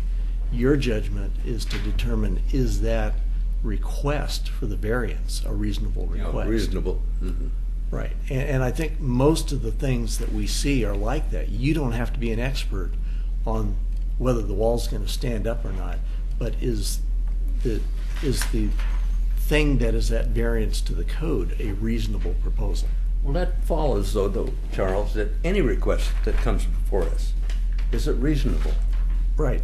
But you're not, it's like when you take your car to the mechanic, you don't have to understand how the car works to let your mechanic work on your car. You just have to trust him that he knows what he's doing. And it's kind of like what Carrie's saying, you trust the engineer. And if you have the city engineer stands up and says, I don't think that what the applicant is proposing is going to work, then you're probably going to go with the city engineer. Yeah. Well, a lot of what he says, or they say, or she says, is based on the information they give to this commission. And some of that information, it would seem to me, we have to accept it somewhat, a little bit of understanding, not comprehensive, not universal understanding. I don't understand everything you said. I understand a little bit you said, but because you said it and you entered it into the record, I'm going to trust you. But that's one of the reasons why we take public testimony, is because the applicant is going to present all the evidence that supports their application. That's their job. And if somebody in the audience comes up and says, that's not true, it doesn't work that way, and you're going to go, well, why? Why is the person in the audience qualified to make that judgment? And if you get, we've had some people in the audience that are somewhat qualified. They've done enough research to kind of give you a sense that they know what they're talking about. And so you may weigh their opinion against the expert and say, maybe I'm going to question the expert a little bit more because somebody in the audience had enough credibility to make you question that expert. Well, like the perfect example of that was the development up by Park Place, the Icon development. They didn't tell us about the water runoff because it went off directly into the county. It wasn't our runoff issue until half a dozen, people got up and said, "Hey, the ditch is always full of water it's now." It's running into my backyard. And so then that became part of the discussion. And that's exactly, I think, what we're here for, is to say, well, okay, it's not our water, but it is a runoff issue, and their development, how much is that really contributing to it, and how much is it just it's the rainiest year ever? Yeah, we still haven't addressed it, by the way. Well, but that was part of our But we don't have to be experts on those technical issues. We just have to make a judgment as to whether what's being presented to us has enough credibility that we can believe it, or maybe somebody else has challenged it and said, I'm not so sure I believe that. I need more evidence. Okay. And so and in some cases, we've asked them for more evidence. Come back next time and show us some more. Give us some more evidence to support your case. The art of decision-making sometimes rests on the questions you ask. Exactly. Well, Bob, and that's the reason that we've continued some of these hearings, sometimes 2 and 3 times, to get them to come back with the information we needed. So, Bob, my opinion is that I'm not here to approve applications whether they're reasonable or not. I approve them or not based on the criteria and the findings. The thing that I would like is that you can choose to read whatever you want to read as part of what comes out from the staff. Nobody's telling you you have to read everything. I want to have the opportunity to make that decision myself, to read the information. So I can choose not to read it, but if it isn't made available to me, then I can't read it. And then I feel like part of what I'm trying to look at to make sure that all the P's and Q's are crossed and T's dotted and everything and the I's dotted, if I don't have that information, it's harder for me to make a decision to make everything come together in a neat bow. That's where I'm at. I don't think we'll ever have that neat bow. Well, we get there most of the times. And I get there most of the time. So Denise, I just want to have I want to be able to make the decision myself on what I read. The one thing that I have decided at my early age in life, and it's kind of a philosophical thing, and we're confronted with it every day in our lives, is change. And I refuse to be intimidated by change. There's so much change going around us every moment. Your head swirls, and you just got to take a deep breath and say, what the heck is going on here?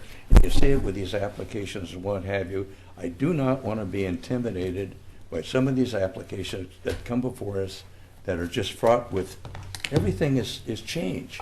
And I'm not going to sit here and say no because there's change involved. Change is the thing that's going to keep this city healthy, and we've got to embrace it. I'm not afraid of change. We have to embrace it. And I think it's inherent in the characteristic of any planning commission or any city is to resist it. We live with the devil we know. I don't think you see that from this commission. No, I don't either. You know, you heard that saying, be the change that you want to see? Yeah. That's part of my philosophy. Yeah. Charles, I have a quick question for you. Yes, sir. You said earlier tonight, our question was how high the fence was? Is that what I heard you say? The wall, retaining The wall. The wall. Yeah. Okay. So the questions about the base of the wall or whether it was going to impact the people below, were those not appropriate questions about that? They were totally appropriate. Here's the thing, all the questions were appropriate. Okay. In my opinion, every question that was asked was appropriate. But as Denise said, the criteria that we were judging that application was what was that variance from the code. Okay. And the thing that I think sometimes we lose sight of is that the reason that the application was brought here in the first place is because there was something that didn't directly meet the code that they were required to bring it here. So in order for us to really make a decision based on the criteria, we need to first find out when the staff is giving us a presentation what it is that is the criteria that they're at variance with. So that was the main criteria, was that extra height on that wall. But then there's all the secondary things that we talked about. What's it going to look like to the people that are down below? And if the wall falls over, what's going to be the impact? All those other things go hand in hand with that, because they've opened the door to those questions by coming in here with a wall that's 7 feet higher than would have been allowed outright. Well, as you said, the wall precipitated and anticipated other questions involving everything that fit into it, and Exactly. that included landscaping, natural resources, height of wall, design review issues. I mean, drainage, and I think the questions in my mind were valid. Yeah, then So the a couple nature people of the said yes. application justified those questions. Right. Several people asked things that I said, oh, I saw that, but I didn't write that question down. So thank you for asking that question. Yeah. Okay, thanks. Okay, well, So with give that, us more stuff, Pete, or give me more stuff. I think Charles wants to go home. More is more. We are adjourned.